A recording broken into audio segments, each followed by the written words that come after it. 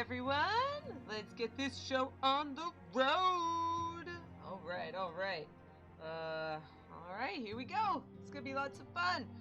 Last time, the people were talking about maybe there being another calamity or something. Things were happening that signaled another calamity, but before we could figure out anything about it, people started dropping like flies. So, not a good thing. We're gonna have to figure out what's going on and save all of our friends before they all die. You know, as you do.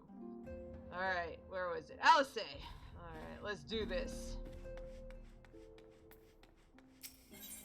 Alisaie is at her wit's end. Soul searching. Let's do it. Let's search for some souls. I'm glad you've come, though I'm afraid there's little in the way of good news. Oh, thanks for voice acting. I could take a break. After you left, we reached out to both the Alchemists Guild and Stillglade Fane and attempted all manner of treatments. But the results were always the same. Whatever the answer is, it's not alchemy or conjuring. Wow, and alchemy brings people back to life, so yeah. Like, there was literally the level 1 to 50 alchemist storyline, spoiler alert, is literally just how to bring a soul back into someone's body. And even that didn't work, so... To be fair, it was forbidden, but... Why did it have to be Y'shtola and Urianger and not me? Out of all of us, they are the ones who could feasibly have solved this puzzle. It's the only people who could have. Yeah, we're kind of stuck. Aside from Alphino, but he's off on another excursion, meeting up with, what was it? Dead people. Oh, man. And Alphino's still missing. God, it's all going wrong. Where do we even start? Exactly. Hey, Aqua! A grave situation indeed. Might I be of some assistance? Krill!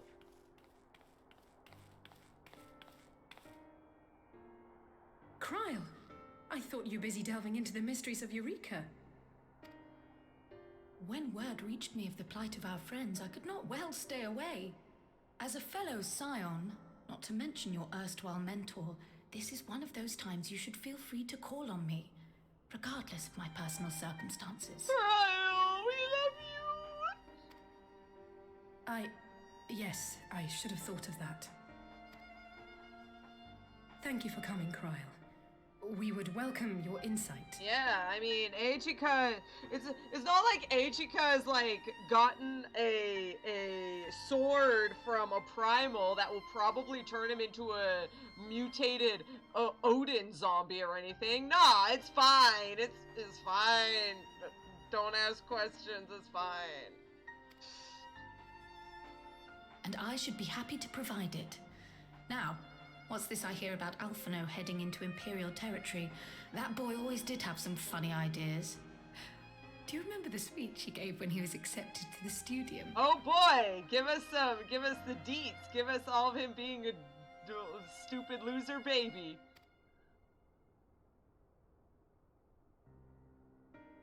My life's goal is naught less than the salvation of this star. Wow, I'll say that was a pretty good impression.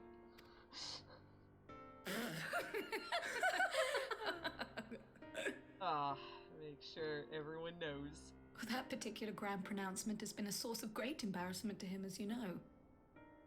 But the fact of the matter is, he meant every word and has lived his life accordingly. Also, Aqua, yeah, that was pretty great. More life's work. Beautiful. Who's gonna always be dunking on Alfie? ABDA. Aqua knows. Yeah. Yes, he remains altruistic to a fault, but I'm worried he was too fixated on his goals to see the dangers, as has happened before. I read that as I'm worried he was too flexed on his goals, and I was just like, weird flex, but okay. Okay, never mind. It wasn't funny. You needn't be so concerned. Though his values remain the same, Alphino is not the blinkered boy he once was. Slowly but surely his eyes have been opened, thanks to a certain someone. Yeah, it was Ilberd, who murdered, like, all of the dudes who were on his side. But, yes, you're welcome. I did help a little bit. Yeah. A certain someone whom he'd be mortified to learn had heard about his little speech. Mum's the word, eh? Alright. I'll make sure not to dunk on him excessively. Just a little bit. Right, I'd better have a look at our patients. They're in the infirmary, I assume. I'll need absolute quiet, so it would be best if I did this alone. If you'll excuse me. This is director's translation. We haven't actually modeled the room that they're in, so please don't go in it because we haven't actually made it. Don't look yet. It's not until later that it actually does get fleshed out and we can enter it whenever we want. But for now, just there it is.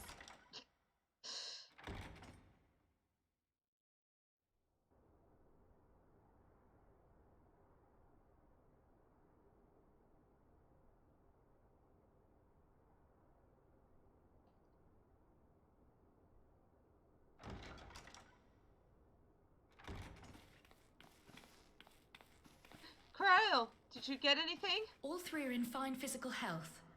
At a glance, I would say they were merely sound asleep. That's exactly what all of us were saying. Did you find anything about their souls? That they got called or whatever? Except for the fact that I couldn't sense the slightest trace of them in their bodies. It's as if their souls have taken leave of their physical forms. I do kind of like that they're doing this to, like, catch people up who might not have, like, actually been, you know, who might have not remembered after the many months of waiting for the next patch. But instead of it being like, as you know, let me just recount the entirety of what happened last episode. Like, I do like how they've gotten a little better about recapping, but not like Captain Expositioning at you. Yeah. Ah, yes. The Elder Seed Seer made a similar observation. Exactly. So how do we get the souls back? I've read the report. When you heard this mysterious voice, you described feeling as if you were somewhere else, yes? Yeah, it was like this, like, dark bluish area, and then there was that weird guy, yeah. Mm-hmm. If we assume the ether which comprises your essence is being drawn to some other place, then it may be possible to follow the trail it leaves behind, just as we did in our search for Thancred. So you mean that there might be like an ether trail that we can just pick up? I wasn't around for that, but I can't imagine it was easy. Oh, it wasn't. But that's no reason not to try. Yeah. I will have need of Master Matoya's crystal eye if I'm even to make the attempt. So I suggest we pay her a visit. Oh, she's gonna be happy? Question mark? Let's go.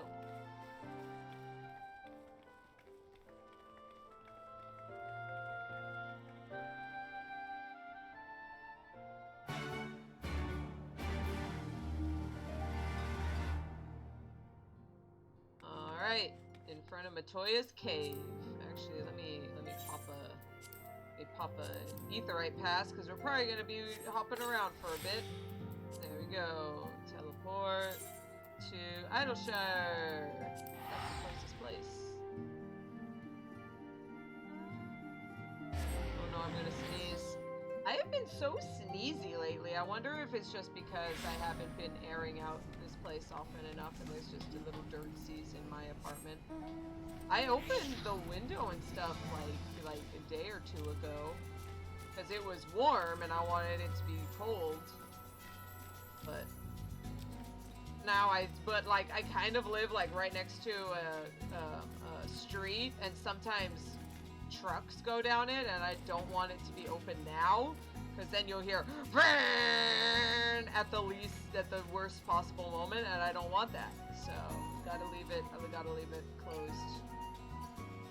Yeah, but like, see, I don't get hay fever. I really don't get hay fever. I just never have, like, my entire life. So, like, I don't know. I really don't.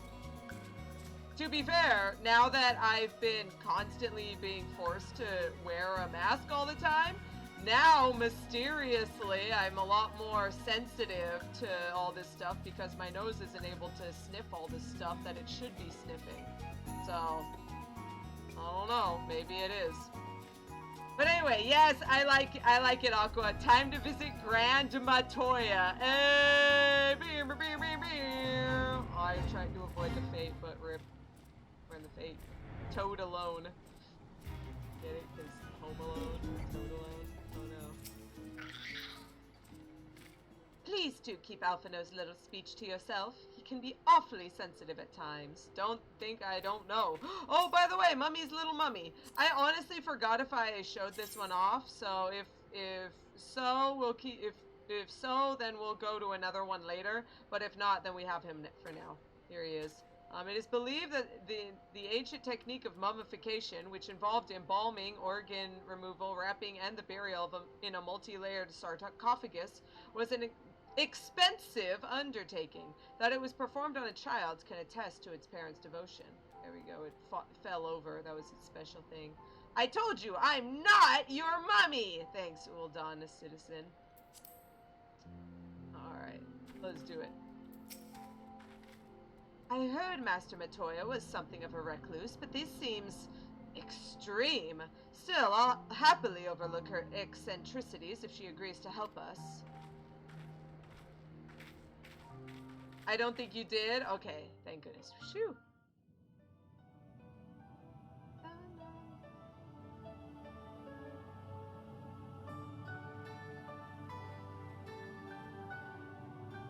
Yo, what's up, Matoya?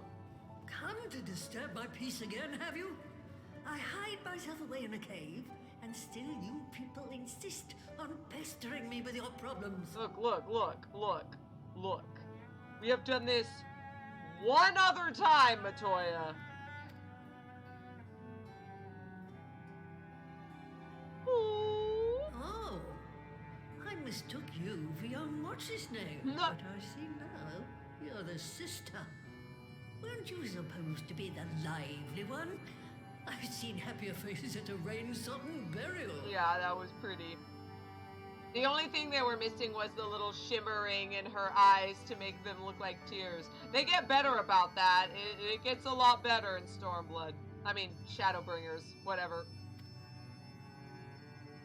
Well, I'm sorry to dash your expectations, but the situation isn't exactly conducive to gaiety. Wow, what? Maybe some gays want to be here. What are you talking about, Alisaie? Jeez. Ha! That's more like it. Stoller used to spit and hiss like a wildcat too.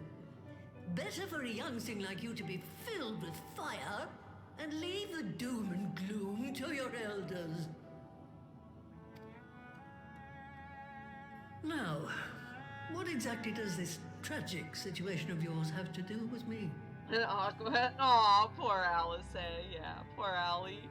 She's a sad little girl. If I may, Master Matoya, we have need of your crystal eye once more. Look, we found Thancred last time. Thanks for that. So now we're gonna try one more time. Peter.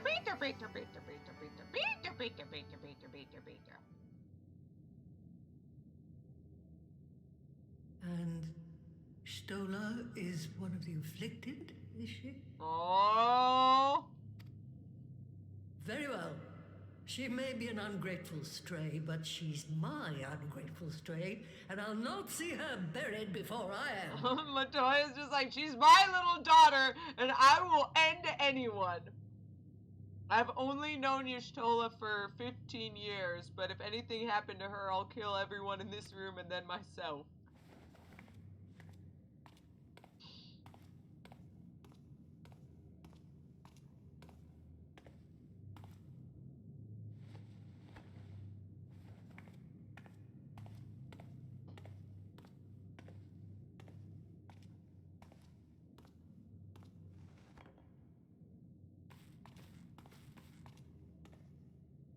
Right. Let us see what we can see. Oh, stop. You do care about her. I know. Matoya's so cute about it. Matoya's also very tsundere. Gets it. That's where Y'shtola gets it from. I'll begin from where our friends first fell and cast my senses out from there.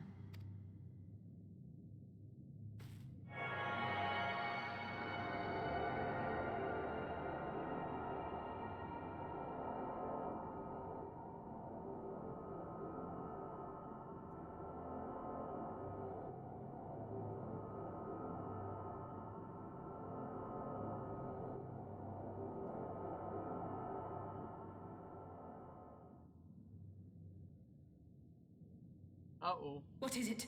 Did you find them? I saw that face. This doesn't make sense.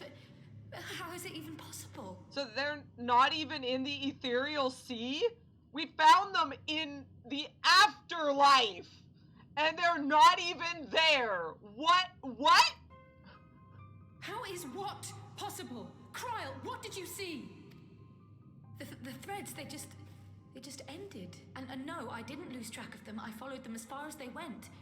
It's as if they were cut off. Yeah, and like as we said, we found Thancred like in the ethereal sea, like straight up. So like literally the afterlife, literally the live stream, we can reach out to them. So they are not even in yeah, what? Could their ether have dissipated if it had? Oh gods! Their bodies are just husks. It's like the broodmother's daughter all over again. No, this is different. The Kalyana girl was already dead, body and soul, when Lakshmi effected her resurrection. Aye, let's not jump to conclusions. If their physical forms yet breathe and show no signs of wasting, then it follows that their souls must still be intact somewhere. Yeah, because the Kalyana girl, she was alive, air quotes, without a soul, but like she could still like walk and eat, and needed to eat and stuff. But like this one, they're not awake, so there's something a little different about them.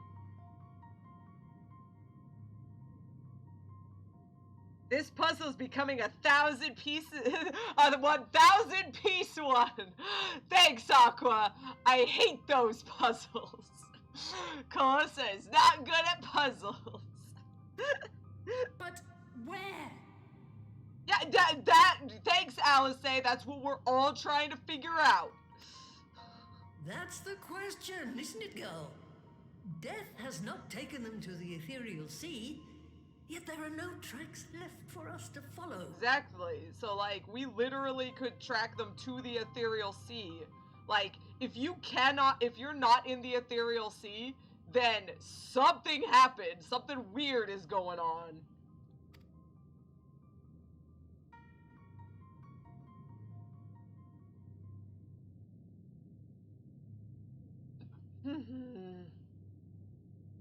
We're no closer to an answer than when we started.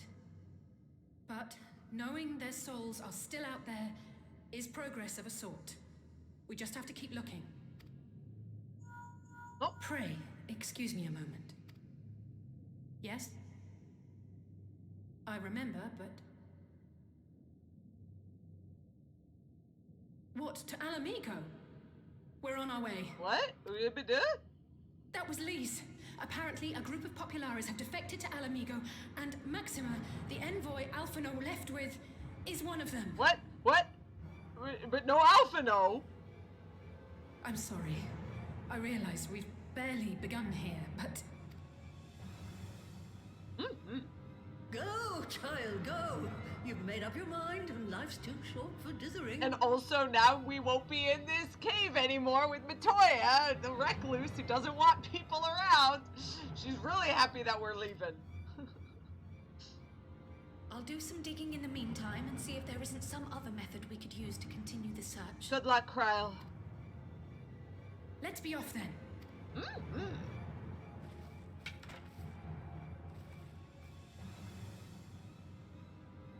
Oh, not again. The enchantment barely seems to take these days. I chalk it up to old age, but I rather doubt it's that simple. The ether. There's no ether for it to live. That's what Y'shtola was talking about.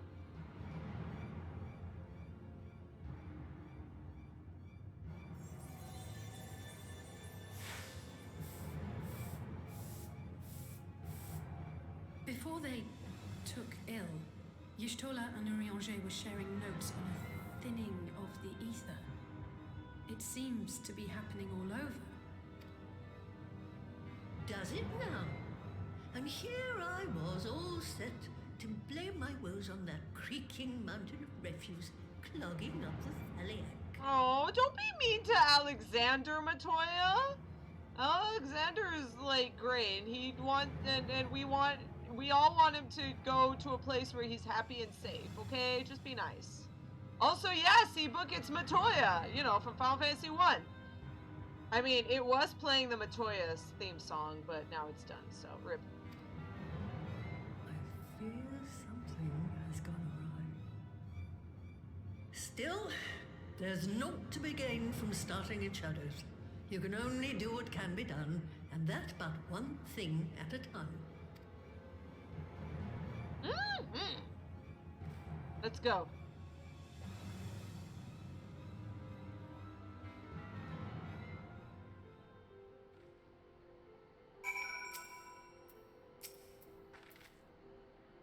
So that was the woman who tamed Y'shtola. I had the distinct feeling of being grabbed by the scruff of the neck and having the nonsense shaken out of me.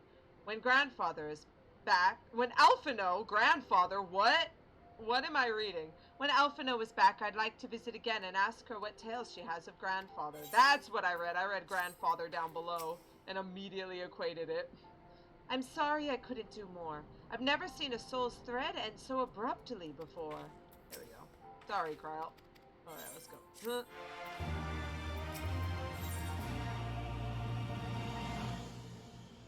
The news from Alamigo has left Alisaie in a state of nervous excitement. Maybe he knows something about Alphino! I almost can't bear to hear what Maxima has to tell us. But it can't be bad news, can it? Lise would have said. Unless...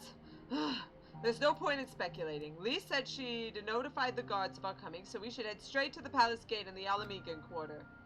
I'll be praying for good news. Learn what you can of Alphino's plight, and leave the search to for our friends' lost souls to me.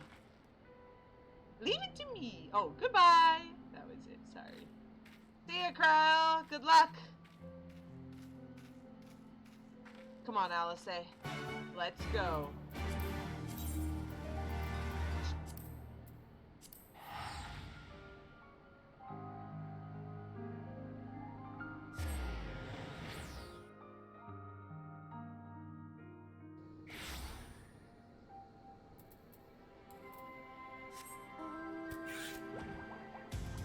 Yay, Choco Poker.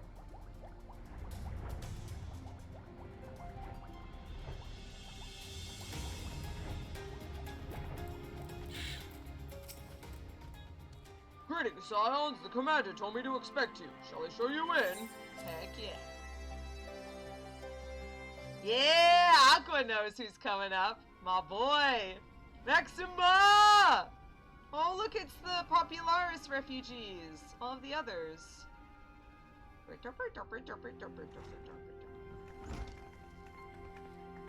Yo, what's the haps? I'm sorry to drag you halfway across the realm, but when Maxima mentioned Alphino, I thought you'd want to hear the news in person. Good news? Please, good news. Ah, we meet again. Though I was hoping our reunion would be under more auspicious circumstances. What happened to my brother? Where is Alphino? Alisaie just grabs him by the scruff and starts shaking him. Never fear, my lady. Your brother was in fine health when I took my leave of him, and I have no reason to assume that has changed. You assume? You assume? She starts slapping him. If you will allow me, I shall endeavor to explain events. I love Maxima.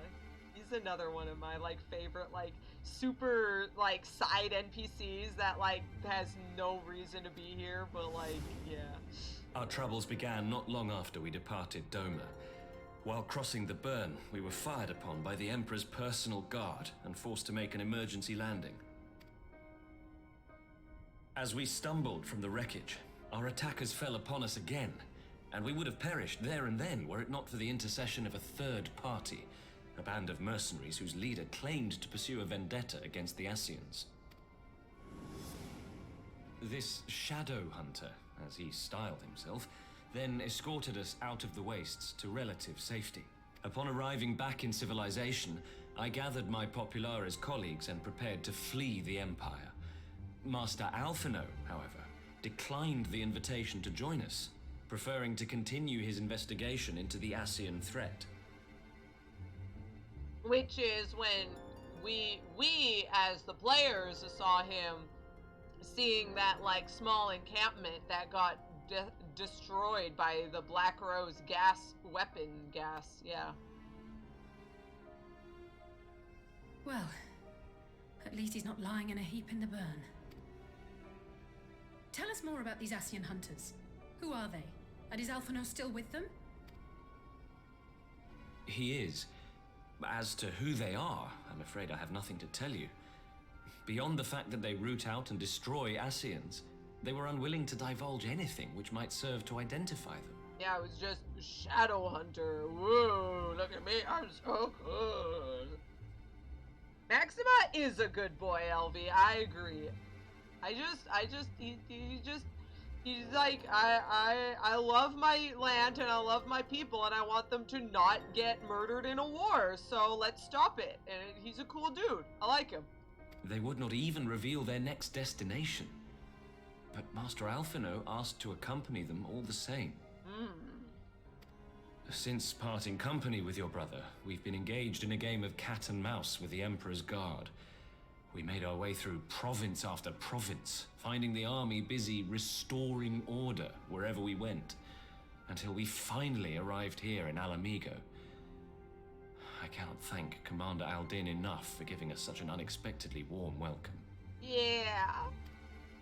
I'm not inclined to turn away refugees, no matter which land they call home. And if they can tell me how things lie in Garlemald, all the better. I do like that, yeah, of all the people who are going to accept refugees, it would be a nation of refugees who had to be refugees for several years. On that subject, there is much I would tell you. During the course of our journey, we heard tales that an entire rebel army had been slaughtered in the space of a single night. It would seem my former comrades grew tired of putting down uprisings in the conventional manner, and chose instead to bring a formidable new weapon to bear. Details were sparse, but the rumor alone was enough to dampen the flames of rebellion. I have also heard reports that several companies have withdrawn from their designated provinces and begun marching westward. It is my assessment that the Empire's forces are mobilizing for a large-scale military engagement. Oh, jeez. Westward? You mean they're getting ready to invade Alamigo? Yeah, that's what that was. I was sitting there like, okay, east, west. So it's either Doma or, oh, it's Alamigo. We knew this was coming, but not that it would be so soon. We've barely even begun to shore up our defenses. They won't stop an invading army. I remember, what was it, in the like, meanwhile, the players saw Elidibus. We found out that Elidibus is inhabiting Zenos' body. It was saying we need to go out and get our armies and just destroy them because this is the best time to do so. No, they won't. Dispatch messengers to the Alliance leadership requesting reinforcements, and send word to our officers in the field to hasten completion of those border fortifications. Prepare to meet the Imperials head on! No matter how quickly we act, we still want for time. When the enemy comes into view, our best recourse will be to open negotiations with their commander. and see that the ensuing proceedings take as long as possible.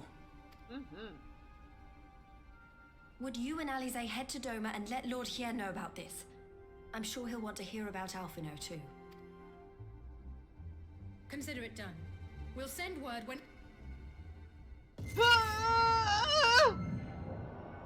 Untold sorrow must be chained. Not again!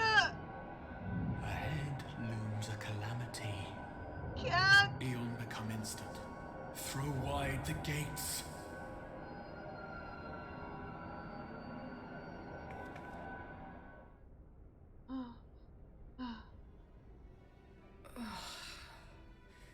You heard it too. Of course! Well, at least we're both still standing. Yeah. Oh, thank the gods. I thought we'd lost you for a moment there. Why does this keep happening? I wish I knew. Nothing we've tried has brought us any closer to an answer. Everything. What was it? Alchemists, conjury. We'll keep working on it.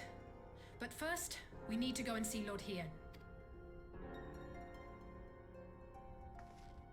Okay, let's do this. Phew, everything's fine. Everything's fine. Except for the tiny little fact that, Calosa gets a little information from the Rising Stones that, sounds like Aeonica's dropped. So, it sounds like while Alisaie and Calosa are okay, Aeonica's gone now. So, we're not, that, it seems like we were hoping that there was no problem, but unfortunately, no, Aeonica, no, Aqua. So Alphino is safe, for the present at least. All we have to worry about is a full-scale Imperial invasion. I'm actually glad Lise tasked us with visiting Lord Hien. Better to be dashing from place to place than sitting around stewing over things we can't change. To the Enclave. Actually, shouldn't I be here so that, like, I could, like, be a one-man army against an Imperial invasion? I'm just saying. Well, okay, well, we'll see. Enclave! Yeah, Aeonica! Oh, also, Aqua was mentioning, that she's prepping. She's saving up MGP to buy the green, the Koro Poker, rather than the Choco Poker. So, hope you get it soon, Aqua! Speaking of, now that we're here... Oh, it's not... Gosh darn it. It's very imperative. What? I can't do it inside the house? You know what? I'm not even gonna do it, bother. I'll do it later. So dumb. So dumb! Yeah, a lot of times they don't let you change when you're inside a house for some reason. I think it's because that it might end up changing. Hey, look at all these emissaries. These are the people that they're gonna do for the Eastern Alliance. Hey, we got a Fusilier. We have a Dalmascan Machinist. Fall of Rabanaster is not the end of our nation. We who survived retreated underground and have been gathering strength to mount a counteroffensive. Dalmasco will rise again. Yeah, if that princess lady is still alive, apparently. We have the Chinese Nangshan. I am come to represent the lands of Nangsha. Long have we struggled in defiance of the Empire, waiting for just such an opportunity as this alliance presents. Tirana! After their humbling at your hands, Magnai and his Oronir have spent every waking moment upon the training fields. Defeat does not sit well with the son and his children. Fancy. The Imperials have enjoyed the freedom of the Ruby Sea for too long. 'Tis time they paid their dues. Heck yeah, wow, they're finally meeting up with Hien and, like, not giving him crap. We of the Blue Kojin will not submit to the Empire's tyranny. If only our Red brethren would awaken to their folly. Alone, Doma could accomplish little against the Empire. But in concert with the allies who have gathered here today, we might do much. Calosa, you have arrived in time to witness the beginnings of our new alliance. Our proposal struck a chord with many of our neighbors, I am pleased to say. Yeah, you giddy. Hey, Ian, what's up? Cutscene.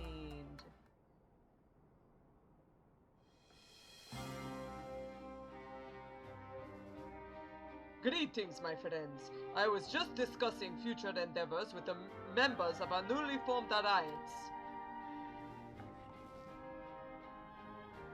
The Kojin and the Confederacy you already know, and it was your own strength of arms what won us the cooperation of the Steppe tribes. We have also been joined by our neighbors in Naksha and the indomitable citizens of Dalmasca, though the scattered nature of the latter's resistance will somewhat delay their official induction. Look at them, hanging out being friends. These proud peoples have united under a single purpose, to stand against the tyranny of the Garlean Empire.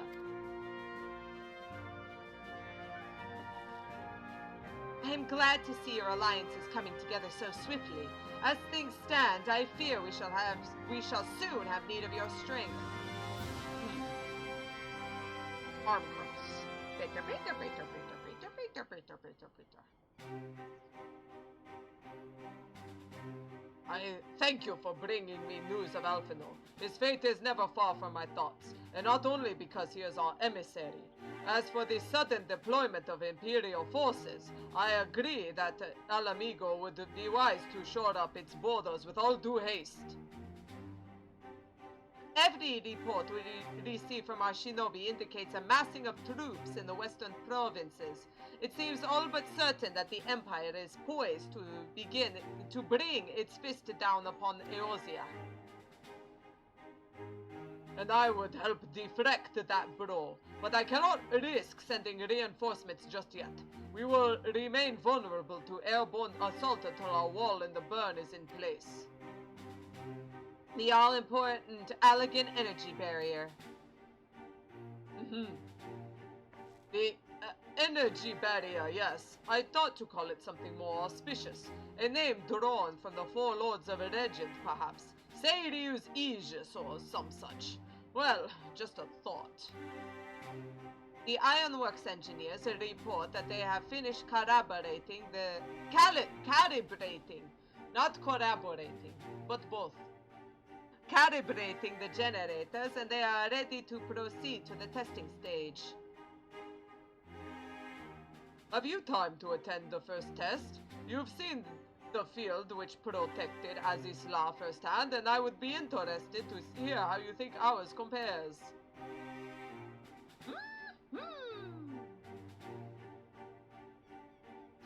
I will come too, if you don't mind. Though I am no Y'shtola, I may be able to offer some insight.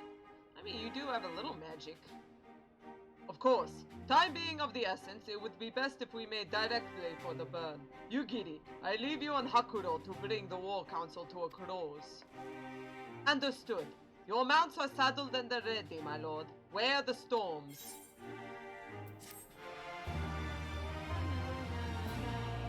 Ian! Yes, he looks so happy. Who doesn't love Ian? Everyone who doesn't love Ian is just wrong. I'm sorry.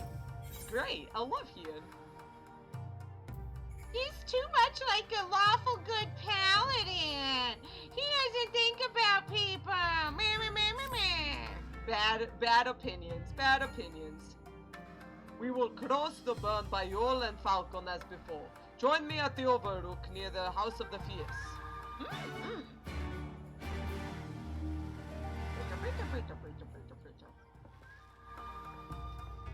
Oh no, he walked through me! Ah!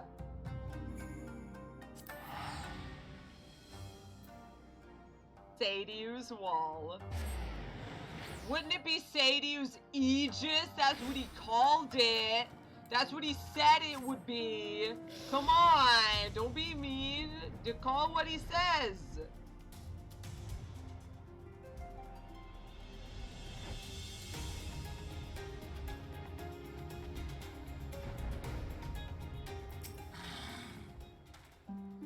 Let us pray there are no sandstorms burrowing out there. Yeah, and then we'll have to go into another dungeon. Oh no, I can see the entrance! Ah!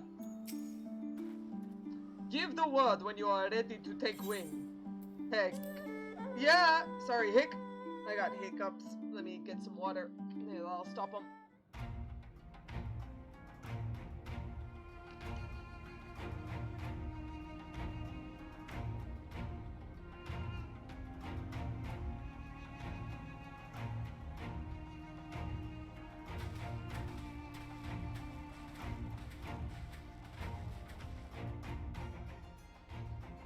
It seems the engineers have matters well in hand.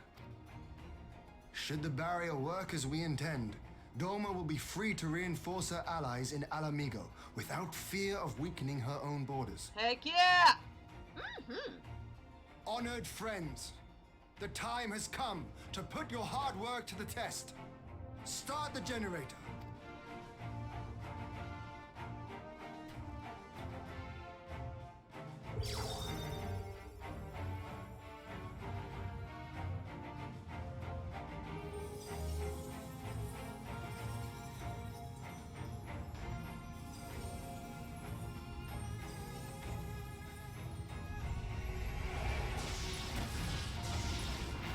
Oh, jeez! Node 1 is operational. Nodes 2 to 8 are reporting similar energy levels. The barrier is forming. Heck yeah! Look at it! 1,000 yards. 2,000. 3,000. Expansion remains smooth. No fluctuations detected. Ah, get out, Imperials!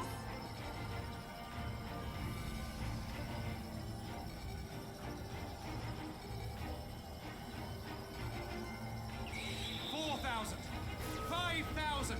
Target altitude reached. The barrier is holding steady at 5,000 yards. We've done it! Yeah!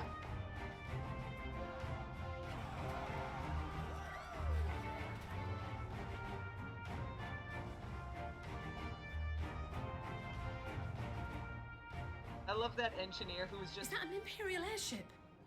Of all the rotten timing. I just love there was one when all the engineers were like jumping and stuff, there was one that just did the fist bump. It was like, yes. But he's not fist bumping anyone. What is he doing? Everyone just left him hanging. It was very sad. I'm sad. I'm already crying, okay? It was very sad. He didn't get anyone to fist bump. Woo! Aqua! Aqua knows. But this is a gift, Mistress Alisaie. They can test our new wool for us. Here it comes!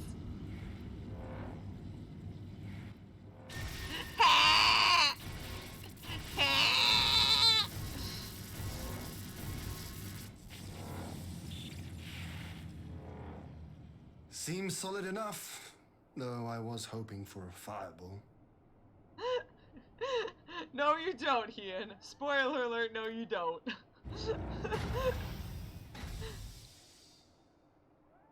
Someone did a meme that it just explodes and then, yeah.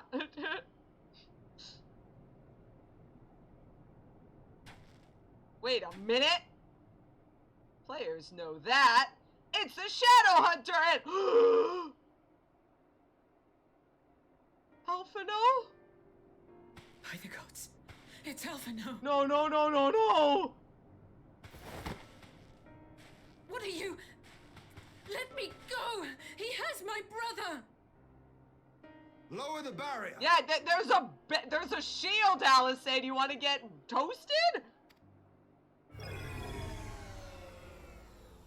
Yeah, Ian is gonna regret those fireball words. No! Alfie!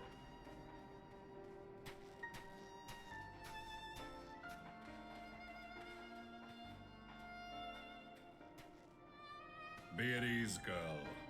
The lad is not dead, merely locked in slumber. Wait a minute. I know that voice. No, not him too.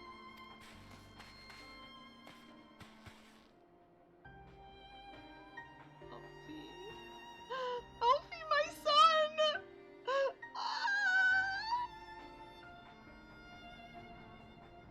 knows.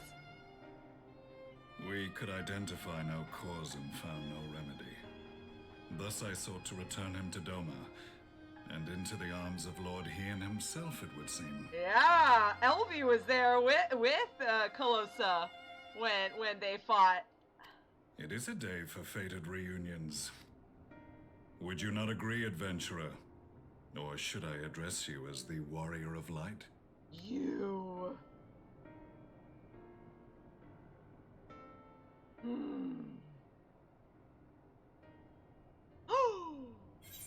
Gaius Van Balesar. This is hilarious because in what was it?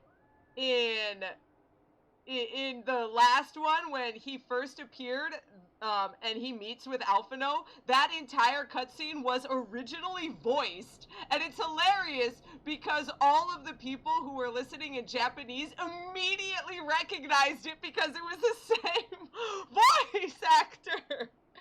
It changed in the English, so we didn't get it, but if you listened in English, in Japanese, it was the same voice, so they actually had to change it. So this is the first time you hear him speaking now, because otherwise you would have immediately figured it out. It's so dumb. It's so good. In Japan, it's not a surprise at all, like, at all.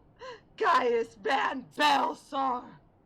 What are you doing here? How'd you live? I, Gaius Van Balesar, the Black Wolf. That was the title I was given. One I have long since relinquished. I'm just sitting here. How are you alive? That place was exploding. I barely made it out alive. And I had a giant, like, murdering, mechanic Magitech.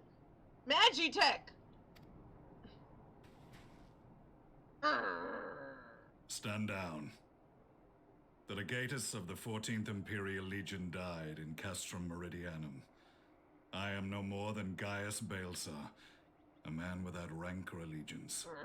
Yeah, well, forgive me if I don't incredibly adore you already, sir. Impossible. There's no way you could have survived. Thank you! It was a giant fireball! Do you remember how it unfolded? Yeah! I jumped into a Magitech armor, tossed Thancred over the back, and charged out and had to, like, jump out of the way of the explosion. I'm just saying. How I was deceived by La Habrea? Oh no. How I was convinced that reviving the Ultima weapon would allow me to bring peace to Eorzea? Yes, we know. Yes, Gaius, we know. Gaius! How did you survive? Skip to the explosions! Gaius, please! The Ascian used me, as he used so many others, all to further the restoration of his wretched god. Gaius! The fireball! Yet even with the might of Alec at my command, you bested me. And as the Praetorium went up in flames, I was content to burn along with it. For a moment, at least. Thank you! This is the part you should have skipped to, Gaius. A moment of folly. To surrender my life thus would have been to betray all who died for my cause. It was for them that I dragged myself free of the rubble and swore vengeance on the Ascians. That doesn't tell me how you survived!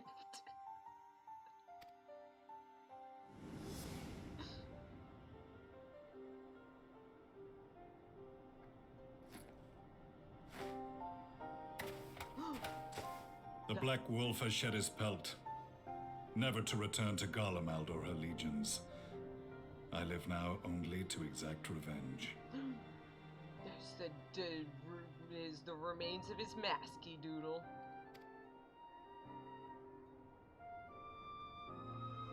My principal quarry was to be La Habrea, whom I gather you have since ushered onto oblivion.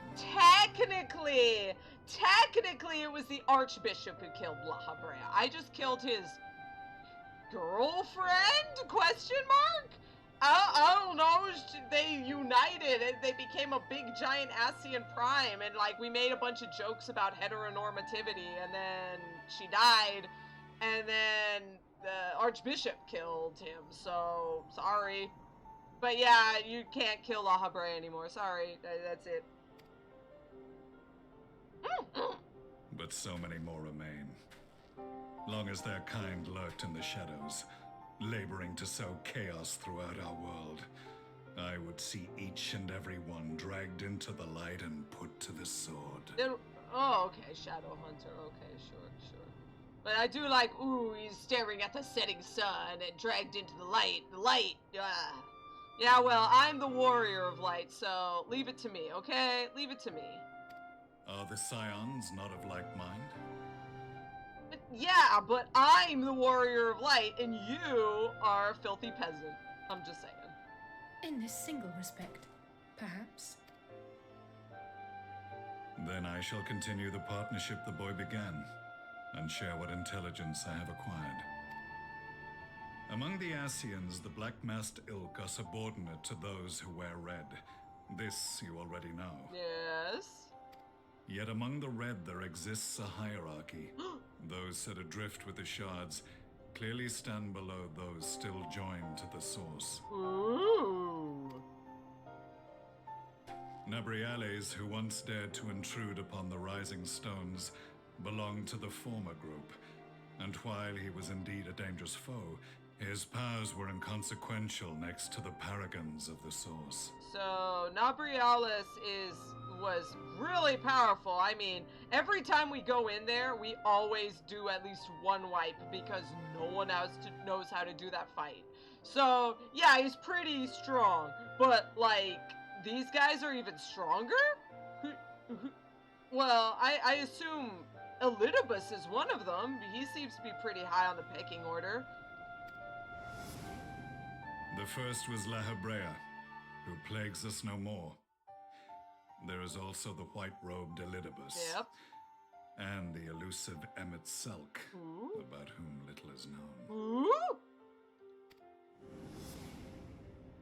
We have files on La Habrea and Elidibus, but I believe this Emmett Selk is new to us? Yeah, I've never heard of that name before. Name drop. As I assume my brother told you, we have evidence to suggest that an Asian now walks in the body of the Crown Prince. Have you identified this interloper? So, now is it absolutely true? We know as players that it's probably Elidibus, but like it hasn't 100% been outright stated. Elidibus seems the most likely There culprit. you go. As emissary, it is his role to maintain the equilibrium between darkness and light. But why? I thought he was all about darkness. I thought that's what the Asians were doing. I thought their god was the god of dark, and Hydaelyn is the goddess of light. Your many deeds in Hydaelyn's name have upset the balance, and I believe he seeks to restore it by throwing his considerable power behind the Empire. Okay. As a leader of the Asians, he is one of our primary targets. It was funny because, like, Elidibus was like, actually, we're not really all that like, we're not really enemies because I like the light too, except, yeah, this is the problem. When you got a balanced person and you're fighting for one thing, eventually he's gonna be your enemy. It just happens. Elvy's getting weird. It was on the trail of this very prey that the boy and I came across the scene of a failed uprising. In the absence of a single Garlean casualty, we inspected the bodies of the rebels, and the lack of any external injury drew my immediate attention. Sorry. Elvy. Getting weird? Yeah, sure. Sorry, Elvy. Yeah, you're right. You're always the unique person in our group, and it's great. It's great. They had been slain by Black Rose, an alchemical invention of the Imperial Army. When I yet served as legatus, I ordered its production halted and all stockpiles destroyed. Toxic gas is not a tool of conquest, but of extermination. So how do they keep making it? Toxic gas? This must be the new weapon Maxima warned us about. Something deadly enough to sweep away all resistance in a matter of hours. Gods. You don't think they're planning to use this in Alamigo, do you? Oh, they definitely are. Put your fears to rest. We infiltrated the production facility and destroyed all existing stores of the chemical along with the plant itself. Oh. Even should they rebuild the operation, they will not soon manufacture another batch. Oh, thank you, Elvy! Regardless, I would draw your attention to a directive we discovered in the plant's records. The document was marked with a recent date and authorized with the signature of one Zenos Galvus. Yeah, I kind of figured as much. Elidibus acting as him.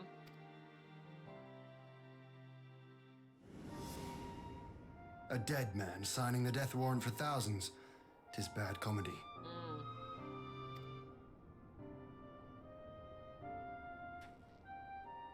But the tale does not end there. Within that same facility was a chamber filled with devices of elegant design. Cloning technology, we realized. Cloning? And what should we find in each and every incubator? But a young Emperor Solus. So wait, that was why, as players, we saw that Solus get shot by Emperor Varus? But then suddenly he appeared again, and as an Asian, Asians can body hop. So they're just making a bunch of Soluses so that he could just body hop ad infinitum. Just forever. Just constantly getting bodied. Although, I think this is really funny. They're cloning the thing, but they clone him with clothes? I guess this is elegant technology, but, like, I guess I wouldn't want to see him naked, because that would be really weird, but still, it's kind of funny.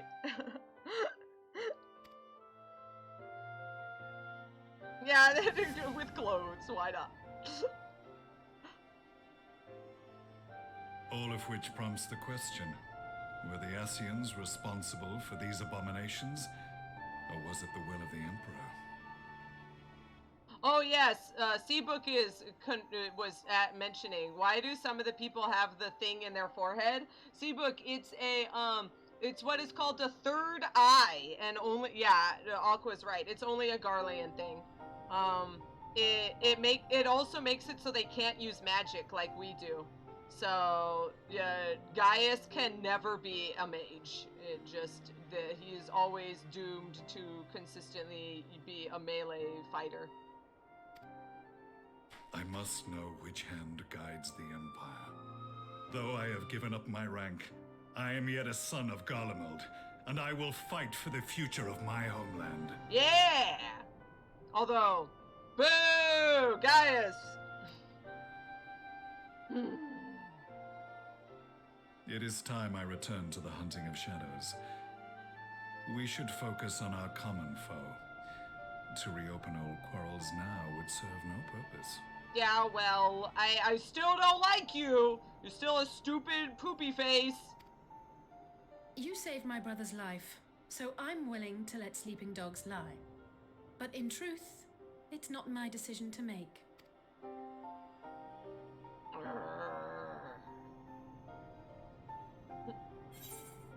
You're right, there are more important matters at hand, or we'll settle this another time. There are more important matters at hand. But once again, big giant poopy face. Get out of here, Gaius. Don't even like you. There was a time when I scorned those who placed their faith in false gods. Even as I, in my blinkered conviction, placed mine in Asian promises. Yeah, okay. Unlike yours, my strength of will and my restraint was found wanting. We shall meet again, warrior of light. Sure. Sure, Piccolo. Get out of here.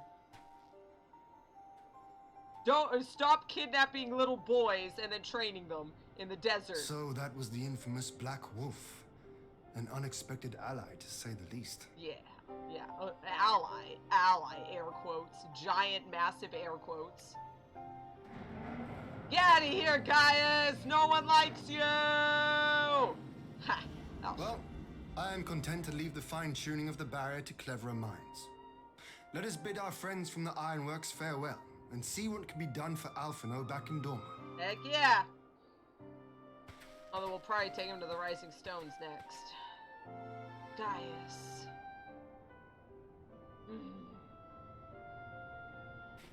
Allies. Could it be?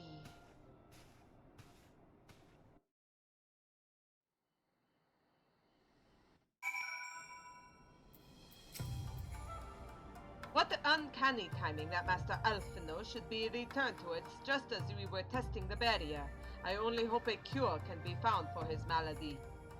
Otherwise, the War Council has entered in unanimous agreement to forestall the Empire's expansion plans in this region. Our allies are willing to send troops to fight in Eorzea. Heck yeah! Even should our alliances send a contingent to Eorzea, I will stay here in Dorma with the remainder of our forces.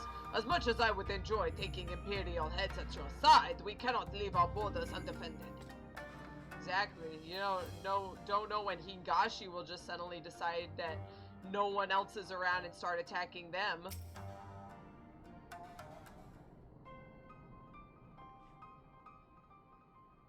Alphino is safely ensconced in a private chamber.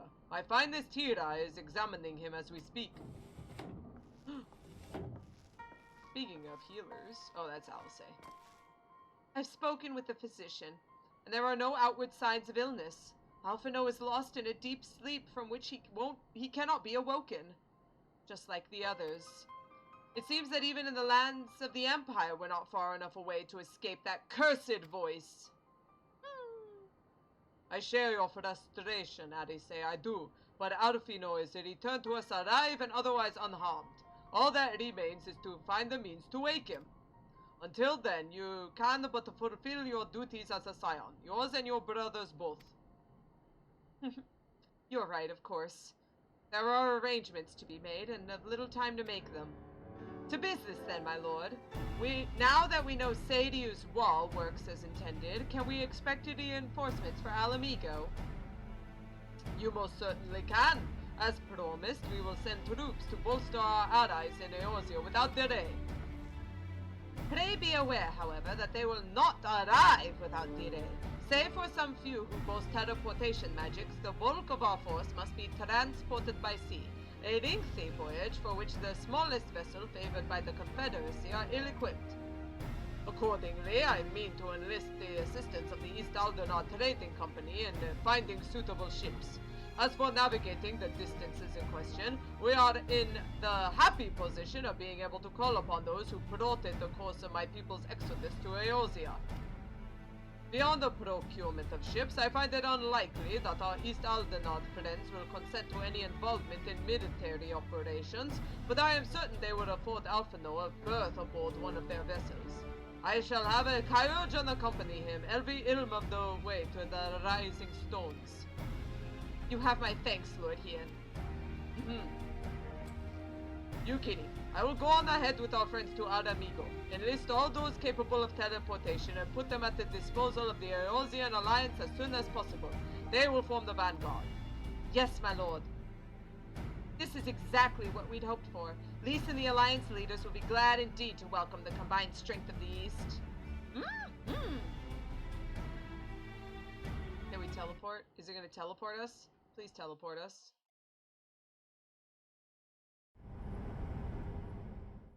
Meanwhile, at the Black Rose chemical plant...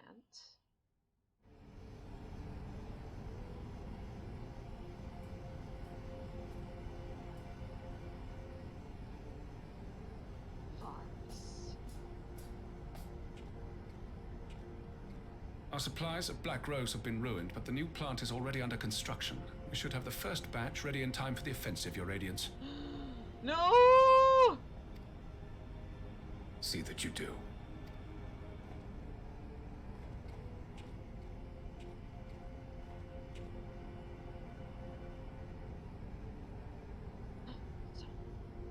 Ah, yes, the infamous Black Rose. If I recall correctly, Gaius did not much care for the invention.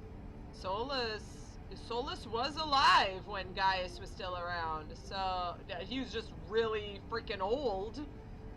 and had like a great grandson at the time, so like, yeah, but he probably would know Black Rose.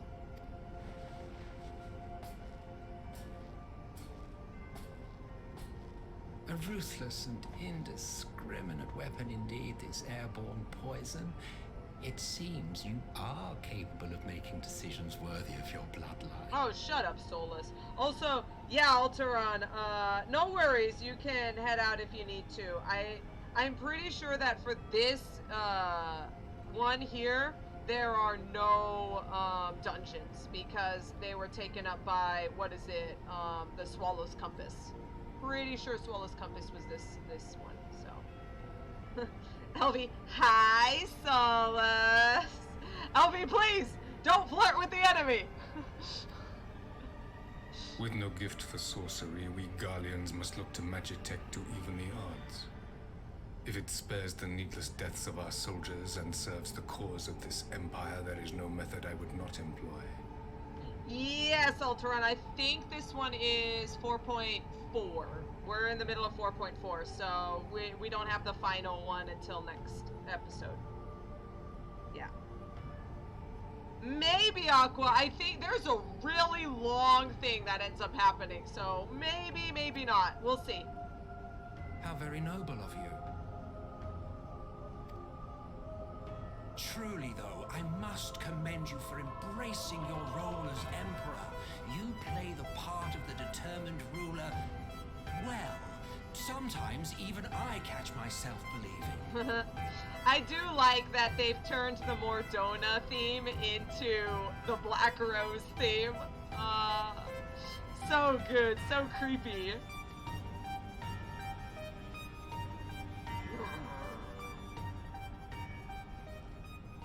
A silent agent of death. Now that I think on it, Black Rose may well possess the perfect aspect. Aspect? Of what? Slowly but surely, the deluge of light has worked upon the ether here in the source, and the gas should be most susceptible to its influence. Deluge of light? Is that the thing that they're worried about? I'm not the cataclysm. That's World of Warcraft. The calamity. Is this going to be a calamity? Well, I shall leave you to your own devices. Go forth and bloody the land with your grand and glorious war. Jeez.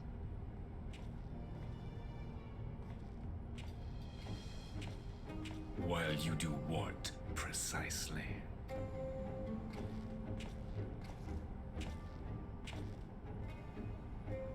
Need you ask? I will be doing what all Asians do. I am well aware that your kind exists only to usher in the next calamity. But you seem oblivious to the harm your singular agenda causes to the Empire. You cannot have forgotten the events which followed your mortal demise.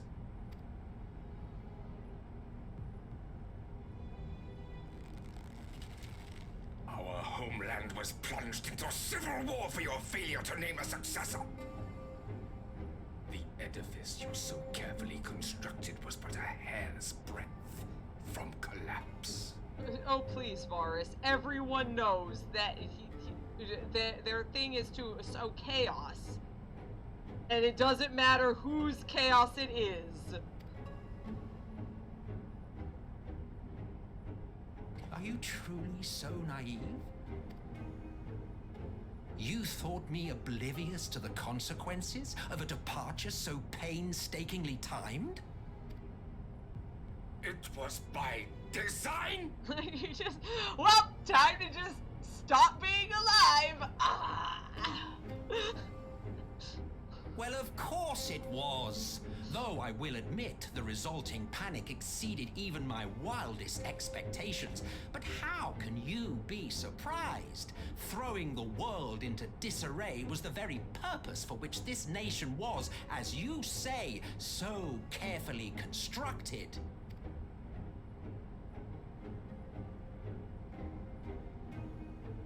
Now, if you have no further questions, I must be on my way. Soulless, you little creep.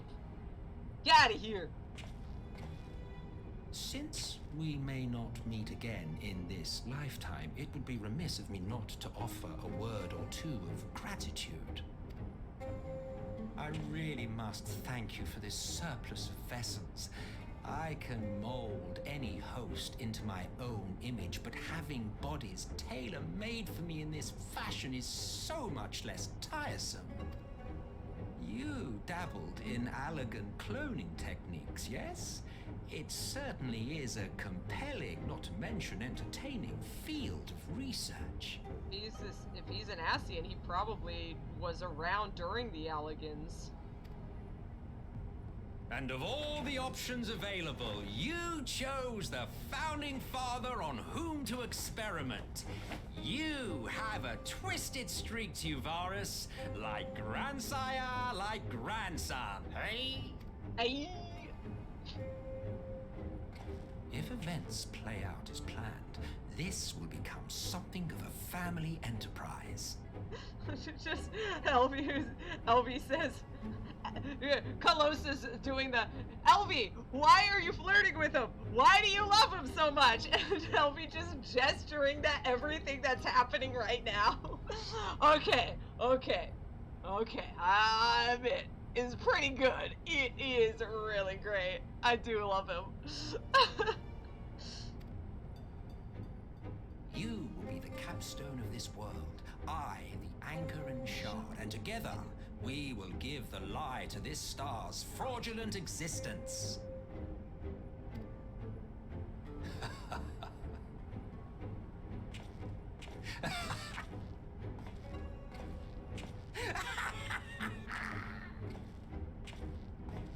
Yeah. Once again, there's a reason why he was voted like the top 3 most popular Final Fantasy character, and we haven't even gotten to Shadowbringers. This guy, and he's good. He's a good character, like straight up. Ain't no problem with that. He's great.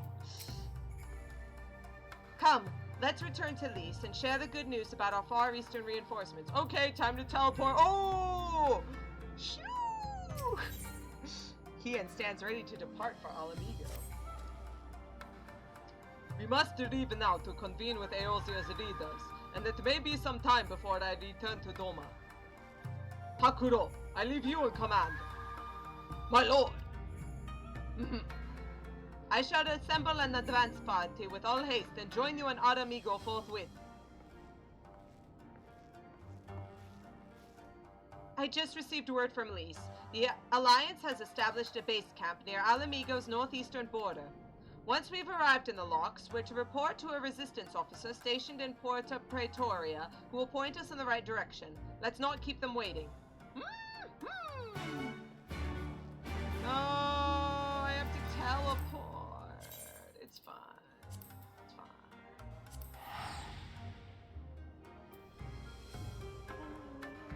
Did she just vanish? She just teleported away. Yep, Seabook. Welcome to NPCs walking away and just immediately teleporting.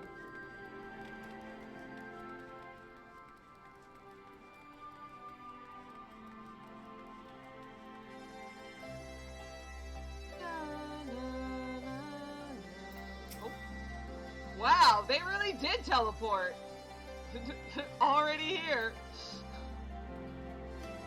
Here we are again, ready to fight the same foe. That I would not be anywhere else. This conflict concerns us all.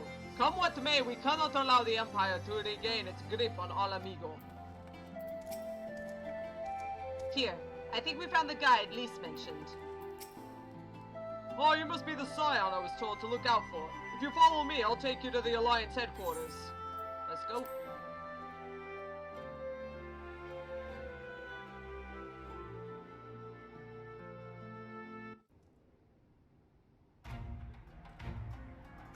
Oh, look at that! Oh, it's everyone! Ishgardians, Limsalaminsons, Gradanians. Bulldons. There's one.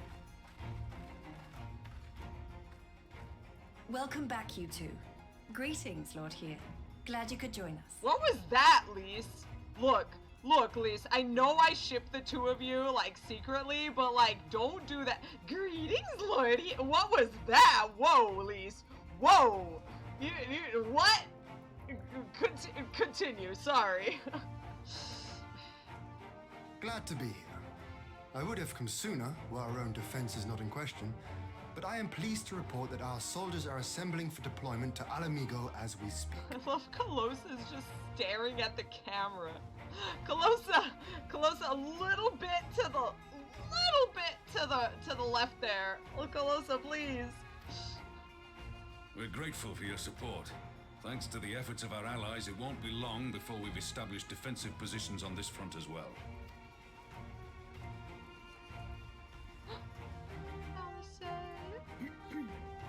We have some good news too. Alphino has come back to us. As for the bad news... Oh, Alisaie! Do you need a hug, Alisaie? Oh, baby. So, Alphino won't wake up. Gaius van Baelsar is alive and hunting Asians, and the Empire is planning to poison us all with toxic gas. Does that sound about right? That is exactly everything, yep. Ordinarily, any one of those things would have left me in shock. But the way things have been lately, it's all starting to seem pretty normal. Getting back to your report, are we sure this Black Rose is the weapon Maxima was talking about? It fits the description. And it seems we have Alphino to thank for sparing us an early demonstration of its effectiveness.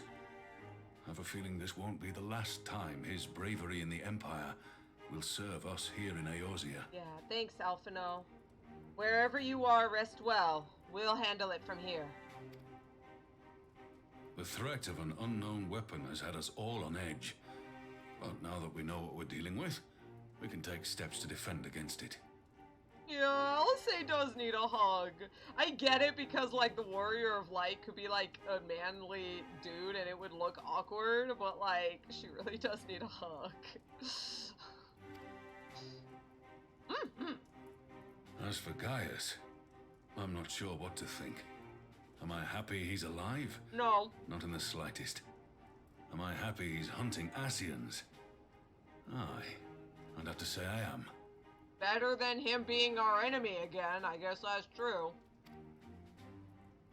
Oh, speaking of Garleans you didn't expect to see, we have a tale of our own, as it happens.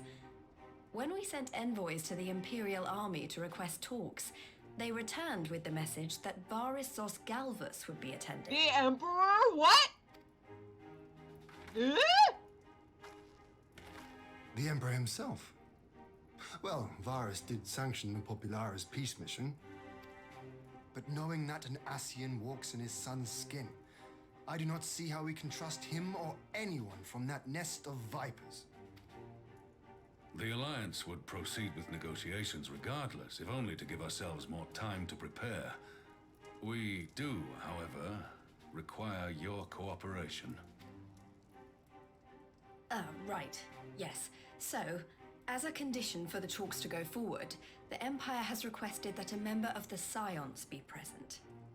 There'll be a representative from each Alliance nation, of course, but I'm afraid we have to ask that you come along too. Alisaie's the only one left. God, Lise, you know how much I hate politics. But then, what choice do I have? Alphino and the others aren't going to do it.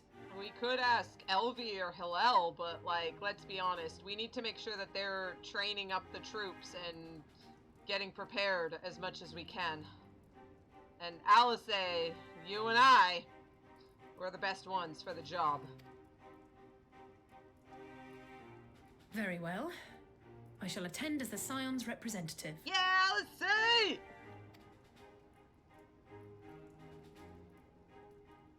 In case you're wondering why I didn't ask you, the Empire also requested the presence of Eorzea's champion. Oh, there you go. I'll be there. I'm not fond of politics, but I can do whatever I can. That's settled then. We don't know what Varus means to bring to the table, or why he wants you there, but having you close at hand will make all the difference. Elvy, I know. Elvy.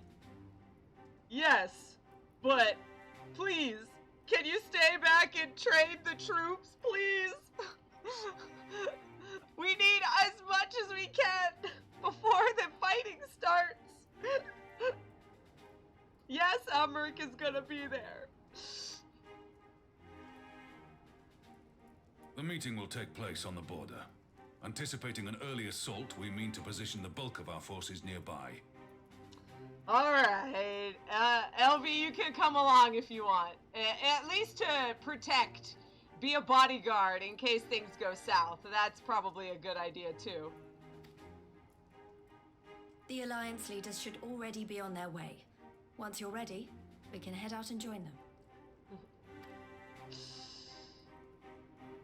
Oh, Elvy, thank you for understanding. We need all the help we can get here.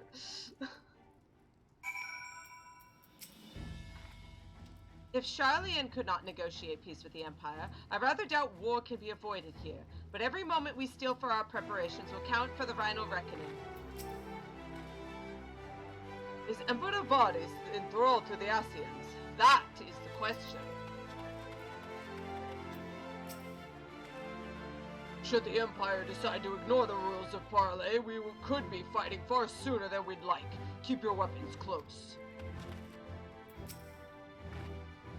Well, I don't suppose it's polite to keep an Emperor waiting too long, shall we?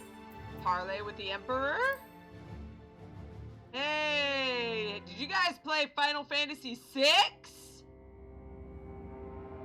Thank you, Aqua. Please help all of the soldiers. That would be so much helpful. Hey, Final Fantasy VI time! There's Emmerich. Front and center, too.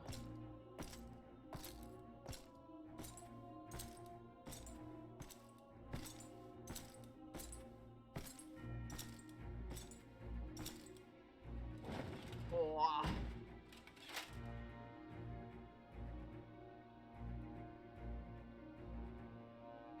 Esteemed representatives of the Eorzean Alliance, on behalf of the Garlean Empire, I thank you for inviting me here today. As this parley was convened at your request, I invite you to speak first. Very well, Your Radiance. I, Nanimo Ulnamo, 17th in the line of Ul, should be pleased to oblige you. As recent events in Alamigo and Doma have made plain, the subjugation and exploitation of neighboring nations is not a sustainable policy. Should this day end in war, you may very well defeat us, but you will never extinguish the people's desire for freedom. Though it may not be in our lifetime, there will be another revolution, another war, and the cycle will continue. Elvy, Emmerich! Aqua, please! Whoa, I keep hearing voices. No, they're not here. This is such a good scene. I agree, Aqua. So good. Doma has entered into a concord with the nations of Eorzea, a partnership wherein we recognize one another as equals. Garlemald could be afforded similar treatment. You need only set aside your ambitions and join us in paving a path towards peace.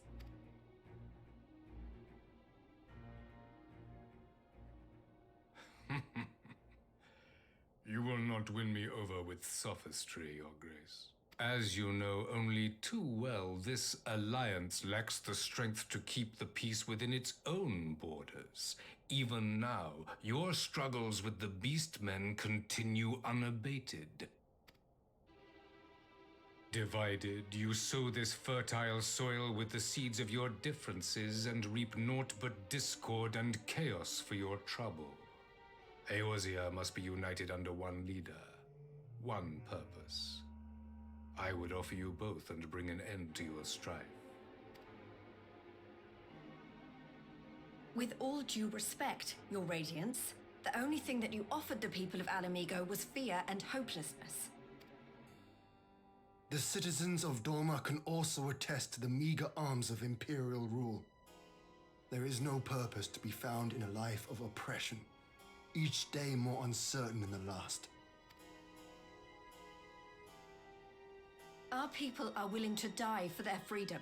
A great many already have, and countless more will, if we don't put an end to this madness here and now.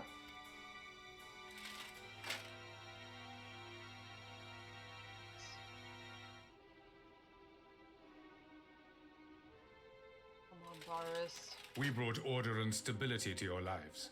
This madness and bloodshed is of your own making. You broke the peace, not Garlemald. Peace. Order. You kill our peoples, despoil our lands, take everything that is ours. And what? You expect us to lick the boot that grinds our faces into the dirt?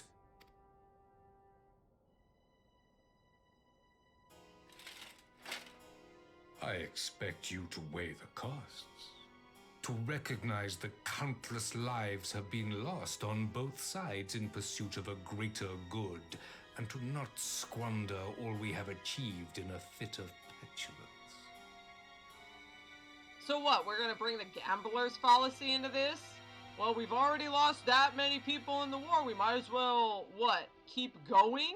What?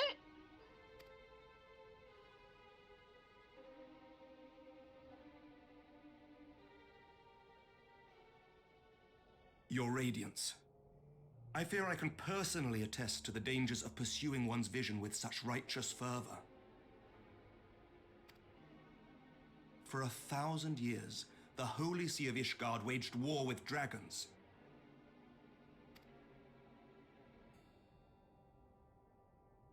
A 1,000 years of sacrifice, of sorrow and hate, in which we bathed in the blood of friend and foe alike. Had it gone on any longer, we may well have drowned. Yet we have chosen to raise ourselves out of this bloody spiral, and have since made peace with our former enemy. So I understand. No doubt the dragons were more receptive to your overtures in the wake of their leader's demise.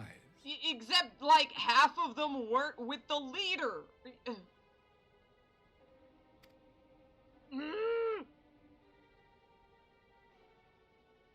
You speak of peace, yet use war to achieve it. Your father would not have bothered to obscure his intent with honeyed words. He understood that strength is all that matters in the end.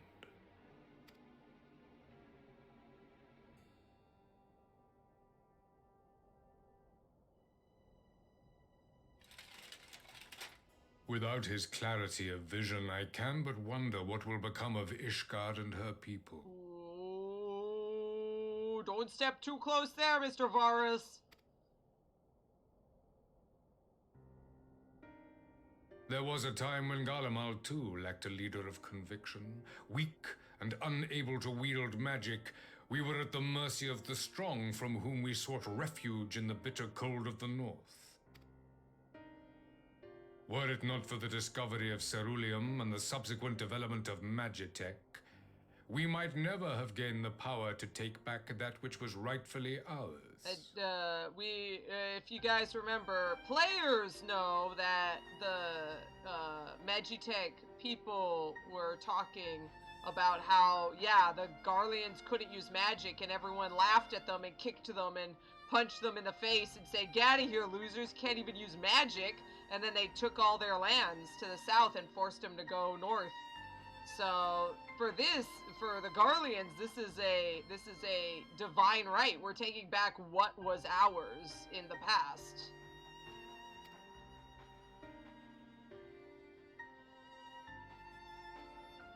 You speak as if your people were the first to have been driven from their homes.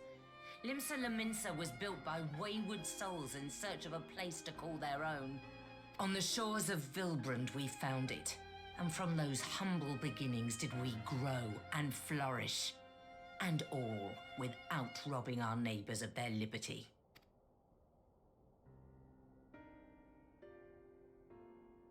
So saith the pirate. Am I to believe that you simply asked the kobolds to yield up their lands and that they were happy to oblige you? That you did not drive them out like rats in the hold of one of the many ships seized by your privateers? Elvy, don't make Amaric sad, Captain Shoulder Pads. Yeah, don't do that. That'd be terrible. Oh, yeah. Sorry, Merlwib. I will concede that after centuries of exile, reclamation may be mistaken for invasion. Nevertheless, it is not. And those who till stolen soil have no right to object when cast out in turn. So how far does this go back, Varus? Because, like, far enough back, all of the Alligans were controlled everything. So, and the Alligans were stationed in Eorzea. So by that time, we're talking the Eorzeans should be, by divine right, owners of the world, because the Alligans owned it all. How far does this go back, Varus? How far?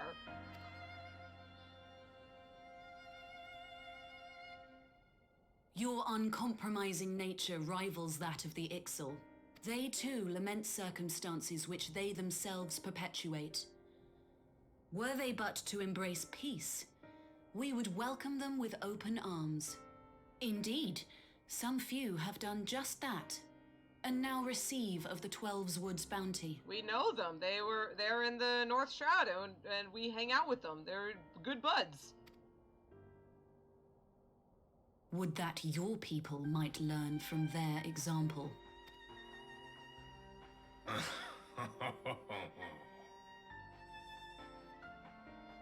You dare compare us to the Birdmen?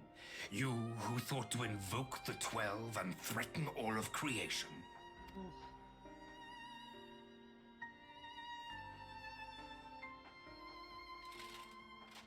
I came here in the hope of finding some speck of common ground, but I see now these discussions will accomplish nothing.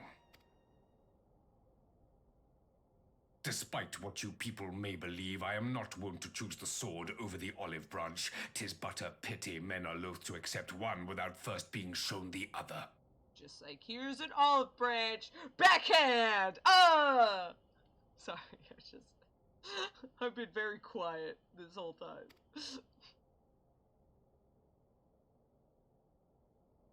Wait, I beg you. This meeting was supposed to be a chance to find a way forward together, not to bemoan the missteps which brought us here. Alisaie! Please, if you truly consider violence a last resort, there must be a way we can come to an agreement.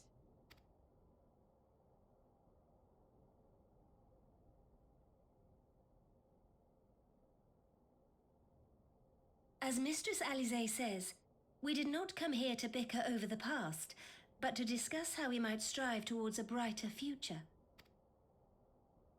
Emperor Varus, may I suggest a short recess, that all present might compose themselves prior to beginning anew? Yes.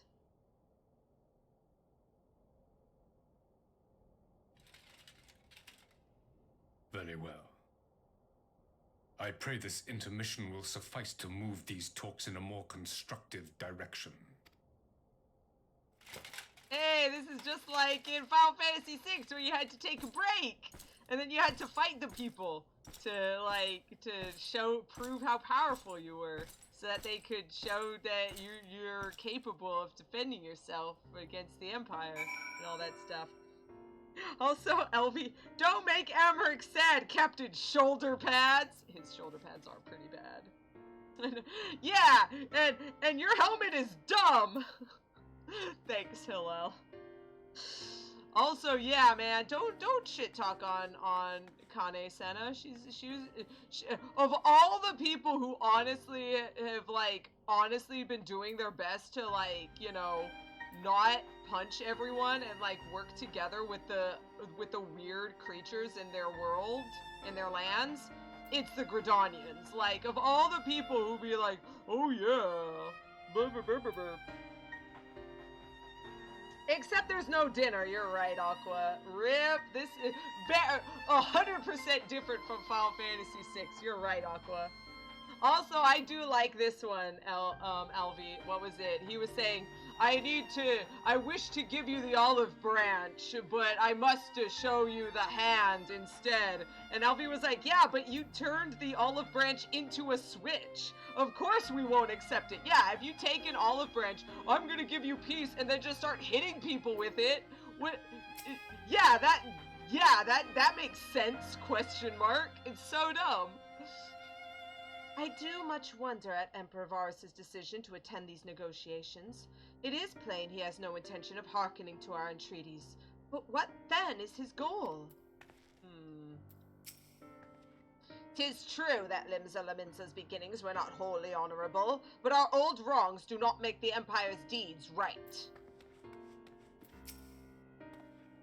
Varus holds fast to his ideals just as I knew he would. He will not be swayed from his path.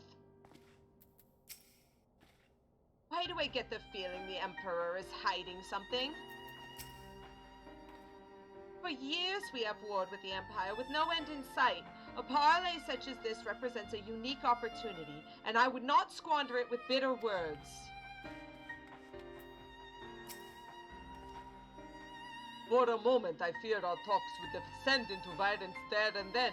Alisaie speaks of her dislike for politics, but her honest plea may very well have prevented an early battle. Whatever rebuttal I had in mind was lost when Varus mentioned my father. The man is certainly skilled at keeping his opponents off balance. Oh, Emmerich! Don't make Emmerich sad, Captain Shoulder Pads! Don't be mean! This really is not my forte. After his Radiance's little performance, it was all I could do not to swear at him. I honestly don't know how I ended up playing the mediator. I just asked myself what Alphino would have done, and tried my best to do the same, and by some miracle it worked. But there really is no common ground to be found with that man, nor do I think he looked for any. So the question becomes, what did he come here to do? What did he come here to do? Because you may be certain it wasn't to make peace. Whatever it is, I can't make it out. Not yet, at least. We do have a little time before the parley is due to reconvene, though, so why not try consulting our illustrious leaders? Mayhap they have some insight to share. Alfie would totally be proud of his little sister. You're right, Aqua. I will say one thing for this Varus. He is well versed in Eorzean history. His interest in our affairs is that of a beast in its prey. The conqueror would know his enemies. All should know their enemies, yet there is much and more we do not know of the Empire. Then it's up to us to change that, here and now. Ha! You would have me ask the Emperor himself? Well, mayhap there is some wisdom in that. If we can skirt the storm of his displeasure, we may yet come to our answers, even if it does mean sailing close to the wind. 12 have mercy, but not for Lady Alisaie's timely interjection, we might well have come to blows at the negotiating table. Not that Emperor Varus left us a great many options. Is unconditional surrender all he will accept, do you think? Ere he arrived, I'd have said yes, but having heard him speak, I cannot help but think he came with some other end in mind. Exactly. He's building up to something, I know it. How then should we approach the rest of the parley? Have you anything to say, Warrior of Light? Say nothing of Zenos or the Asians. Invite Varus to explain himself. Have him tell what's going on. You believe he might be apt to reveal the truth if we put him at ease? Mayhap you're right. Thank you, Calosa. This party was never like to bring peace, but I had hoped to learn something of Emperor Varus' relationship with the Asians. Yeah, because we don't know that he is literally the spawn of an Ascian. As had we all. Yet if he is in league with them, he is not like to volunteer the fact. And if he is not, how much weaker would his position seem for their presence? If we are to broach that particular subject, we need to be subtle. Would that I knew more of the man. If you would indulge me, Lord Hien, you received an imperial education, did you not? Is it true that the Emperor's will is considered absolute? There is no higher authority in all of Garlemald, nor else in the heavens come to that. Veneration of the gods is forbidden, the only worship permitted being that of his radiance's own person. That sounds suspiciously like a religion in of itself. I share your disdain for their hypocrisy. Even as they denigrate the idea of faith, they revere their leader with a fervor others reserve for the divine. 'Tis a flaw common too much of the doctrine they fed us. Logical on the surface, perhaps, but contradictory upon a closer examination. I wonder if a discussion of the various discrepancies might prompt Varys to reveal something.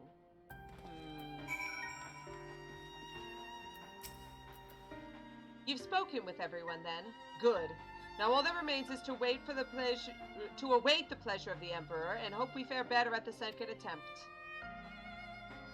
Also, you guys are totally right. This is 4.5. I'm an idiot. Now then, who would have the floor? You're right. This is 4.5. So yeah, we might go a little long, but we will probably finish. You're right.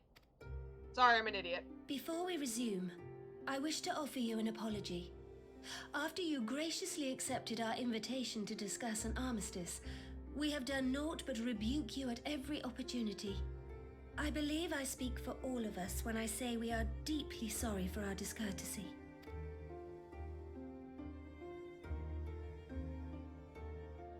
I'll admit your familiarity with our affairs surprised me, and served to remind me how little I know of yours. I think all here can understand the desire to reclaim one's homeland. But why expand further? That is my question. If I may, the answer can be found in the Imperial doctrine they took great pains to impart to my people. Recognizing the threat icons posed the world, Solus Zos Galvus decreed that they were to be eradicated. To this end, he began a campaign to unite all lands under the Garlean banner.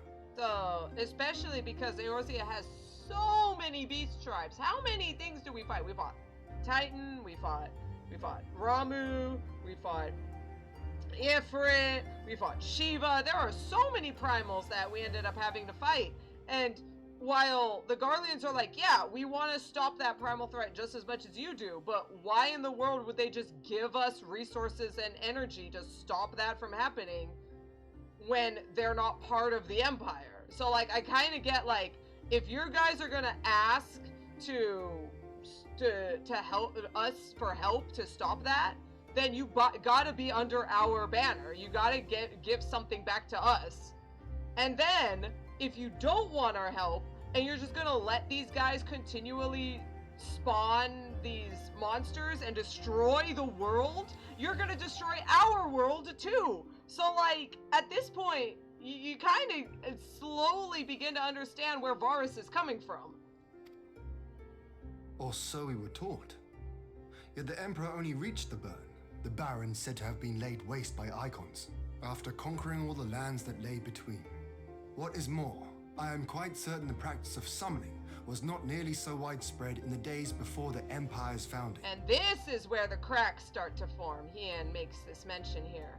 Like, yeah, okay, I could kind of see, like, yeah, you guys just want to be able to protect the world and stop it, but the only reason they're summoning is because the Empire keeps beating them up. When you put it like that, it all starts to sound like an excuse, doesn't it? But to distract from what? Why are you really waging this war?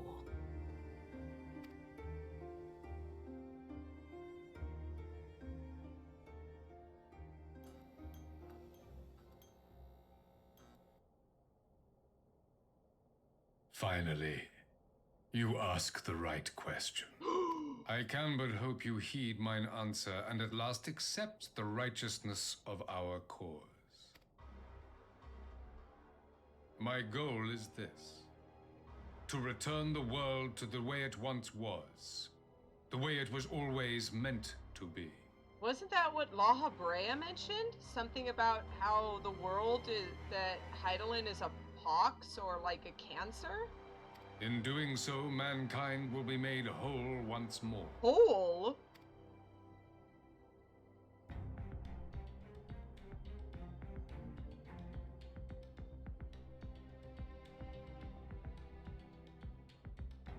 No longer will we suffer from the dissension born of our differences.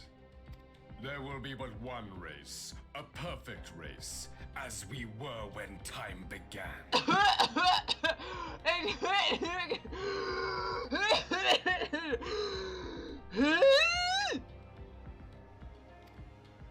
What in Rolga's name are you talking about?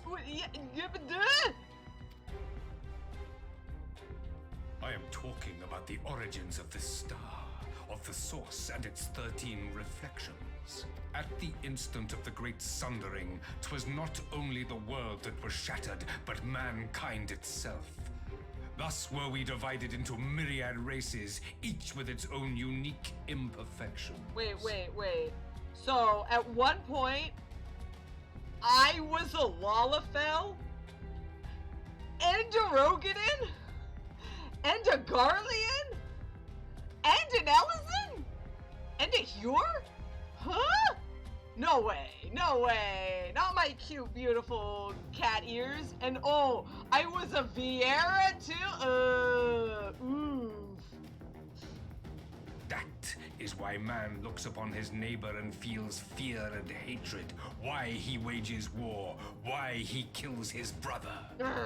Oh, I do like that they changed Calosa's light face a little. You all in your own way have proven as much today. The peace you seek is but a fleeting solution to a fundamental problem. One which calls for more drastic measures.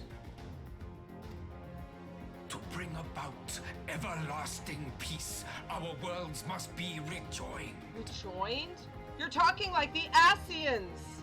Yeah, Elvy. No. A perfect race? I know what that sounds like.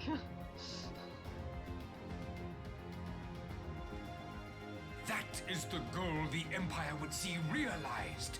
The glorious future unto which we shall one day shepherd mankind.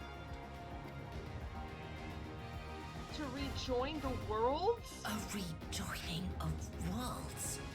Don't you know what that means? I have heard this tale of the source and its reflections before. Are these not the self-same desires as the Asians? Emperor Varys, do not trust in their words. They will lead you to your doom. My father thought to use them, but in the end he succumbed to their temptations. He embraced summoning like so many other pawns before him. Do not tell us you mean to do the same.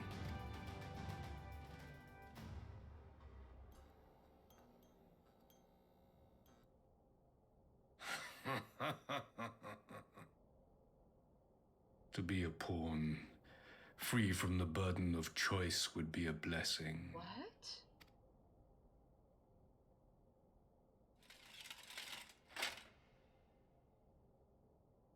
But I forswore that privilege the day I learned that the Garlean Empire was built by the hand of an Asian. What?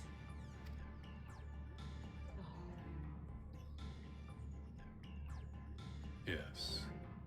My grandsire, the former emperor, is of their number.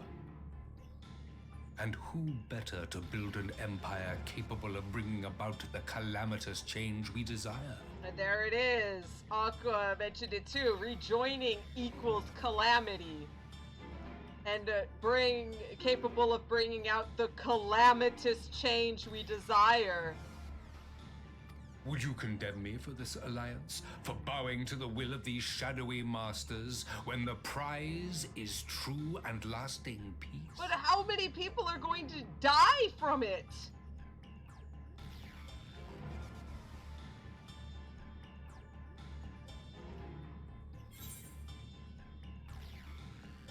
prize is a lie. Your masters are demons.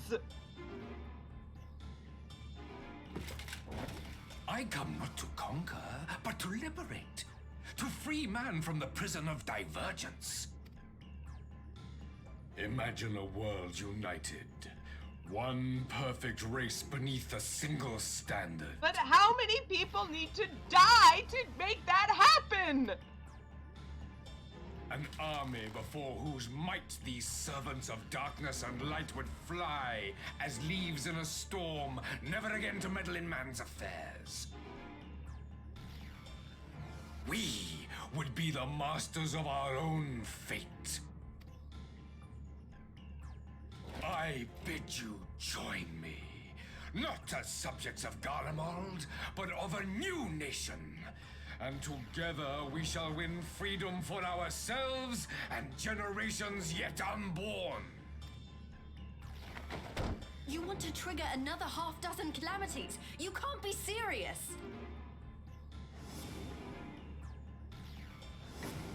Have you forgotten how many died? There will be no one left. Yeah, he was saying, will you condemn me for trying to make a perfect peace? And Elvy, yes, I will condemn you for erasing people because they aren't what you think of as perfect.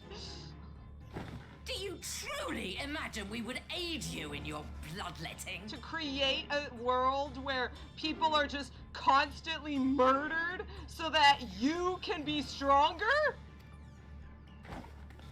It is unthinkable, unconscionable.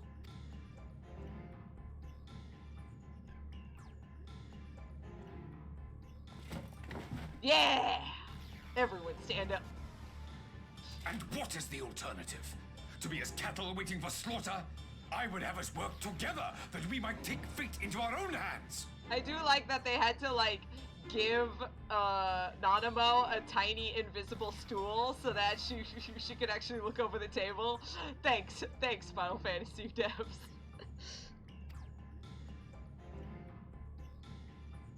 Into your hands, perhaps. Exactly. Warriors of Darkness. But what of the other worlds, your radiance? With every calamity, you obliterate a star and every soul that dwells on it. To the Ascians, we are all but tiny, momentary specks within an indifferent universe. We cannot hope to oppose them until we have been made whole once more. So you just give up then?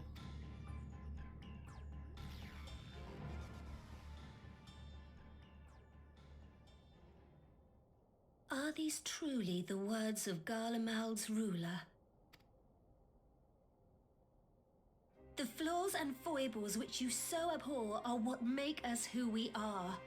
Every nation, even yours, Emperor Varys, is made whole through the combination of these imperfections, the strengths of one compensating for the weaknesses of another. I mean, yes, Garlemald is strong, and that's why Cid and his Garlean defectors are so loved. Because he works with us, and we work with him. Because the things that make us different make us unique and fun and happy. While it is true that man succumbs all too often to anger and avarice, he may yet overcome his baser instincts through the forming of bonds with others, fostering community and cooperation. That the protector of an empire should not only reject these fundamental truths, but seek to change them at so dear a cost to life is indefensible. Yeah, Seabook, Nanamo is so small that she probably just stands up on the chair, yeah. I swear, there is like an invisible stool right around here, like right down there. Such a man is not fit to govern. Sorry, Nanamo, I was completely not listening, but that probably was really super cool. Get out, Boris. And you, warrior of light, would you refuse me as well? I stood up with them. What do you think? I cannot condone such a loss of life. As a white mage, my job is to protect life, not destroy it. We can defeat the Asians as we are.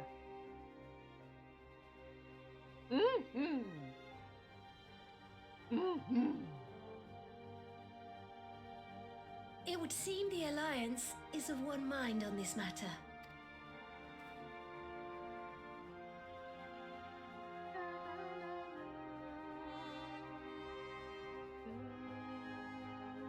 You Eorzeans never cease to disappoint me. Though I suppose I have only myself to blame for expecting more from savages. Yeah, says the guy who was born from like from an Asian. You're not even human, let's be honest. Get out. This discussion is at an end. I bid you make ready for our next meeting. It will not be at the negotiating table.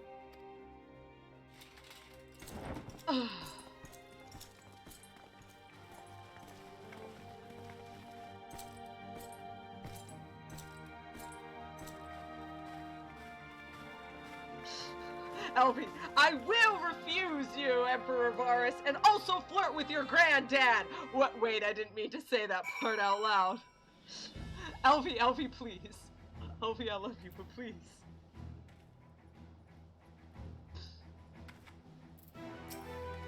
The Empire exists to wage war, and war we shall have. But its vast armies pour in like the tides themselves. This could very well be the greatest military threat Eorzea has ever faced. His grand plan is to bring about more calamities? This is insanity! This madman must be stopped at all costs! We suspected Asians meddled in the shadows of the Empire, but the truth is far beyond my wildest imagining. At least now we know the face of our enemy and need not hesitate to strike at its heart. I am glad we arrived in time to aid in the battle. Though our vanguard may be small, these few are the chosen elite, the finest warriors of the Far East. The Temple Knights have deployed in full strength. Eorzea's future is Ishgard's future, and our fates ride upon the outcomes of this conflict. The Asians are terrible beings indeed, that they would found an entire nation to further their dark designs. It would seem that the Empire's history is as sinister as Ishgard's own. My first engagement as Flame General, and it is a full-scale war with the Empire.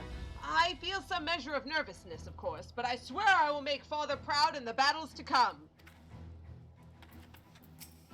Heck yeah! Ainzar Slafierson. Send me to the front lines, if you please. Well, give the Imperials a taste of the Maelstrom's cannons, not to mention my axe. It makes a twisted kind of sense that the Empire was built by the Chaos Bringers themselves. The revelation yet rattles me, but now we have our enemies. Now that we know our enemies are one and the same, we have a target upon which to unleash the full force of the Alliance.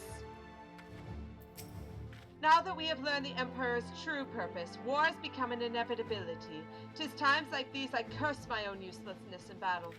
No, Nanamo. If, like, all of us end up dying, we need, like, at least one person. I refuse the Emperor's words with all my being. What justice is there in an ideal that demands the sacrifice of so many? This is why I'm the bodyguard, Elvy says, and not the politician besides Amaric. Because they're just gonna end up flirting with the enemy. No, this isn't Undertale. I was born in the Empire, but I will never serve the Emperor. Only the Seed Seer commands my loyalty. Heck yeah, Keeper of the Entire Serpents, thumbs up. My boy, my son, good job. He's my boy. I love it. I came back to find Doma's advance party ready for battle. So, as worrying as our little chat with the Emperor was, it did buy enough time for at least some of our allies to arrive. Let's do this. Ainzar! Yeah, Aqua, yay, Ainzar! Heck yeah. Having listened to Emperor Varus's maniacal plans, Lisa's ready to go to war. Let's do this.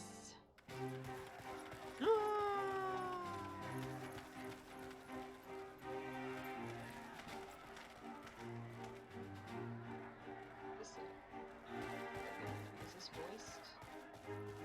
I'm not sure what I was expecting from our meeting with the Emperor, but it wasn't that. Still, at least we know now what he's really after.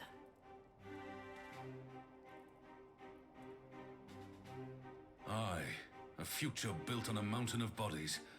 I too want the Ascians dead, but not at any cost. The last of the reinforcements from Dorma arrived not long ago. I pray it will be enough. Given the Emperor's stated goal, this is a battle we can ill afford to lose.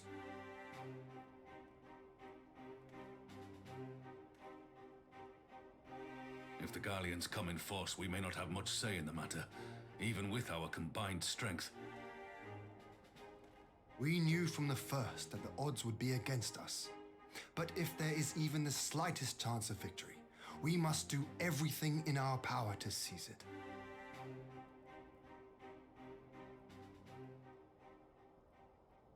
We must seize it, full stop.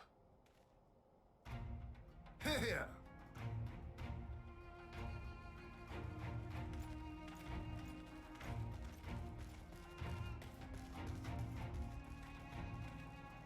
The two of you are to join an irregular unit and support the main host. I won't bother asking if you're minded to fight. After coming this far, how could I not? And for once, there's no one around to countermand me. Not that they would. Not even my brother. But we all know who really make the difference. Ready to frighten some Garleans?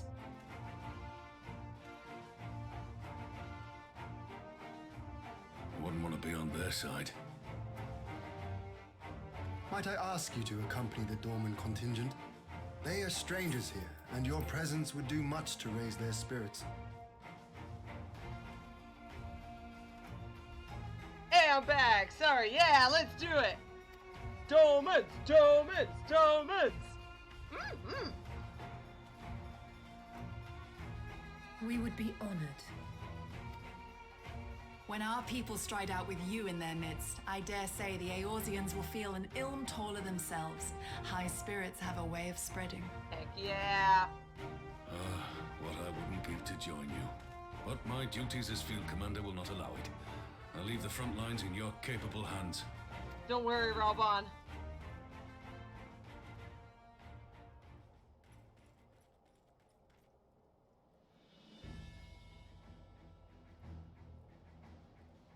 Comrades, ready your arms.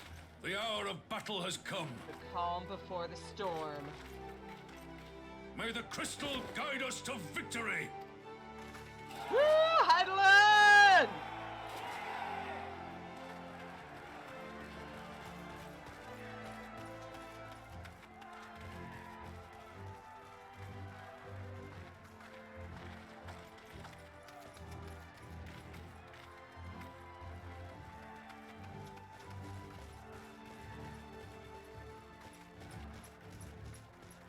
Since the others couldn't be here, we'll have to fight twice as hard.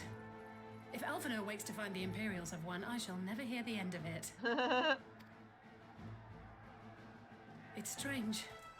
I thought I would be terrified when the fighting started. I should be terrified. But with you at our side, I can't help feeling everything is going to be all right. So please, don't you dare leave me alone.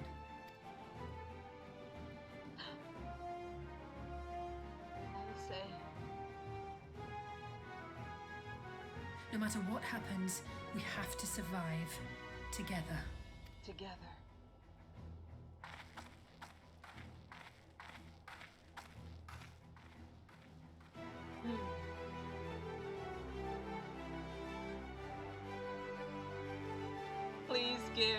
Please give Keeper of the Twined Serpents a name. Okay, Aqua. I'll have to consider it. It's gotta be a really good name.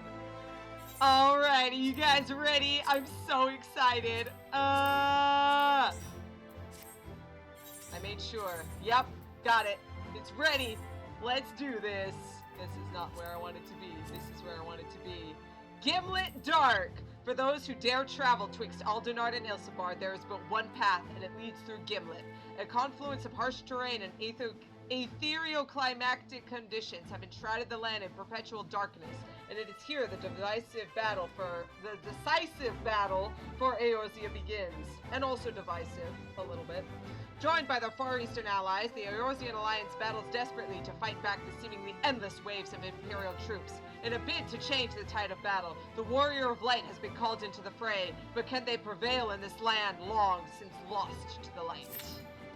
I don't know. Can we? It's time! Yes! Oh, I'm so excited! Oh yeah, make sure you walk on these parts, because why not? Oh no! There you go. What? Why can't you go that way? Why won't they let you? They won't let you go here. Why not? What is here? Oh, is that on? Oh, that's where Gimlet Dark is. Okay, so they didn't want to actually model everything perfectly. So you're not supposed to be able to see past there. Okay. Okay, I'll accept it. Do these people say anything? Yeah. We have no reason to believe the barrier won't hold, yet if they should bring all to bear against us, we must call for reinforcements. I fear a lack of numbers will hold out. Won't hold out. No one's talking here. Fear a lack of numbers. Oh, I fear we lack the numbers to hold out. Then we must call for reinforcements. Anyone here? Nope. Gotta count.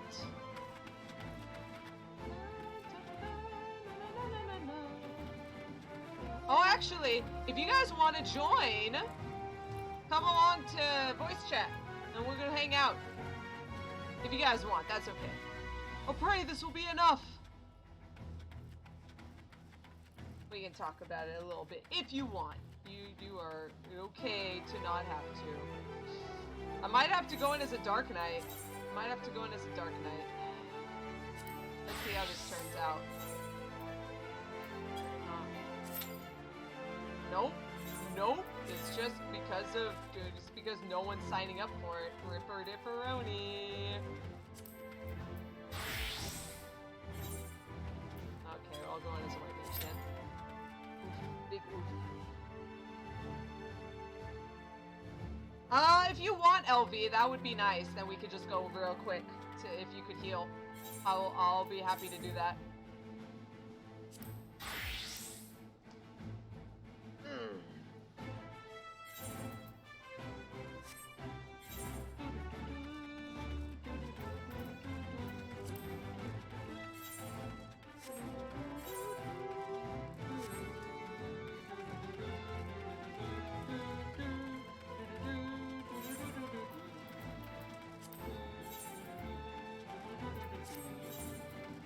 Let's do this. Easy game, easy life. Thanks, Elvy! I appreciate it. It's fine, I could be a white mage later. I could be a white mage afterwards. Yeah, that's okay. No worries, Elvy. Eh? What? I had the thing! I put it... Gosh darn it! I turned it off. Gosh, I'm so dumb. Is it a new person, though? Cheer. We have a new person. Nice. Oh, no, she was just watching it. Gosh darn it! I turned it...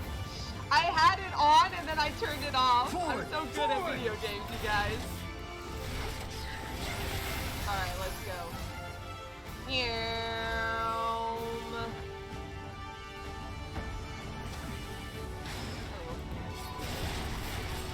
Come back. There we go.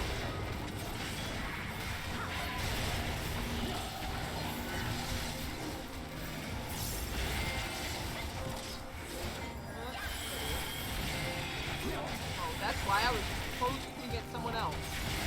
Oh yeah, I was laughing at. I was showing off that other person. Sorry, other person. Oh.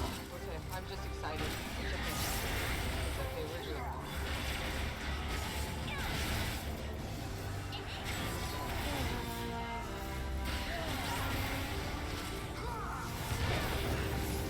Wow. My blackest knight is so powerful. Spread out and be wary of artillery fire. So bad. I'm so bad. Keep to the north. We will head off the troops to the south. Let's go.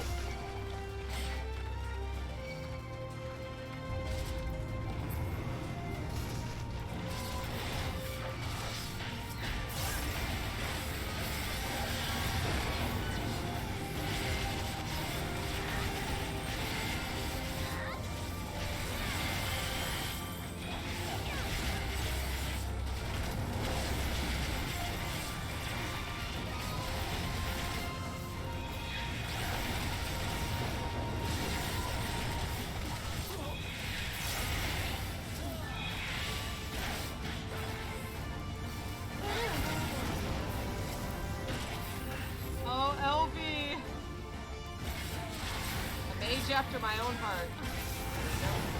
Just walking through the explosion is fine. I'm fine. Going.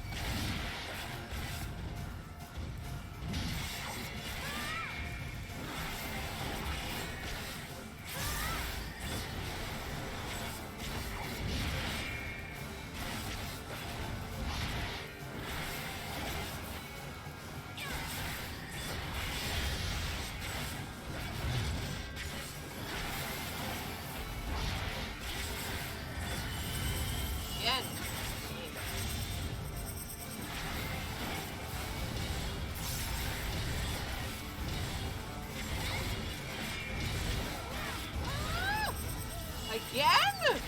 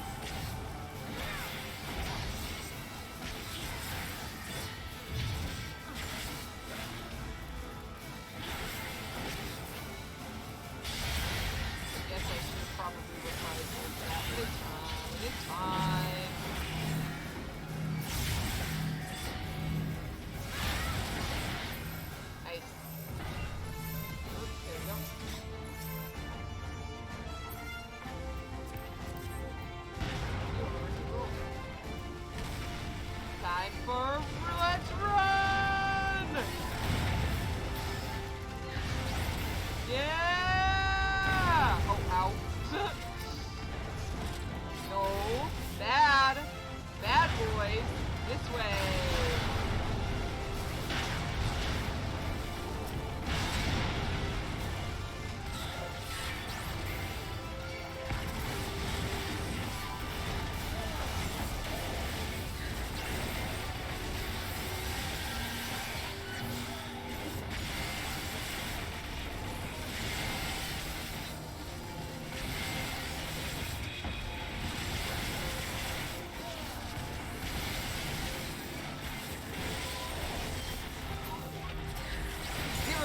Zero, zero, zero, zero, zero, zero. Ah, beautiful. Ah, Blackest Knight, so good.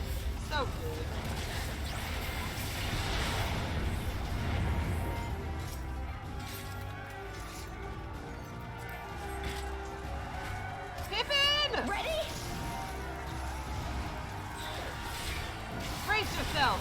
They've called for reinforcements! Well then, let's bring the fight to them!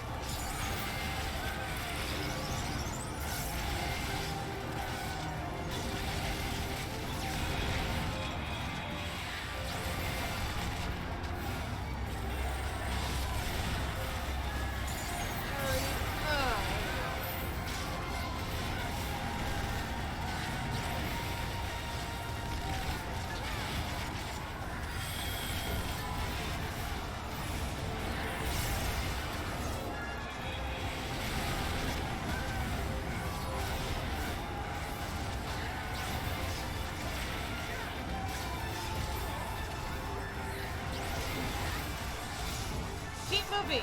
We will hold them here!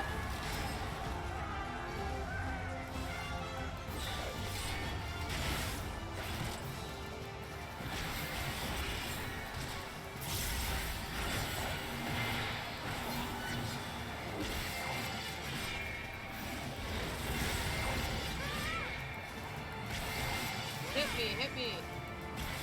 Break my barrier! No! He didn't break my barrier because he's bad! What the? The wall's beginning to tremble? It's burning out of the wall!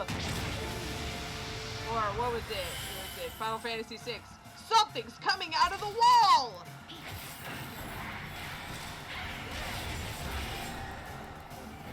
Oh, that's Are you?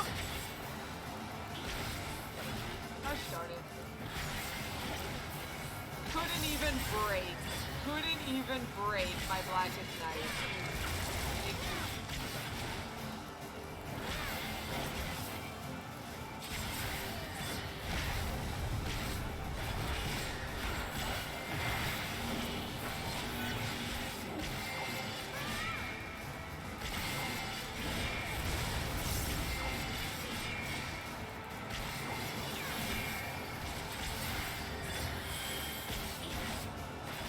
Freezing missile?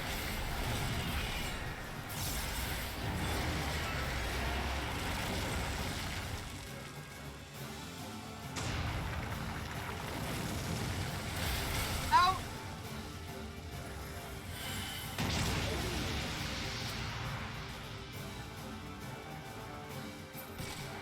Whoa. Hello, Prometheus.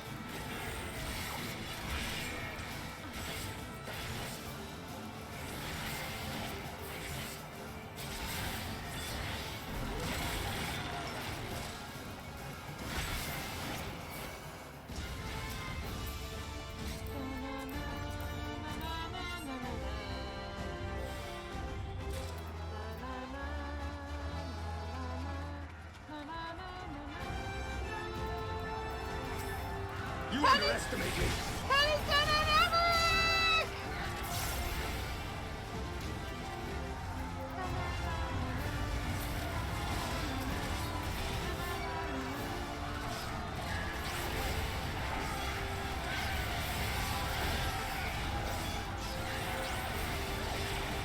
You seem troubled, friend. Out of my Not way. getting tired, are you?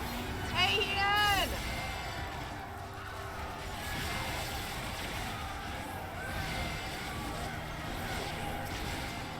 LVJ blows Amaric a kiss. LVJ performs the Manderville for Amaric. Amaric is very confused. Oh, come back here. Bad boy. Oh, hello.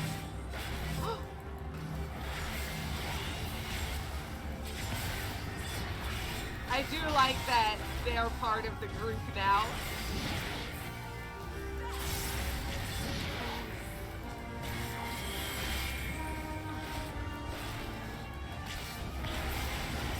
What the?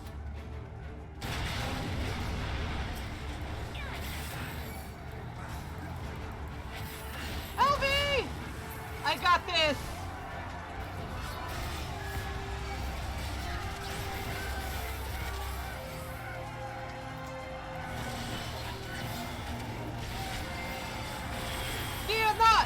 Help is on the way! As one!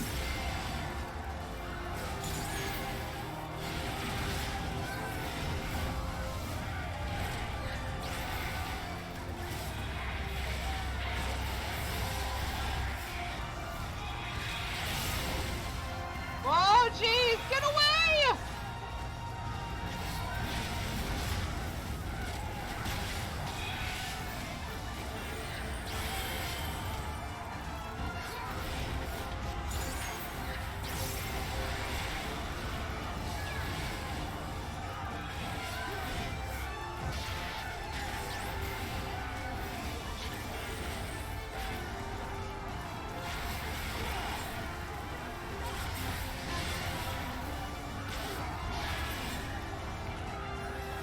What the? Over Macanthus!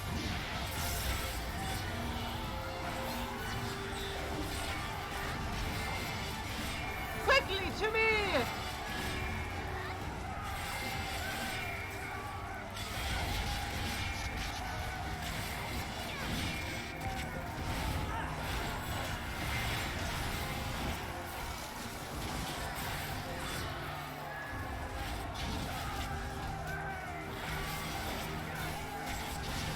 Please! Self-detonate! It's gonna blow! This one's for you, Papa Limo! Time to get serious! Yeah! Nice job! Go on, Calosa. Leave the soldiers to us.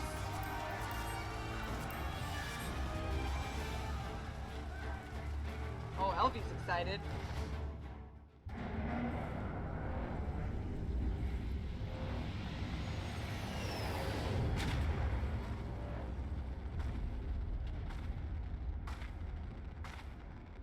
These savages bested our vanguard. Impressive. But in the end, they are only that. Savages. Now, let us be brief. His radiance awaits.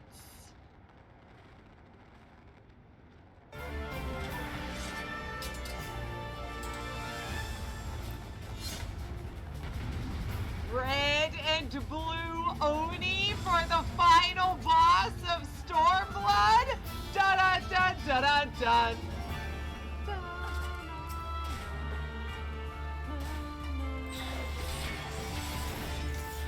Anya, take the field.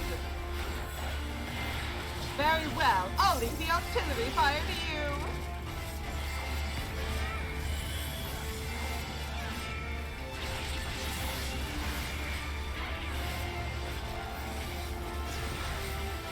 Commence bombardment. Prepare to strike. They will not escape.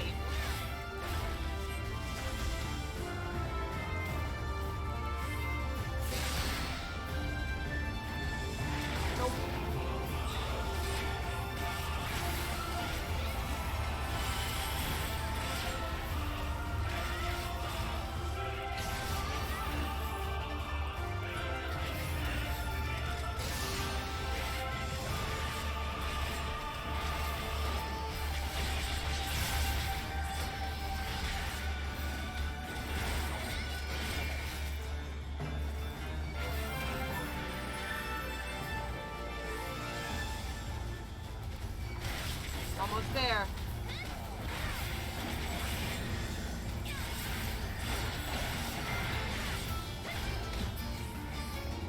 Impressive, Anya. Let us engage them together. They cannot hope to evade us both.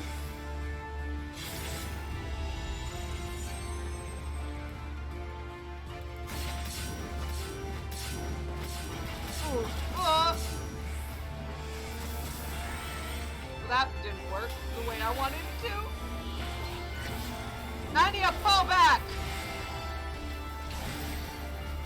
Very well, leave the artillery to me.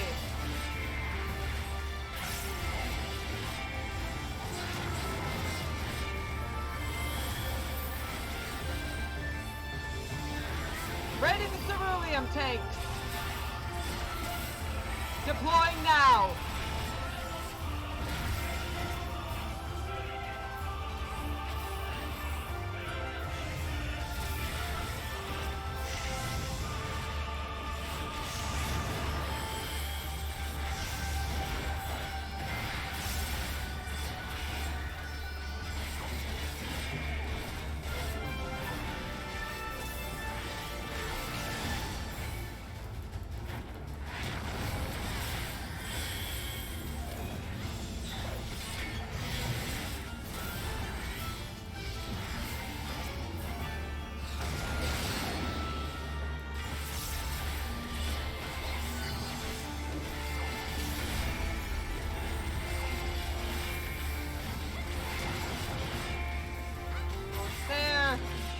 seems we have no choice, Julia. You should feel honored, savages. Few are they who have witnessed this twice!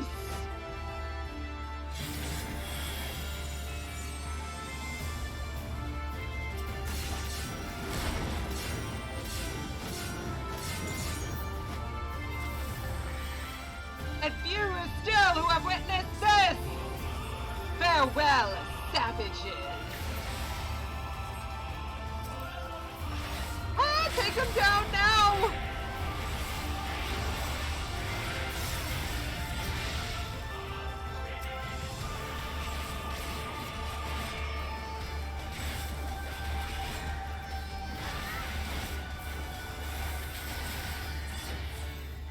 Get out.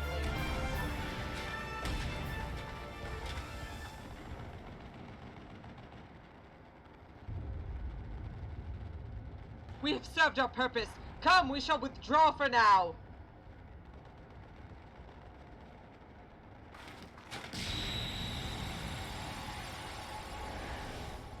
We did it. Easy game, easy life. We did it. It's fine. No problems. Yeah! Get out, evil twins. Only cute twins are allowed here.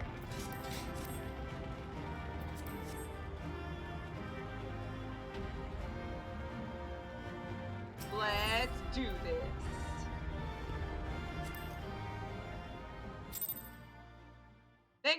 Thanks for healing, Elvy. That was really great.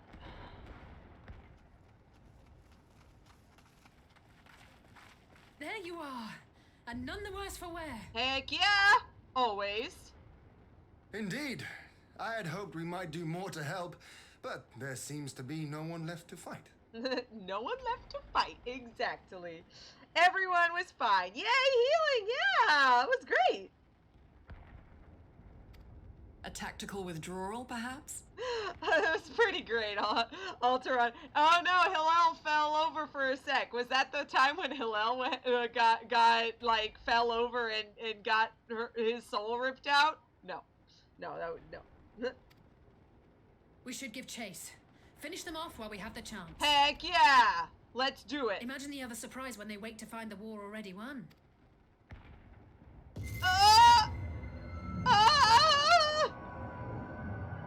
The light will expunge all life. What are you talking? Only you can forestall the calamity. But how? Throw wide the gates. No, not like Alisaie!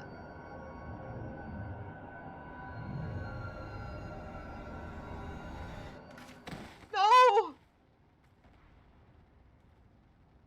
Elvy! Alisaie! Elvy! No! Oh no. Don't tell me. It can't be. Are you all right? Yeah, but I'm worried about the others! Quickly! We must get her back to the encampment.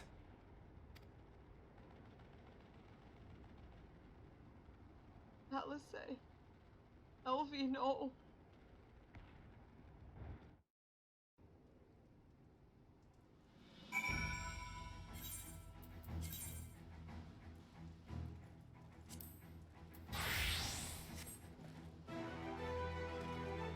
The perfect emote.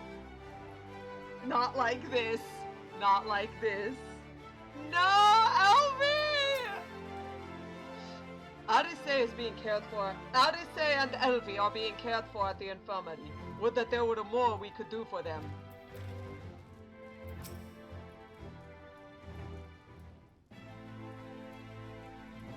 So the Garleans have been routed, have they? Well done. Though this exchange was no more than a test of our strength, like as not, they won't be taking any chances now that the Emperor has joined the fray. They'll want to take their time, whittle down our defenses. Still, with your help, and that of our eastern allies, we passed the first test. Our line is unbroken. As for Alisaie and Elvy, well, they're in good hands over at the infirmary.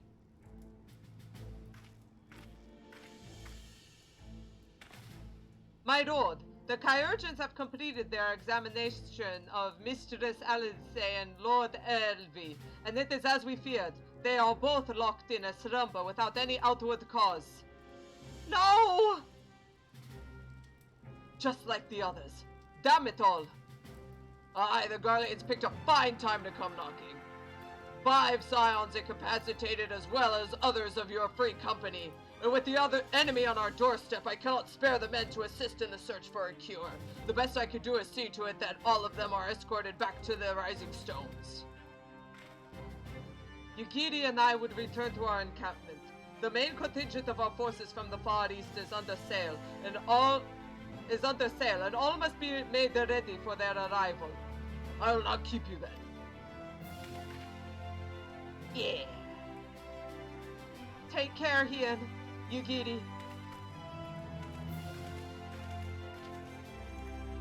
Judging by the Garleans' recent movements, or lack thereof, they won't be launching another offensive in the immediate future.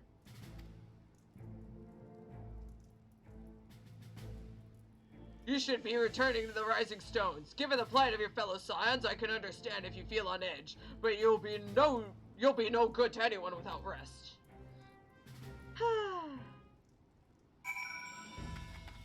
Did I do it right, Elvy? Did I do it right? I hope I did. Let's head back. Let's head back and rest up in Mordona.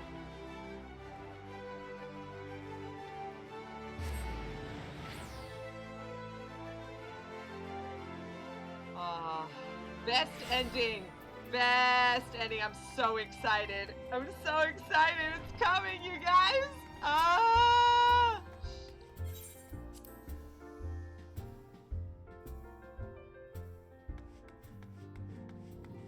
Is everyone the same? Yeah. Okay, everyone's saying the same thing.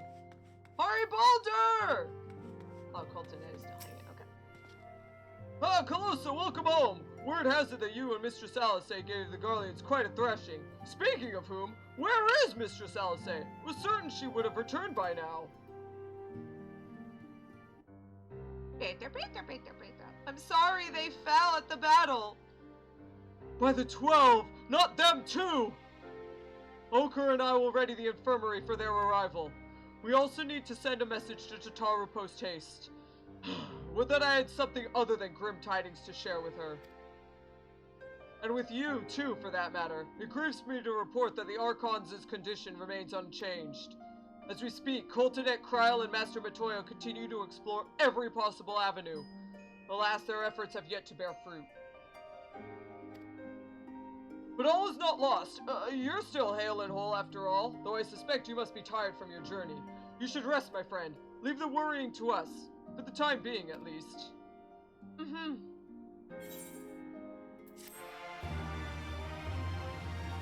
I do like that they do this like, hey, you guys, this is the end of 4.5. Psych!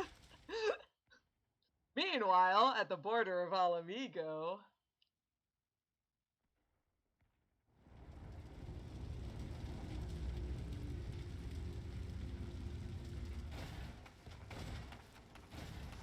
Guardians are still on the front lines. Zenos!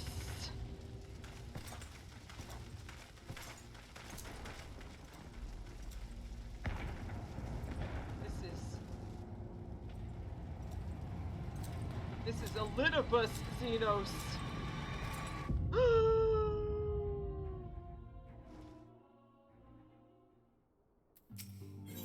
Hori Boulder's sullen expression suggests he has no news to share, which in this case may not mean good news.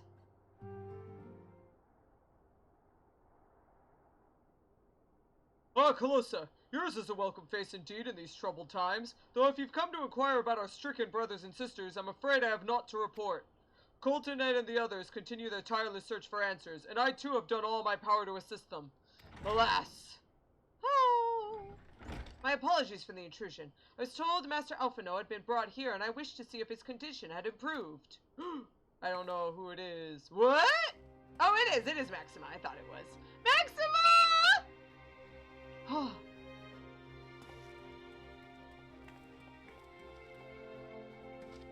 Mistress Calosa, I've heard news about the part you played in driving back the Empire's forces.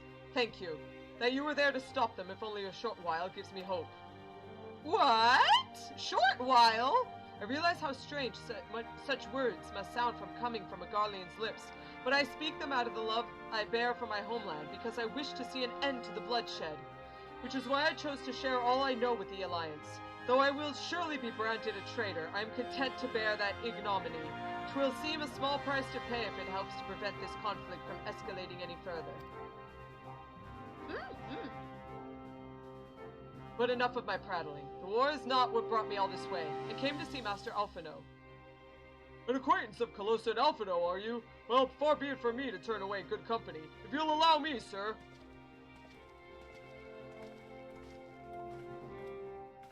The way his hair, Zenos' hair sticks from under his helm is the dumbest thing. It really is. Hey, look! We finally have... Oh, no, wait, we don't. We don't have it. He just went into that room and we weren't allowed to look. Rip. When word reached me that Alphino has returned, it seemed only right that I visit him. Poor lad. It pains me to see him thus. But I take solace in the knowledge that he is safe and well cared for.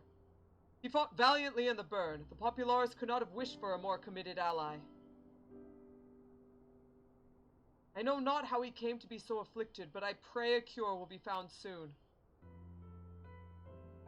On an unrelated note, you may be interested to know that I traveled here in the company of another acquaintance of yours. Ooh! He awaits my return at North Silvertier, and I am certain he would be glad to have you. Assuming you could spare the time, that is. Gosh darn it, I forgot. Technically, there was like a little, like... What is it? 5.5? So, like, this is technically the last part. So, technically, I'm gonna do very quick. We're truncating this a whole lot. This is probably gonna be a little long. Sorry. We are going to Far East, Kugane. We're finishing up, Eureka. We're finishing up Eureka. Because I need my final staff. I hate this staff so much. I cannot wait to be rid of it. Let's go. Oh, wait. Which means I have to remove people from this group. Rip, disband. Oh, not, of course not a new game plus. Alright, suspend. Very quick.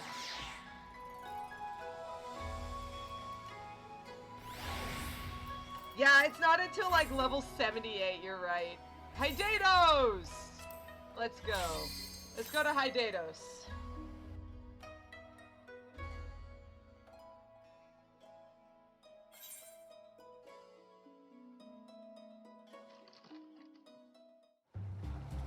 Umbral turbulence is destabilizing the flow of ether in Hydatos. Uh-oh. Technically, pretend that this is during the time when Zenos is coming onto the field, the people are walking around, everything, but the fighting hasn't escalated yet. Technically, it hasn't. It hasn't yet. I do love the fact that Maxima came in, was like, hey, come outside with me, and I immediately abandoned him. Yeah, that's me. Alright, so this is Hydatos. This is during Umbral Turbulence right now because people are going to be fighting a thing. But, what essentially has happened is that... Yeah, this one, I don't want to believe. What essentially happens is that Kryle and Calosa work to ensure that the columns, these different eastern columns, central columns, and western columns worked together in order to break down the barrier, like keeping the I guess Warriors of Dawn from being attacked. So we're heading down to the Ether Bridge Foundation to enter inside and seeing what it is like in there. Maxima, hold that thought. Yeah, sorry Maxima, just a sec. So this is where Galuf is holed up. And now we can finally save him! This will be great!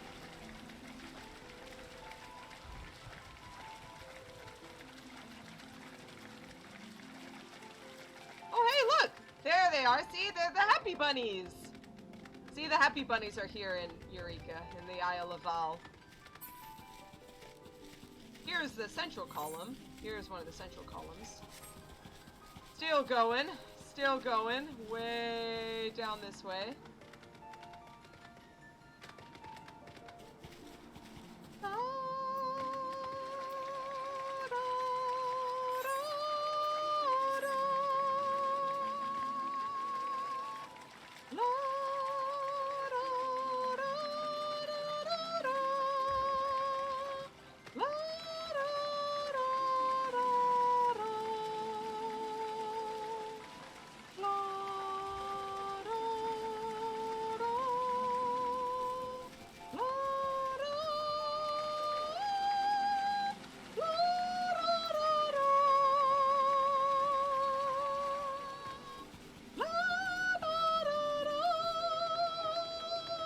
Let's do this!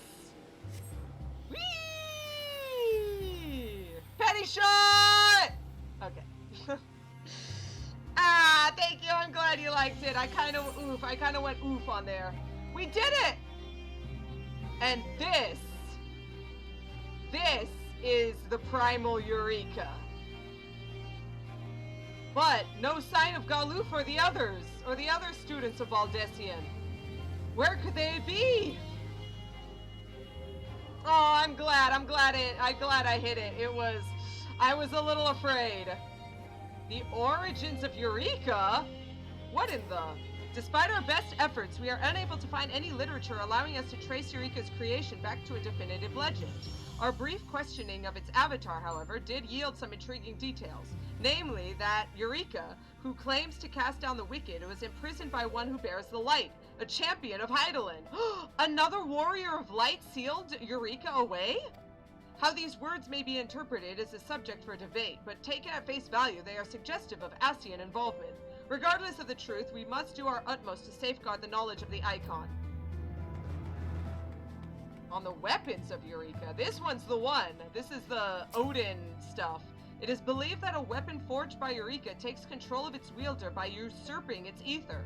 Eventually, naught can be said to remain of the host. This is why, when you kill Odin, the next Odin that appears is that character. They just make a copy of that character and stick him back into Odin's armor. Having thus acquired the means to move, the weapon then begins to act autonomously, setting forth to fulfill its purpose, the wish which impelled its creation. To date, we have discovered 5 such arms and sealed them away, but there is no telling how many more exist. For now, we can but continue our investigation. So, there might be a time when we have to fight Odin for real and reclaim the sword and seal Zantetsken away. But look, here are some scattered tomes. Could it be? Read Galuf's memo? Yeah, maybe Bart's was the one who sealed Eureka away. I, Galuf Baldessian, hereby commit these words to parchment in the event that the unthinkable should come to pass. You who are reading this will by now be aware of the existence of the icon Eureka and its ability to forge dangerous weapons. What you may not know, however, is that said ability is not limited to simply implements of war. Nay, Eureka is capable of creating any and all things. And the implications of this? Imagine, if you will, that he who is Eureka's master commands it to create a new mother crystal. The icon would attempt to do so, we believe, even if it meant draining the land of all of its ether. Such a reforging of the world would entail destruction of a scale to rival any calamity. This is the true danger of Eureka. For long years, we kept the being's location a closely guarded secret, but in spite of our best efforts, it was eventually discovered by the Asians. Lest Eureka be used to a calamitous end, my comrades and I resorted to drastic measures. Having given the order to evacuate, we evoked a powerful magic to drown the entire island within the life stream. Thence we combined our strength to defeat the Asia known as Emiraloth, what? Consigning her essence to be scattered within that raging torrent of ether, never again to reform. And now, we await our own end. Even as I write, the Isle of Val drifts in the life stream. Ere long, it will become as one with the flow, as will all that remains within. However, that these words have survived means that, Unlikely though it is, the Isle has somehow re-emerged in the corporeal realm. It means that Eureka remains a grave threat. You who have found my message, to you I make the most urgent of entreaties. Seek out the Scions of the Seventh Dawn and alert them to these events. See that Eureka is sealed away and guard it from those who would use its power for ill. The fate of the very star depends on it. So Galuf, in order to protect the world, protect Eureka from being used by the Asians, sent himself and the island into the life stream, whereupon his soul was devoured by the life stream and ether and dissipated. The only reason Kryl managed to survive way back in A Realm Reborn was because of the power of the Echo, which managed to keep her soul together just long enough to form and come back to the corporeal realm. Yeah, the Warriors of Dawn are gone. And so we decide to figure out what to do with Eureka. And at this point, Ejika appears. Yeah. Womp womp. Yeah, womp womp. Ejika appears with the sword, and you're like, oh no, Ejika, he's gonna destroy everything! And Ejika's like, actually, I was gonna use the sword to destroy Eureka, because Eureka needs to die. And it's like, but Ejika, if you do that, then the power of the sword will destroy you, and you'll be destroyed with it. And he's like, no, I must do it, because this is the only way. We have to destroy Eureka. And then they ask you to decide. They ask you to decide if to destroy Eureka or keep him sealed away until we can find another way to destroy him. And Calosa chose to seal him back away and saved Ejika's life. So Ejika managed to survive. He is in this area. He is in, well, actually he leaves. He does not stay in Hydatos, but like he is working to find a way to seal away and destroy him destroy Eureka without actually dying. So there we go. There's that. And Murloth refers to a different one. It refers to the Scion of Light, Murloth, Holy Queen, referred to in the profile of Famfrit from Final Fantasy XII. Yes, Amuralol was the person who defeated Famfrit in Final Fantasy XII in the story. In Amarat's Convocation of 14, the position of Amuralol was specialized in medicines and healing. And so, she was specialized in medicines and healing, and that's why she couldn't beat up the 4 Warriors of Dawn and got her ass kicked. Rip. Well, actually, I guess that was the only way they could defeat her, because she was just healing herself the entire time, and so the only way to defeat her was to just rip apart her soul. Wow! And so, Ejika is saved, thankfully. It does actually, we asked about it, it does actually, if you choose to save Ejika, then Ejika is the final turn-in here. But if you choose to destroy Eureka, then the turn-in is Kryl. So I have a feeling that, yeah, Ejika does indeed die if you choose to let him do so. But I did not want to, because I believe that Bartz can probably kill him someday, even if Calosa doesn't. And then finally, the final bit, Geralt. Yeah, let's do it. Geralt finally managed to create Rose Corvert Eureka. Thankfully, doing so helped him pay off all of his debts. So now he's not indebted to Rowena, except then he bought a bunch of alcohol to drink with, and it cost $1 billion to send all the way out here onto the islands where no one else is. So now he's back in debt again. / disappointed. Rip Geralt. Da-da-da-da-da-dun. Alright, let's get out of here. Rip Geralt. Alright, let's finish this off. One more hour.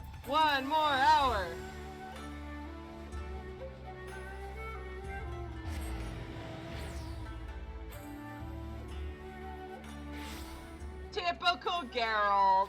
Da-dun-dun-da-dun-dun. Where was it? North Silvertier, was it? Oh wait, Doi, that's because I need to go back into New Game Plus. Temple Tap. Okay, we're back. We did it! There it is. Alright, let's go.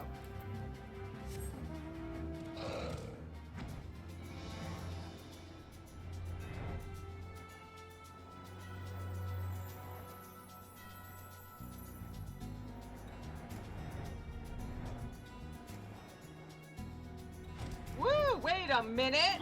This is a really cool airship. Was the friend you were talking about? Sid! There he is! Oh, there you are. I was beginning to think you wouldn't come. No, I was just showing things off to a friend. Sorry, I'm back. Sorry, Maxima. Oof. Big oof.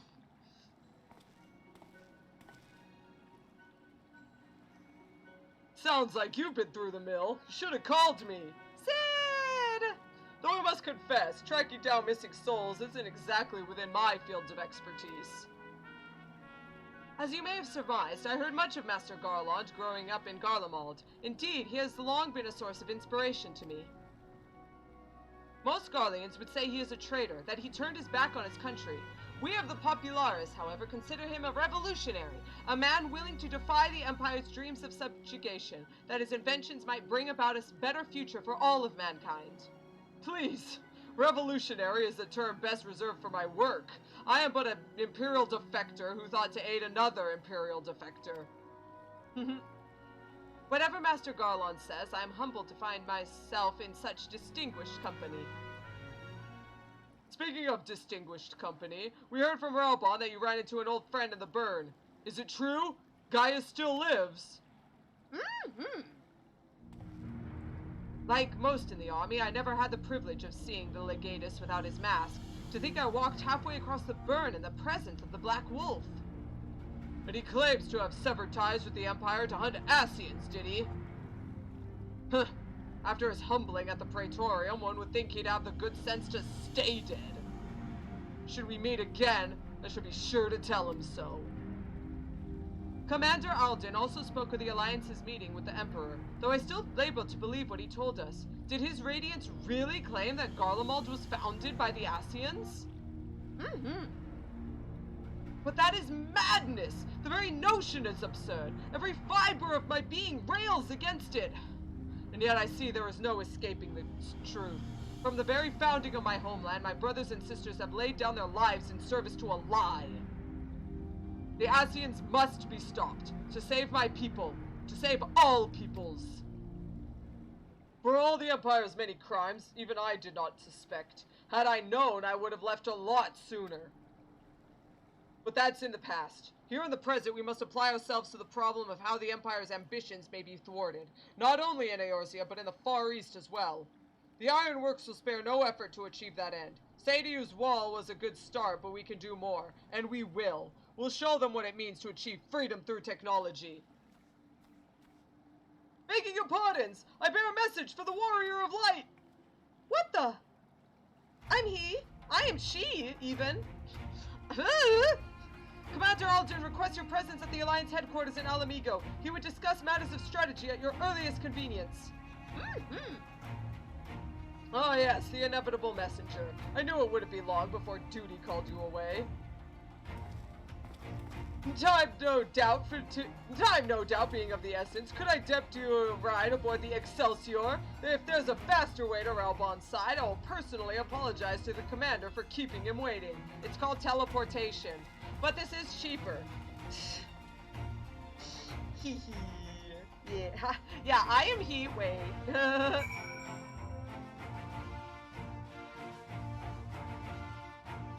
Oh no, Calosa Fantasia'd into a boy for like all of 3 seconds.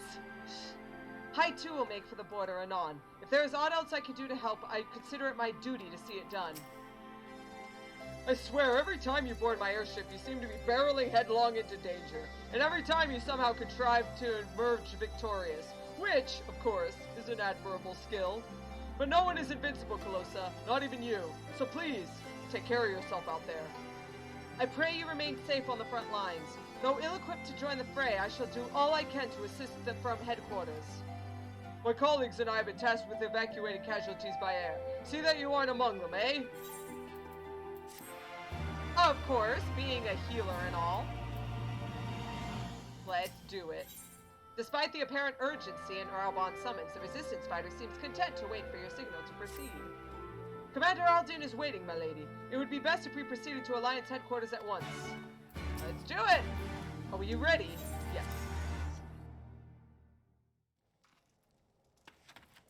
He said called, yeah. Hilel is already in the field assisting people. Yeah! They probably mentioned. Oh, hey everyone, how's Hilel? Oh, he's out on the field, making sure that everything is... Oh no! I know what this means! This means it's a fight! By the way, when I was playing this, I was prepping for Shadowbringers, but like I was playing on a free weekend. So I was doing this, running on the free weekend, and I literally ended up, my computer was so bad that I actually lost this fight and had to play it. I had to play it on very easy.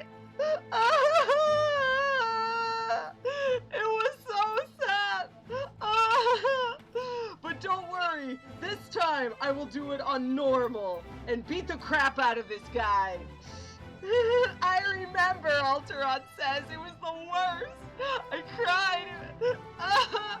I felt like a plebeian. You're here. Good. I summoned you to discuss strategy, but I would first apprise you of the Garlean's movements. Upon speaking with Raubon, several cutscenes will play in sequence. It is recommended that you set aside sufficient time to view these scenes in their entirety. Let's effing go. You just jinxed it. I'm gonna die now. I jinxed it. I'm gonna die now. There have been several skirmishes along the border, but as yet neither side has delivered a decisive blow. We had long assumed that the Garleans would overwhelm us in a straight fight, but we seem to be gaining ground, albeit slowly. As to why that might be, the most likely explanation is that they have yet to commit all their forces. Still, we're winning, and our latest intelligence suggests the Emperor has retreated back to Garlean. Hey, get out, Varus! In light of this, we're considering launching an offensive with the aim of pushing the front line forward and giving ourselves some room to breathe. What the? Commander! The Imperials! They've broken through our defenses to the east! Wait, what? What? Our scouts say their forces are being led by Lord Zenos. No! No, Hilel! Lord Heian and Commander Hext have taken their troops to provide support, but we don't know how long they can hold out. No! So, they've been biding their time, waiting for his arrival, have they? Very well. Send word to our allies, requesting reinforcements for the front line. No. No, no, no. Should the worst come to the worst, I may need to enter the fray myself. But what of you? Do you still have the strength to fight? Always. You need only say the word. Leave it to me! Much obliged. Given the choice, I'd take you over 100 soldiers. Heck yeah, I know. Ah! No! Not Why won't they open? Not again! Please. I bid you open. No, no, no!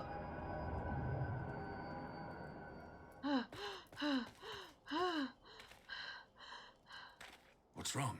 Is it the voice again? Yeah. Are you sure you're in a fit state to do this? I have to. Hilel might be out there. May Relga grant us strength. Give him hell, lass. I, for my part, will defend this place to my dying breath. Let's do this.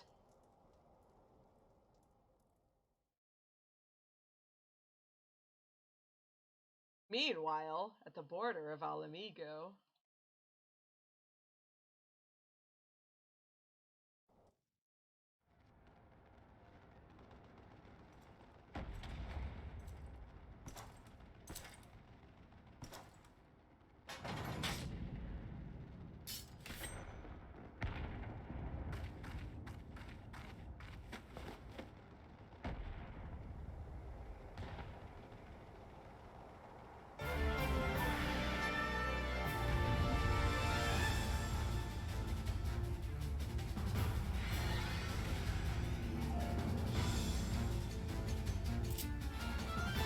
Hold your ground until the Warrior of Light arrives. You will fight as he is.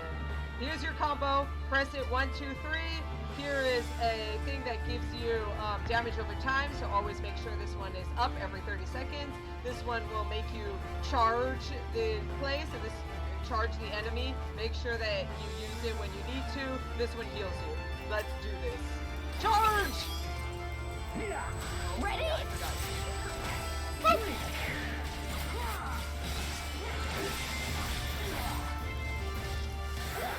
So, there are those willing to stand against the Crown Prince. Interesting. The Warrior of Light has left Alliance headquarters. Let's put an end to this here and now! Do you truly believe that's possible? Then let us test the limits of this Garlean vessel.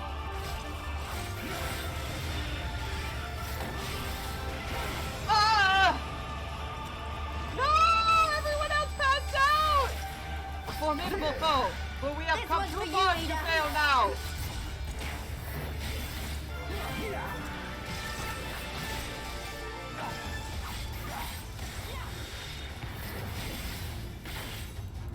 Soon I shall give the lie to the man's indomitable spirit. Shoot. Brace yourselves!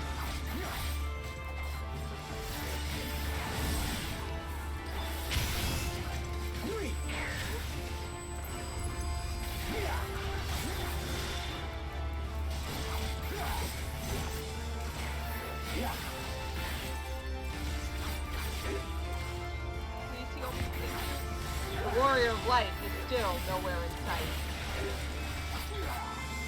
Strength, my friend! You will not do to have Calosa or what drive to find us battered and broken! Fight and struggle if that is your wont, but you will not escape your fate! Quickly, we must spread out!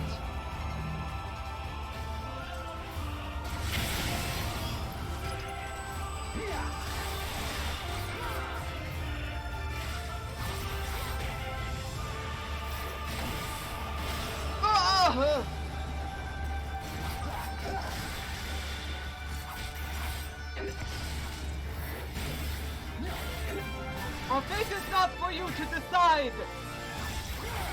Enough! You will learn your place! Behold a taste of my true power! Ah! What is this sorcery? Hien! Look upon Ame no Habakiri and know the depth of your folly! Oh no, you don't! Please! Here it comes! Please! What have you done? If he would bring all to bear, then so must The we! wave of a shinobi's power.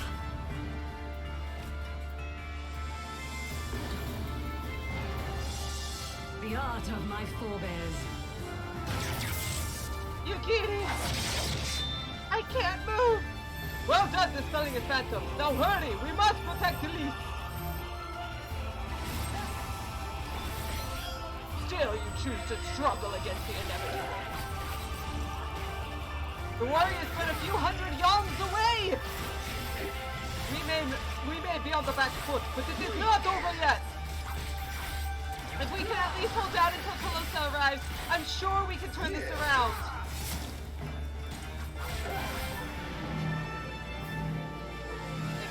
Quickly, we must spread out!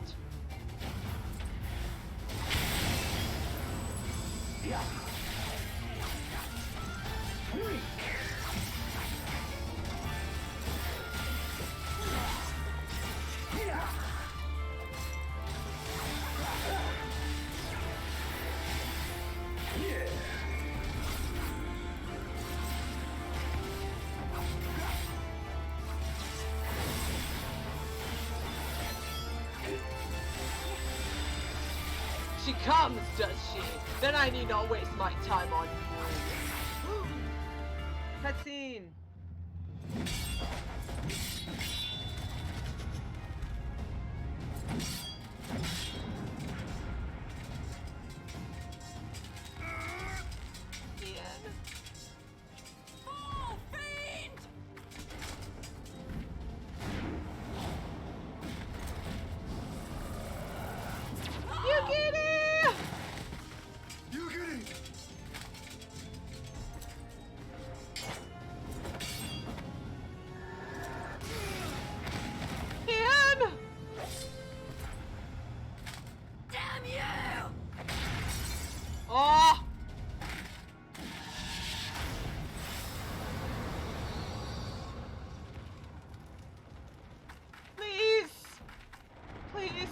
Please be okay.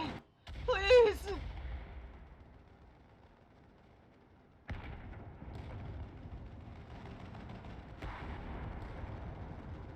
Yeah, Aqua, when she broke the mask, so good. Magic with a Garlean body. That's hardly fair.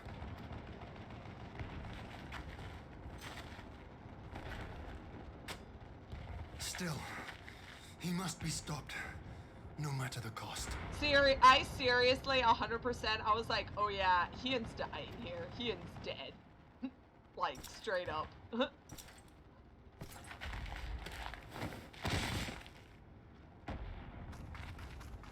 But Calosa comes just in time.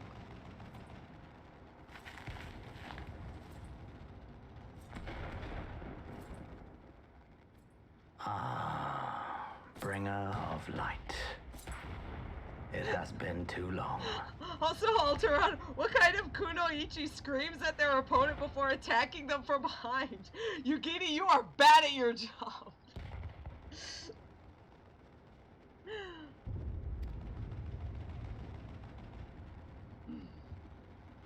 Zenos.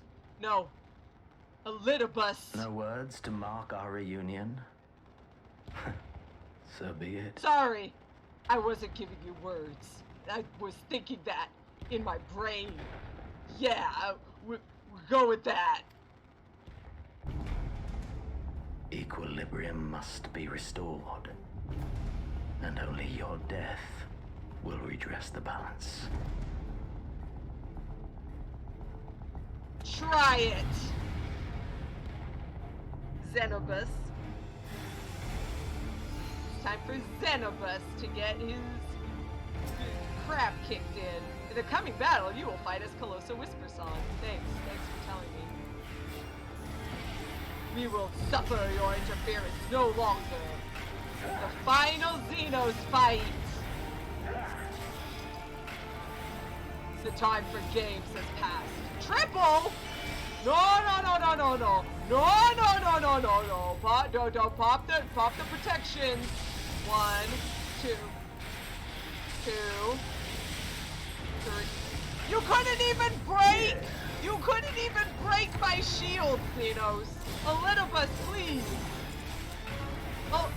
Elidibus! Try harder! You think you know the power of the dark, but I will show you the true nature of our power! Okay. They're rotating back and forth. Got it. Keep walking. Keep moving. There we go.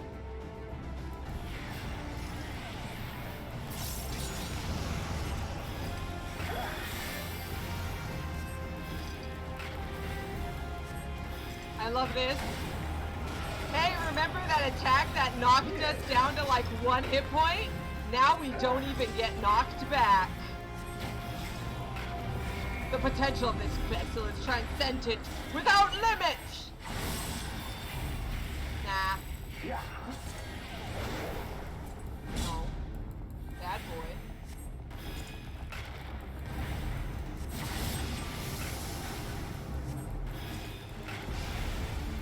Oh. Stay out of that one.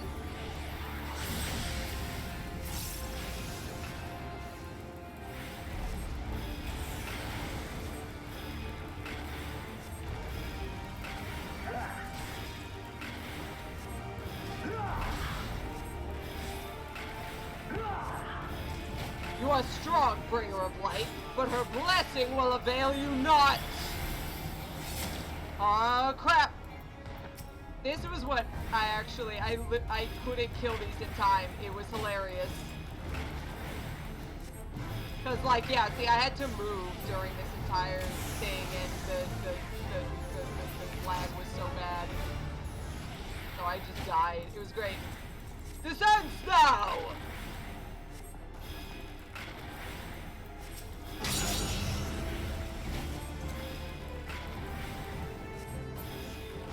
To redress the balance, to ensure the salvation of the star, you must fall! Oh hey, you actually broke through my shield. How could you have grown so powerful in the gift?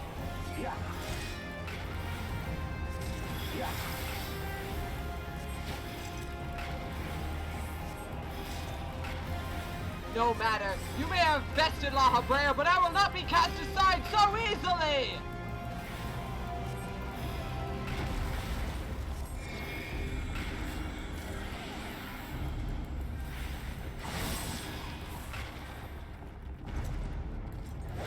Oh hey, it's Nier.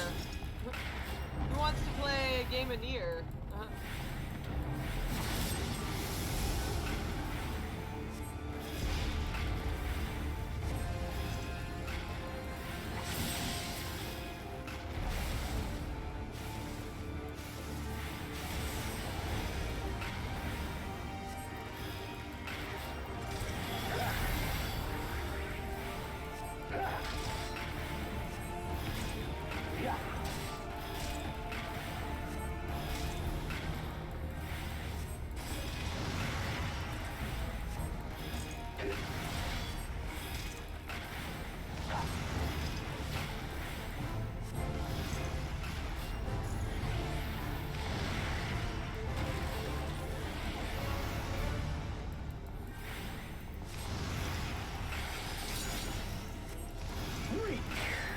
Yeah, that's you, sir.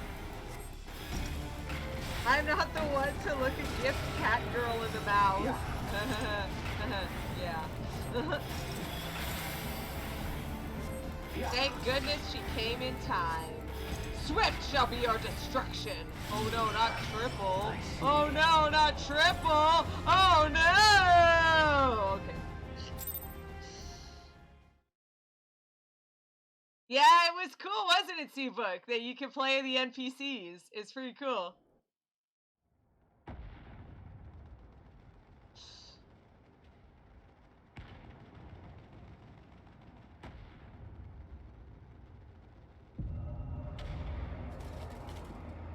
Elidibus. He can't die.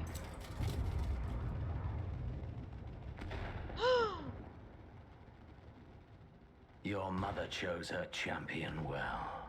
Yet, for all your strength, you will still fail. Ah! What the crap?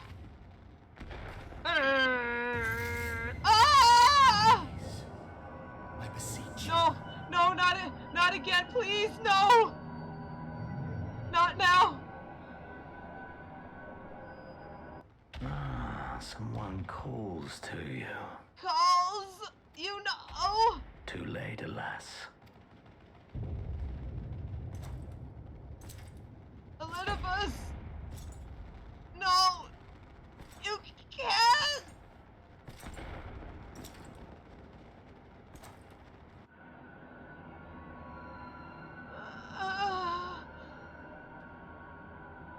can't...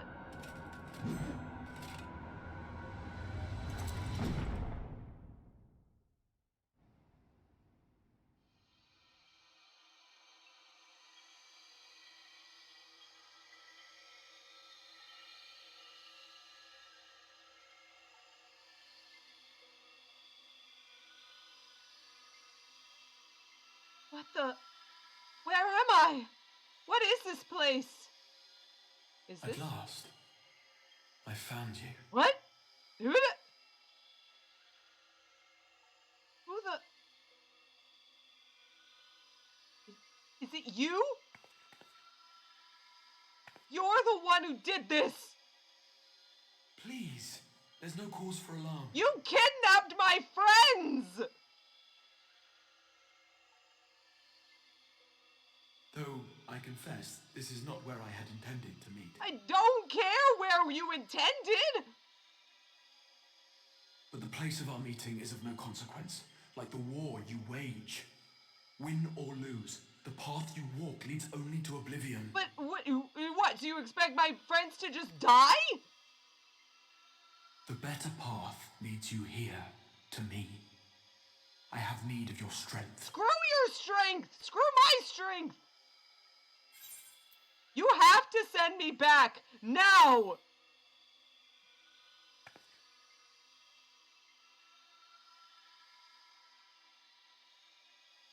The battle is over, the danger past. But your work is not yet done. The battle is over? I was getting sliced up, you idiot! Go to the Crystal Tower. I have left something for you near its base. All things lead back to the Alligans being absolute tools. Obvious. It will serve as a beacon of sorts. One which I pray will help you on your journey. Yeah, so I can find you and beat the crap out of you. All you need do is find it. I will take care of the rest. I'll take care of your face! Get out of here!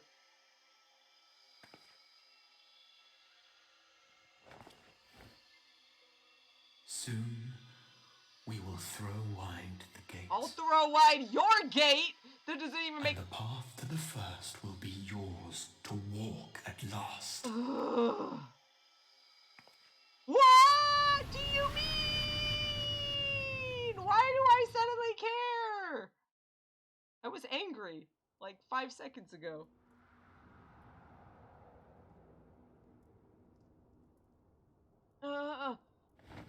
My ears clipped through the pillow. Huh? What the... Ishgard? What am I doing here? Hamerick? Tiny waif? You're awake. Thank heavens. What happened?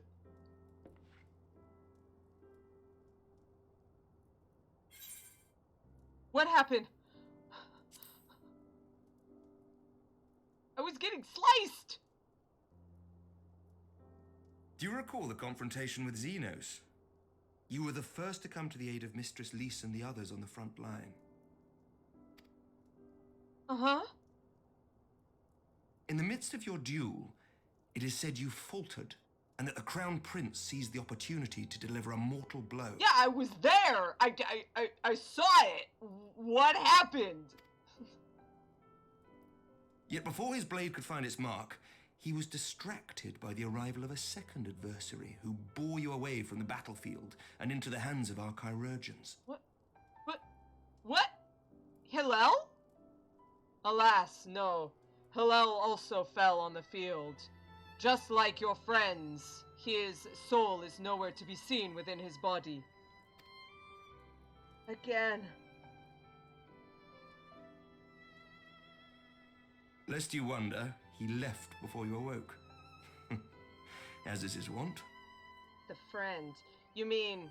Oh, Estinian. I thought I smelled something.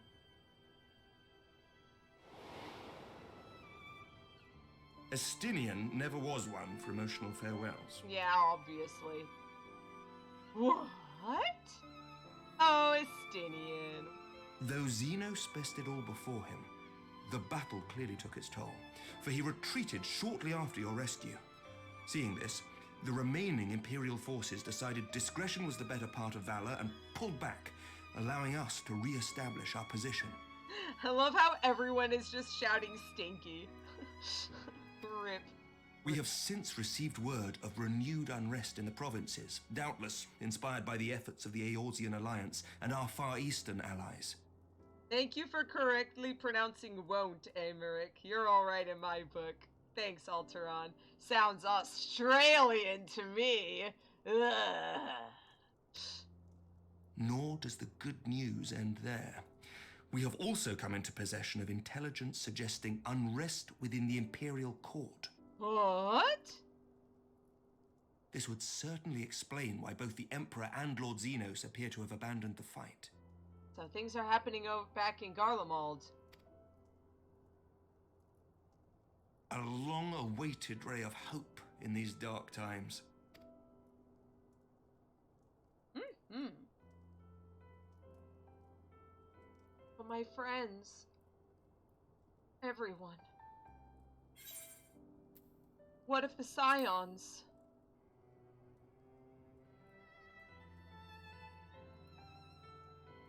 Yet to awake, I'm afraid. But please, concentrate on your own recovery for now. Even Hilel, too. Everyone I've ever cared for or loved is gone. What do I do? You have carried the hopes of some half-dozen nations, and we are all eternally grateful for your efforts. But no one is without their limits, not even you. But they were my hope. How am I supposed to relax now? Leave this fight to us, my friend. You've earned your rest. I'll do what I can. But before I forget... Huh? I was asked to deliver a message as soon as you awoke.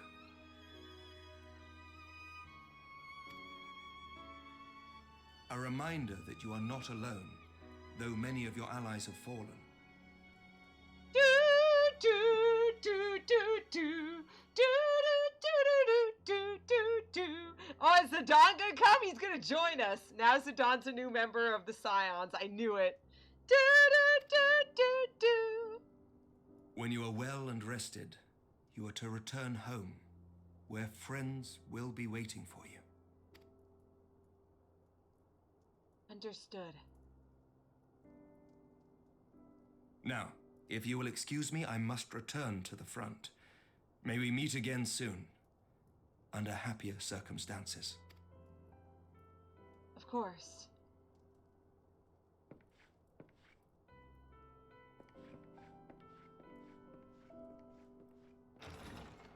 Wait, he sat down in a chair, stood up, did a 180, and then tripped over the chair on the way out. Emeric, please. Well, this is a most unexpected surprise. I thought you confined to bed. Oh, friend! Papa!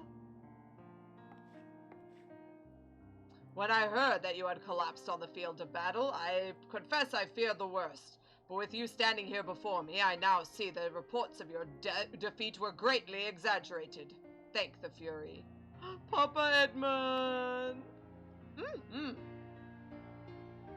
As long as we have you, Calosa Whispersong, history suggests we have a fighting chance. Speaking of fighting, you may be surprised to hear that the war's effects can already be felt even here in Ishgard. In anticipation of a need for reinforcements, Artoriel will soon be departing for the front lines with a contingent of our finest knights. I would advise you to stay until your strength had returned, but I know it would be an exercise in futility.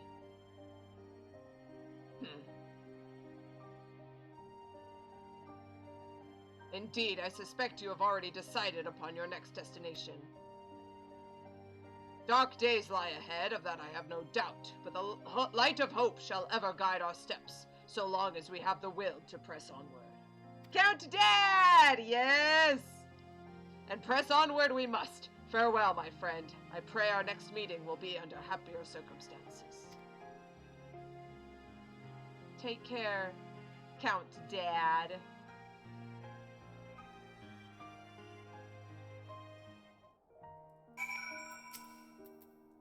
You know that you will ever be welcome at House Fortome. Now away with you! I dare not keep you any longer. Let's head out to the Rising Stones.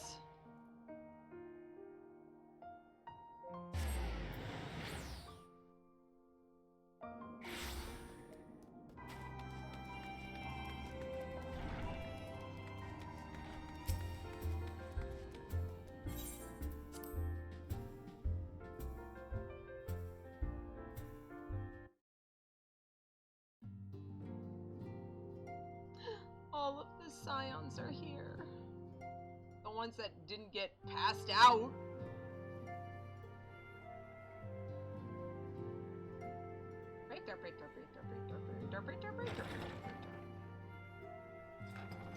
Yo, bitches, what's up? Calosa! I'm back.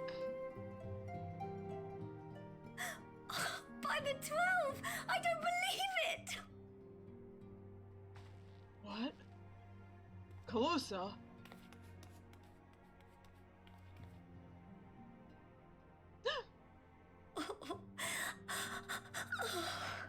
Teary Tataru, so cute! I rushed back as soon as I could. I swear, my heart nearly stopped when I heard you'd collapse like the others. What in heaven's name is going on?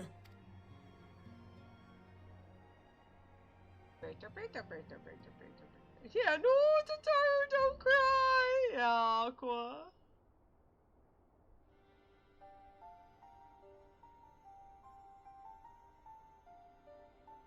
Win or lose, the path you walk leads only to oblivion.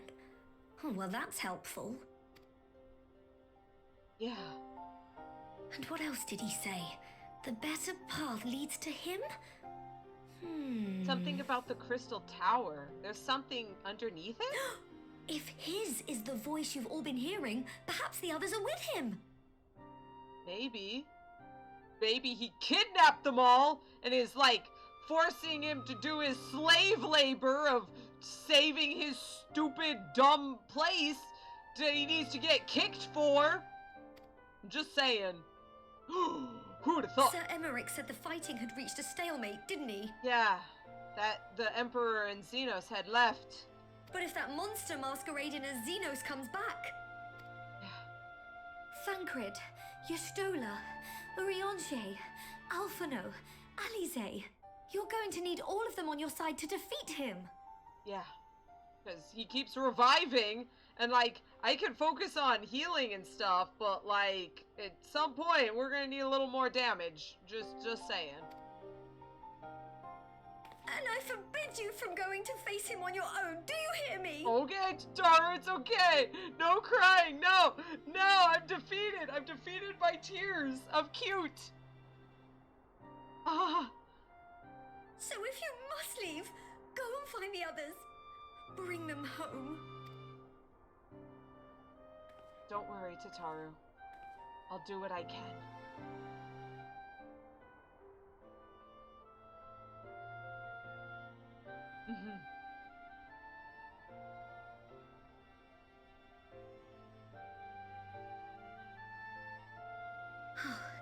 As for where to start, you said the stranger had left a beacon for you at the Crystal Tower, right? But how are you to find it now that the tower has been sealed shut?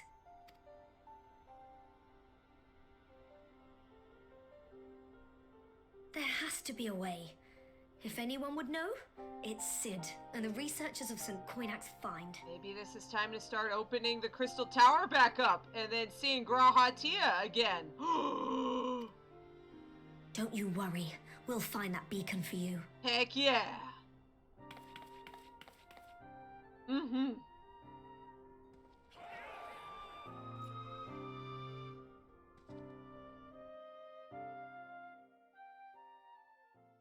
Meanwhile, in the Imperial Palace.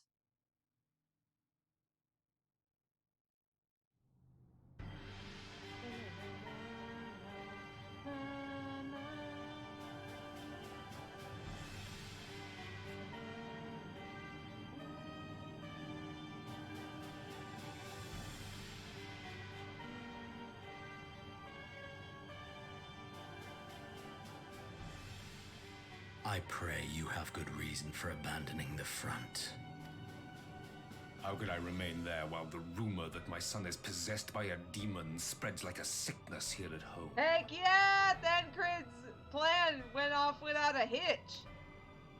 I will not be made to fight for the throne a second time. But what of you? Did you not tell me you would destroy Eorzea's champion with the ease that one might swat a fly? Got him! Beat the crap out of Elidibus. A minor setback. She will not escape me again. Look at you sooning. Where is your grandsire? I would have words with him. How should I know?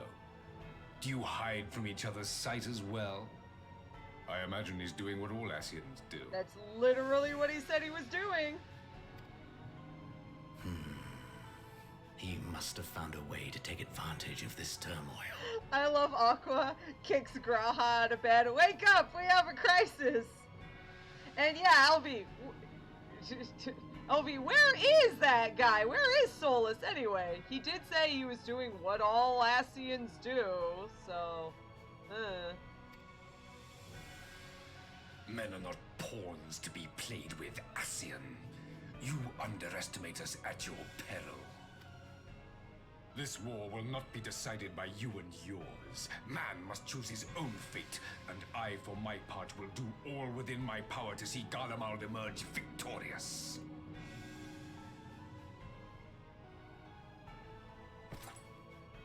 Alright, smell you later, bitch.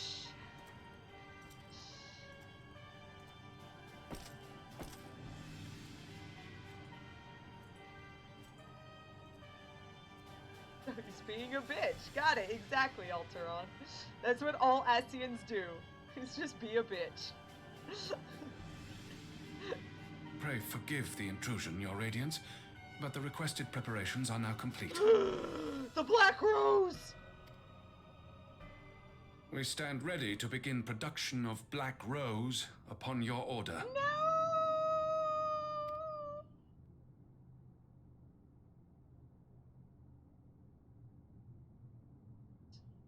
Come on, Varus.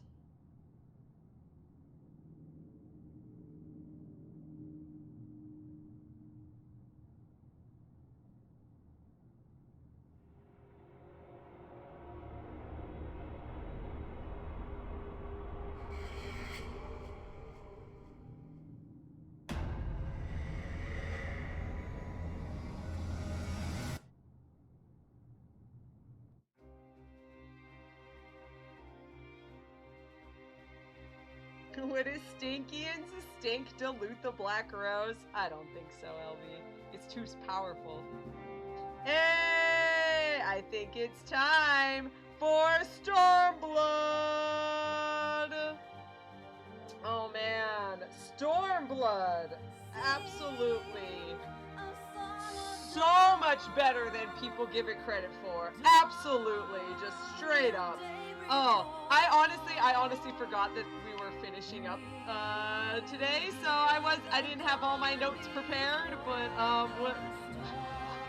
we're doing it live. We're doing it live. Stormblood, honestly, a lot. Once again, I've been telling people before. I look at this whole thing as one entire Ascian arc, and I feel that Stormblood continues the tradition of being as good as Heavensward and showing just how much the Final Fantasy XIV team is working. These people obviously know what they are doing, and they clearly care about the story that they are telling, and they clearly care about the characters that they are creating. They are not just, oh look, here's a sexy lady that, welcome to Yugiri, look at how sexy she is. Like, no, like, Yugiri comes into the story and out as the story is necessary to further the plot. Like, sometimes there are one or two hiccups every once in a while, like we've mentioned before, but like, I hate it when people are like, oh, Heaven's Word is better than Stormblood, or Stormblood is better than Realm Reborn, or everything is better than a Realm Reborn. Because it detracts from the fact that Heaven's Word was setting up for the fact that, remember, we were saying, oh yeah, the Warriors of Darkness are never going to pop up again. And then we saw, literally just here, people remembering the Warriors of Darkness and showing why they are making these decisions in their lives. This stuff, nothing is thrown aside. Everything is shown to be necessary and important.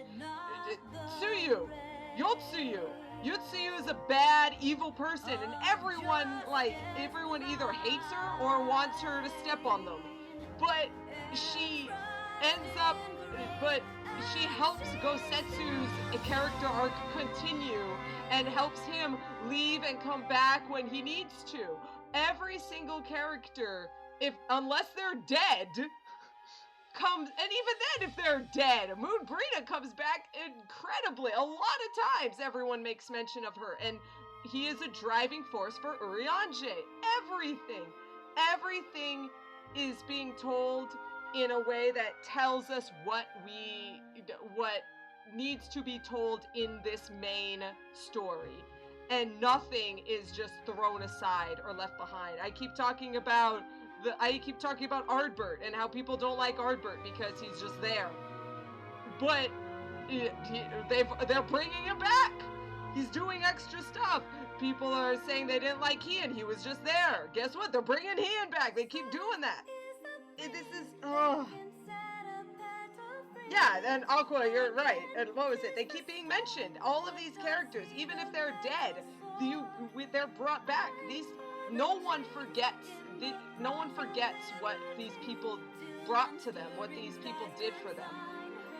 Even, what was it? Harshaphon. Even Harshaphon, people are remembering this kind of stuff. Like, Harshaphon is brought up way later in the story. These things are all important to the entire story of Heaven's Word and Stormblood, and soon to be there's a flood of light, there's a deluge of light. We're gonna need to bring the shadows. So we'll see how that turns out. But I'm gonna say, the parts that I did like about Stormblood, I especially loved, once again, this is a thing about bringing people together, people who are disparate. I mean, here we have Fordola here. Fordola honestly thought what she was doing was going to help Alamigo become part of the Empire. She honestly believed that in the next generation or two, Alamigo would become an actual part of the Empire, and they would be actual members of the entire country. And that's what she did it in the worst way possible, but she honestly believed what she was doing would help people later on. And that is a sacrifice that is not easy to do. And so bringing these types of people, Maxima, there he is, Maxima, bringing these people together and trying what you can to help. And that's why, another reason why, a lot of people were like, I hate Tsuyu. How dare they try and make us feel sorry for Yotsuyu? Like, how dare they? She was a terrible person. She deserves to die. And at this point, the entirety of Final Fantasy XIV is bringing people together, is finding ways to help people not hate and come to peace. The only people who are actually literally need to be stopped are people like Asahi, who refuse in every sort of possible way, refuse to change. those are the only people who need to be stopped. And even then, if we find a way to stop him, I'm sure we would have found a way to help Alisaie too, if we could have. But, I mean, look at that face. How could you say? Majestic mountains above us. Oh, I don't remember the first part. I don't remember the first one. Oh, I was gonna do the national anthem. All rise for the national anthem. Hold on your hearts and voices. Come fill your hearts with pride. They made that one of the points in a different story, in a different side quest. Don't worry, we'll end up doing that. But I think these things are so important in Final Fantasy XIV, and I think that's why Stormblood is so important for the story. We end up bringing people together. We end up bringing the story. We end up bringing Domans together. We end up bringing the Steppe together. We end up bringing the Kojin and the Ryan together. Everyone in some way helps bring this stuff, and it's I think that this is just as important as Heavensward's story. It may not be better told. It may be that they were leaning too hard on making bad characters be sympathetic, but that's what their hope is. Their hope is that we will look at the people next to us, and even if those people do not share our ideas, do not share their beliefs, that they will someday become a friend. And I think that that's an important thing, once again, that we need in our world. I think right now, a lot of stories these days are focused on black and white stuff, and it doesn't help. It really doesn't. And so, anyway, I love Stormblood. I loved the beginning. I love the middle. I love the end. I honestly, I love it all. Like, I don't want to say after all this time, I don't want to say, well, I preferred Heavensward to Stormblood, or I preferred Heavensward to Realm Reborn. But honestly, Stormblood is, I could say from beginning, the one thing that I could say from beginning to end, I honestly really enjoyed. And like, I make fun of it, obviously, because there are parts to make fun of, but like, I honestly was really sad that I had to, that I couldn't be playing Stormblood. Like, I had to stop being subscribed. I honestly was sad. I made a joke that Stormblood Hildebrand, how do you say, cured my depression, but honestly, it might have just been the fact that I gained it because I could not be playing such a fun storyline, and I missed out on everything the day it dropped. It hurt. It really did. And I just, I love it. I love Stormblood. I do think I remember Alex is not here at the moment. I do remember Alex saying that Stormblood was her favorite. So, like, straight up, at least there's one person who's kind of like, yeah. But I'm not going to play favorites. I refuse to play favorites after what I've said. But, sorry, Aqua and everyone are listening to me ramble. Have you guys have any ideas? Aqua's been saying, yeah, me too. I really enjoyed Stormblood as well. The Aqua was mentioning, as well as the people who have died, they're always mentioned. No one is forgotten. No characters are just a throwaway. It's really good so far. Oh yeah, there's the Asians. Who could that mysterious Emmett Selk be? Oh, we gotta find out who he is. I won't choose a favorite, Alteron agrees, but I really think Stormblood is criminally underrated. I really do. I remember there was like a stupid meme someone made on Twitter where they've just like deleted all of Yansha and like the Ruby Sea and was like, yeah, we're not missing anything. If it was just the Domans were so boring. They had no culture. The only thing that was special were the steppe warriors, and like it was like absolutely nasty how they were just saying that, like, yeah, the Japanese people making a Japanese game with Japanese culture, and to claim that it's not unique or special is an absolute travesty. The absolute, I hesitate to say racism, but jeez, absolute stupidity. Aqua, when I read that people didn't like Stormblood, I was confused. So many bad takes, like, honestly, the absolute audacity of these people to claim that the Japanese part from a Japanese was boring and not well done and didn't have enough important to cultural impact is absolute stupidity. But yeah, Alteron, Stormblood is criminally underrated, especially the post-game. I do remember hearing, well, 3.0 was okay. Oh, 4.0. 4.0 was okay. But 4.1, that was dumb. 4.2, absolutely stupid.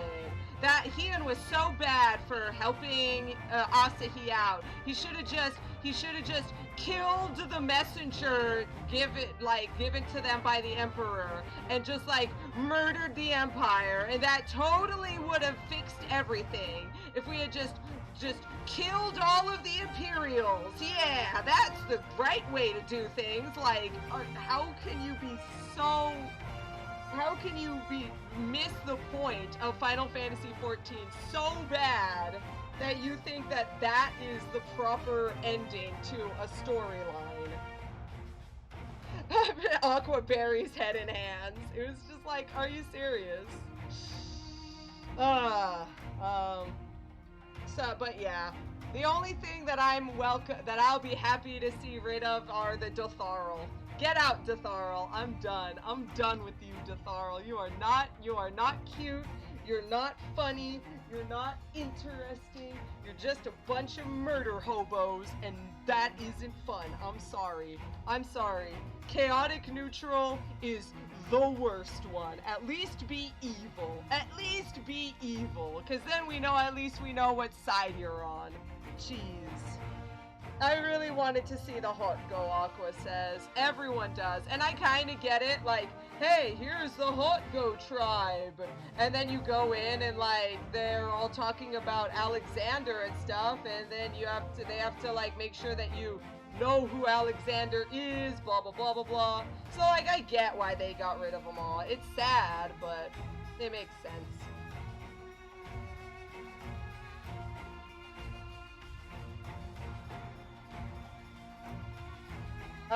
Alteron says, to be fair, I'm a Japanophile and ancient history nerd, so I'm a little biased in liking the setting. Yeah, I can kind of imagine, like, if you don't get the blue coaching and the red coaching thing, how it's like actually an allusion to the, the red and blue Oni from Momotaro's story. And then if you don't know the fact that blue and green are the same word in ancient Japanese, so you're like, why are they the blue coaching when they're green? Like, there's a lot of like a little this and that, and like the Four Lords, you could kind of, I remember a lot of people, well, not a lot, but like a few people were like, oh hey, this is a thing that Suzaku said, and they're like, actually, Suzaku's not Japanese, it's Chinese.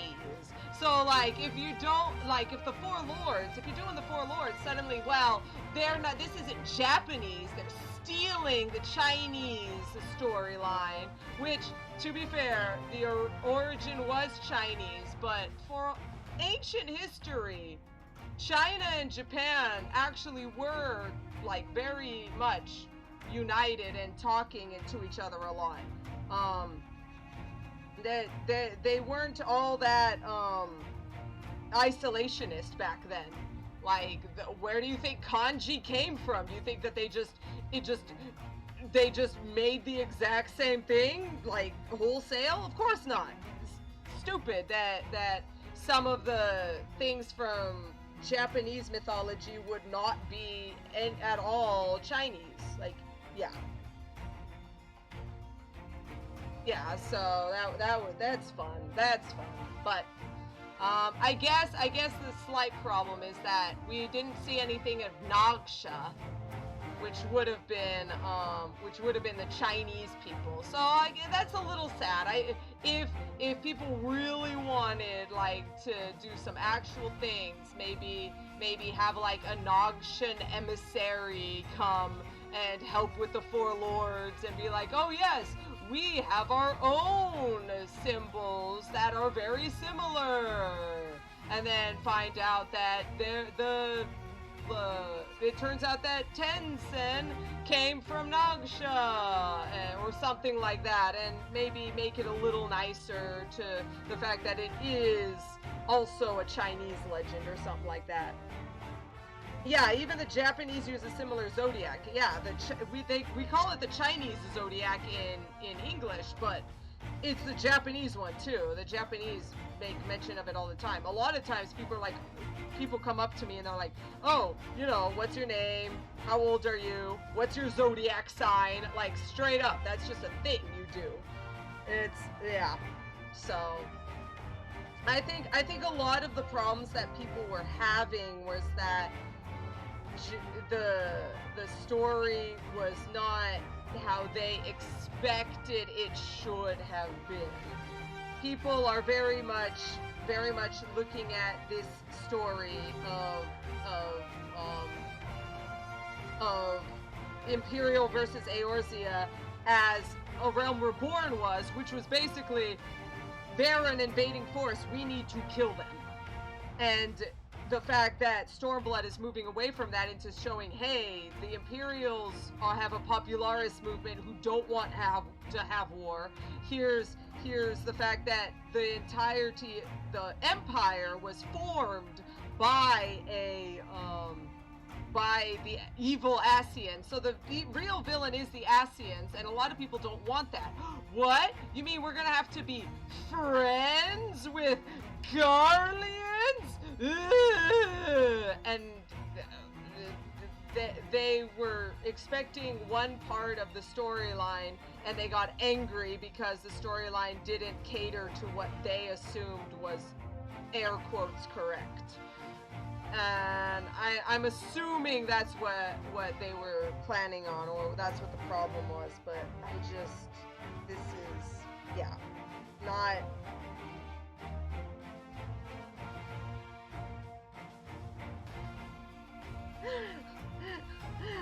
Alteron, there's some people saying, oh, Japan is so overdone in JRPGs, they should have done something different. Also, those same people, actually, that's from Chinese mythology, it shouldn't even be there. But, and Aqua, how dare they not making my theories come true? Yeah, exactly. What? You mean a story isn't doing exactly what I wanted to? That's bad. It's really funny just how much people are so intent on. It's been a slight problem because a lot of writers nowadays are they need that PR, so they go onto Twitter, they go onto mainstream media, and they interact with their fans, and the fans are like, hey, here are some of our headcanons, and like maybe the writer will say, wow, I didn't think of it that way, but yeah, that makes sense, that could be totally canon, that's totally a thing. And so a lot of people have decided that headcanons are becoming more and more real canon, and if the writer doesn't say that it's canon, oh, the writer's wrong. My headcanon is real canon. That's the real one that we should be thinking of. And it's becoming it's happening a lot of times in a lot of different places. And I don't know, I don't want to say that people have fallen into that trap for Final Fantasy XIV Stormblood, but because like we were talking about, we ended up fighting the Archbishop and beating him. We defeated the church, and now we should all be friends with dragons. But what? You mean some people some of the dragons are still bad? No, that can't be the right way. Postgame Stormblood is bad. And now we've got Stormblood. Oh boy, we're gonna kill all the evil Garleans and murder Fordola for her evil actions. What? We're trying to help Fordola become a good person again and make friends with the Popularis? That's not what I wanted. This is not canon. This isn't true. It's like, And so, yeah, and then, oh no, we have to renew ties with the church? You mean we're doing faith things? Ew, that's not what I was expecting. We were supposed to get rid of the church and just be friends with dragons forever. Reforming the church? That's no good. Ew. Yeah, exactly. And you're right, Aqua, it is a huge problem with these people who are becoming so entitled to feeling that their opinions are canon. Now, to be fair, some people miss certain themes of a story. For instance, I remember a story happening where like a character is like deep and sad inside, but like that's because his past was bad and now he's going to grow forward and become a new person. And so people are like, oh yeah, this is happening because of this theme, like a generic trope that everyone like who has studied literature would know. And then you hear, well, did the author actually say that's what he meant? And it was like, and so like there's a little bit of one side or the other. Sometimes you get people who think you have to ask the author literally everything to see if this is the correct way to go about it, which is also stupid. Or you get the other side, which is, well, the author needs to choose what I think is correct because I think it's correct. So if they don't believe that, then they're wrong about their interpretation. And it's like, yeah. And so, hey, Revolutions! By the way, this is the last time Uematsu is doing a score for Final Fantasy XIV, and the last Susan Calloway song.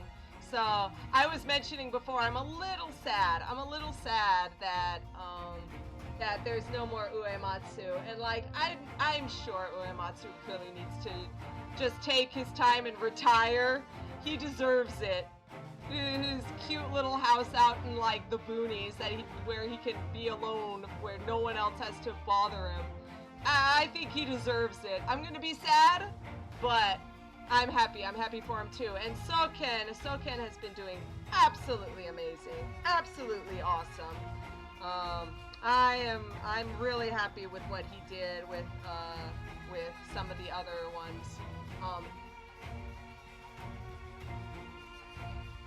I like that Shadowbringers to me feels like it has two different themes, and we'll get into that later, but I like them both, but I especially love one of them. One of them was one of my favorites. I try and keep it in my orchestron roles, on my orchestrons playing all the time, because it's so good.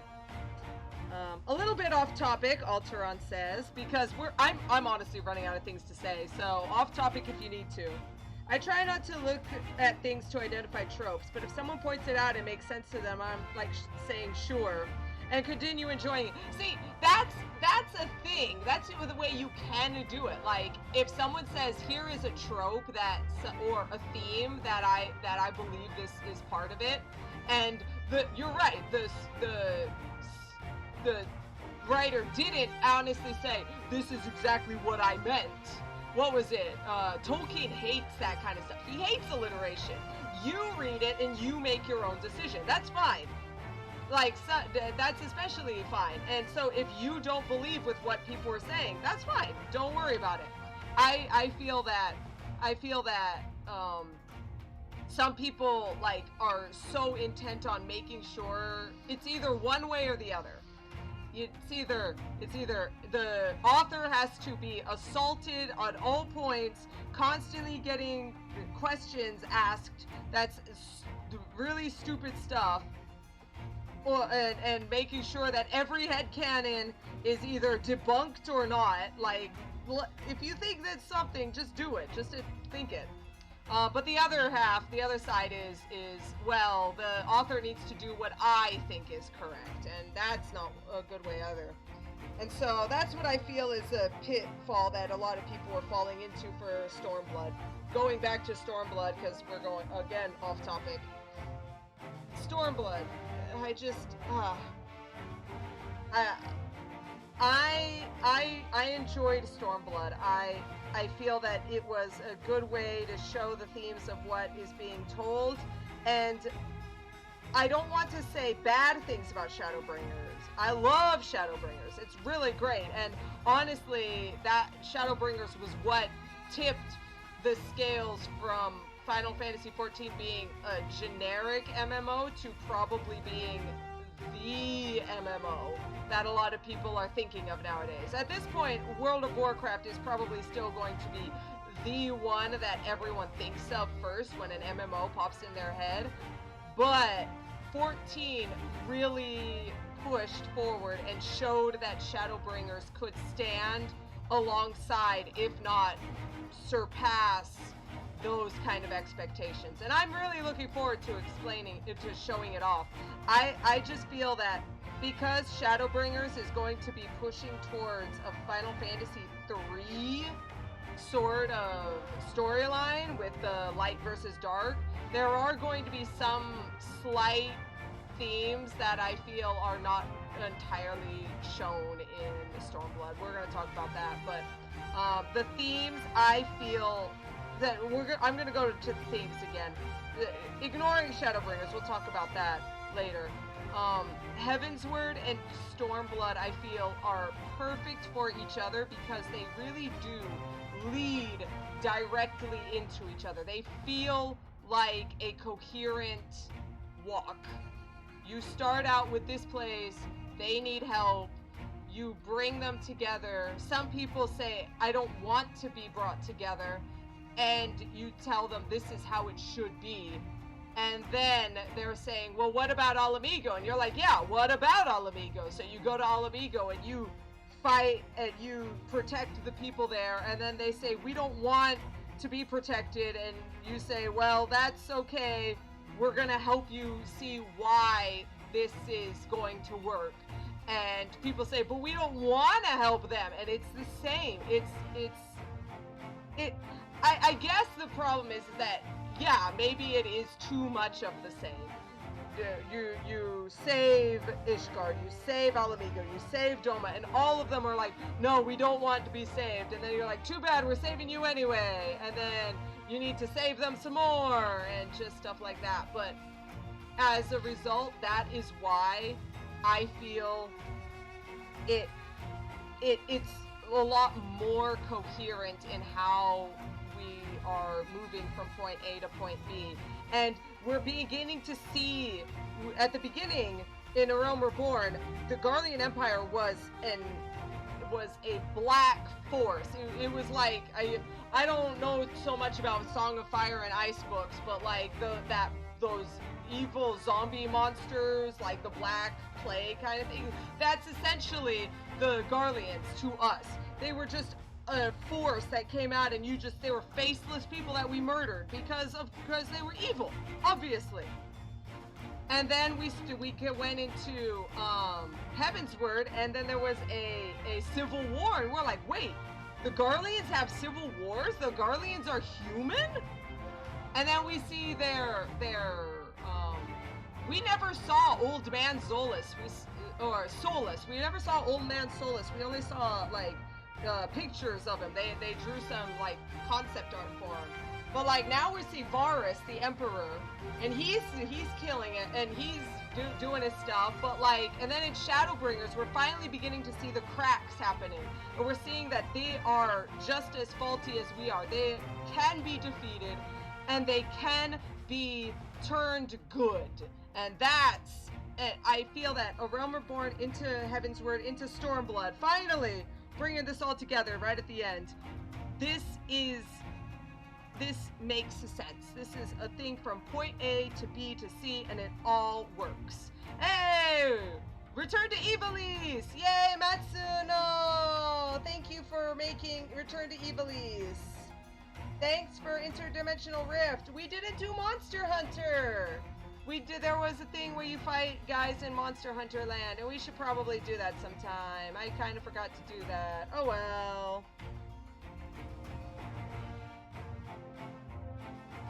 But yeah, so from point A to point B to point C, it feels coherent. It feels like a story that it's long and intertwined, but it works because they are working this hard. And I think that that's an important. Why is Final Fantasy 15 here? Why is the localization team? Oh right, because Final Fantasy 15 had this was when they had their crossover event. Okay, I was in there like, what? Yeah, crossover event. And so I'm looking forward to showing off Shadowbringers and how the themes continue.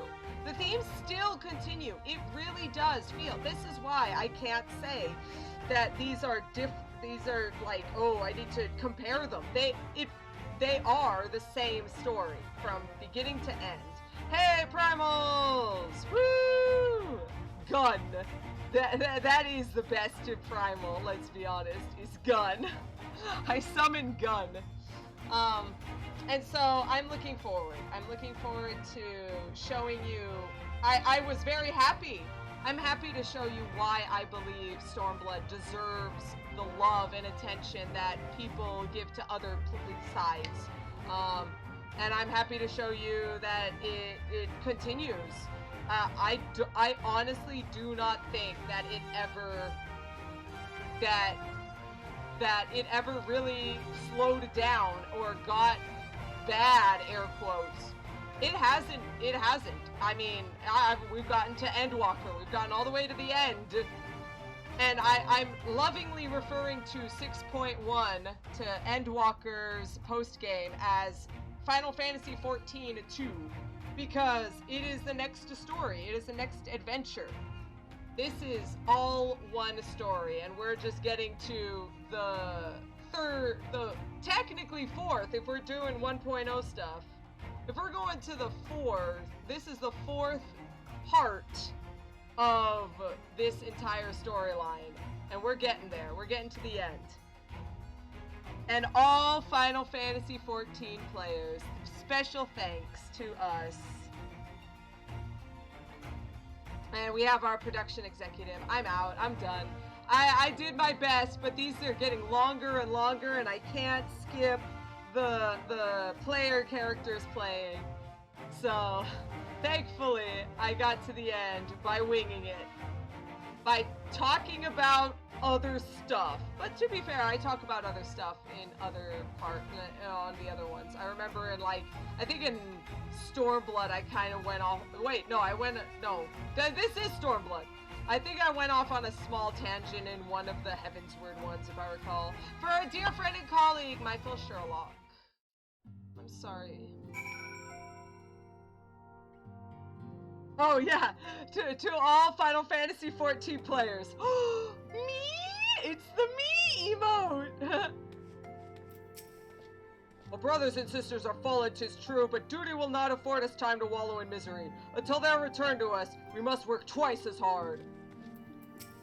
In light of the present condition of the Scions, even Riol has returned from a field. Never has there been greater need to marshal our resources.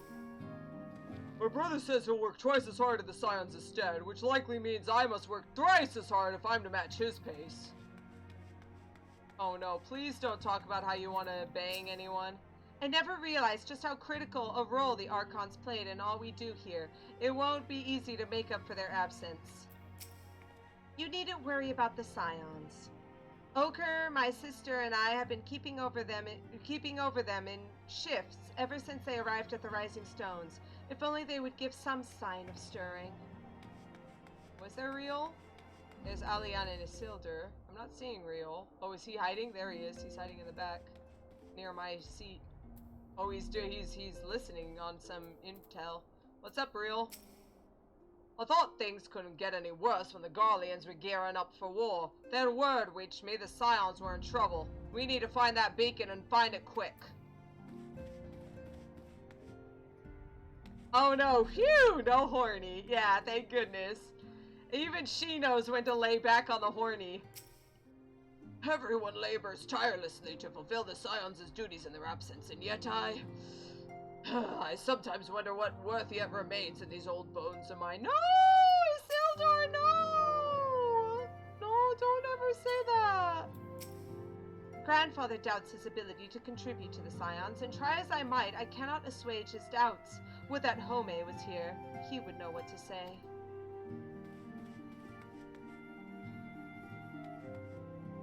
Alteron, no! Alteron! Bad! Spritzes you with water. I knew you'd be alright, and to celebrate your return I made you this. A brand new traveling outfit. Oh, wait. Wait, Tataru, no! Colternate! No! Colternate, no!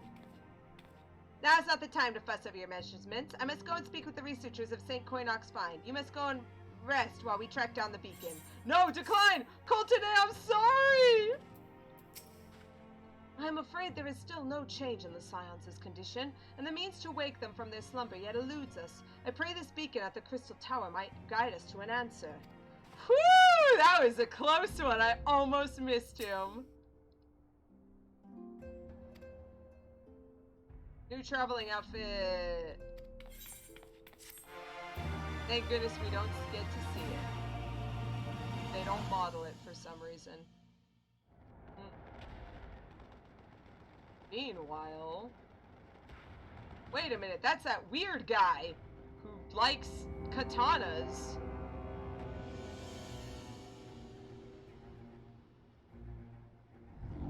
What the?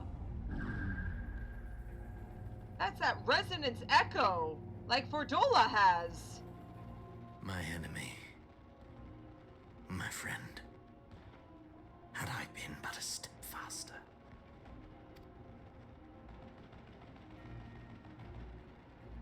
It can't be.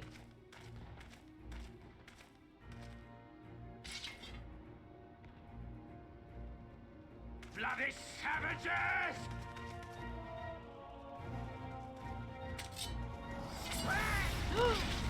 But that attack! The only one who knows how to use that is... Zenos. A pity your hunt leads you elsewhere.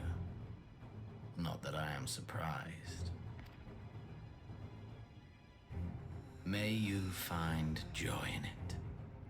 Grow stronger, more savage, and savor every triumph. In the meantime, I will reclaim that which is rightfully mine. But how? Is this the true Zenos' soul?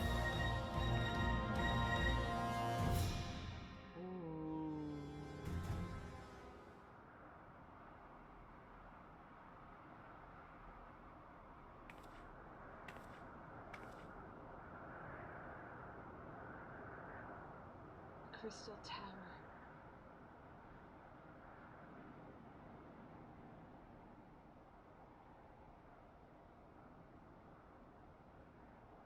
What secrets do you yet hold? Graha, please help me.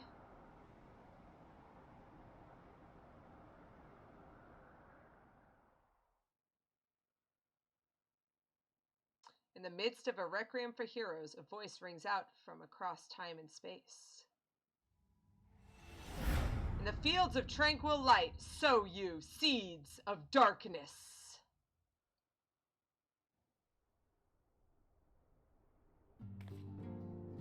Exiting New Game Plus mode!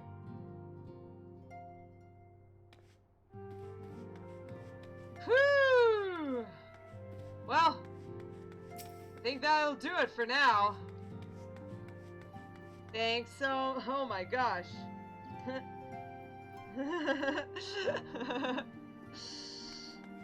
Nah, Aqua, that's cute. Oh man, yeah. So, it's almost time, you guys. Oh, that was a long one, but we're done. We're finished. Sit. We're gonna meet up, you guys. We're gonna do it. We're gonna start up Shadowbringers.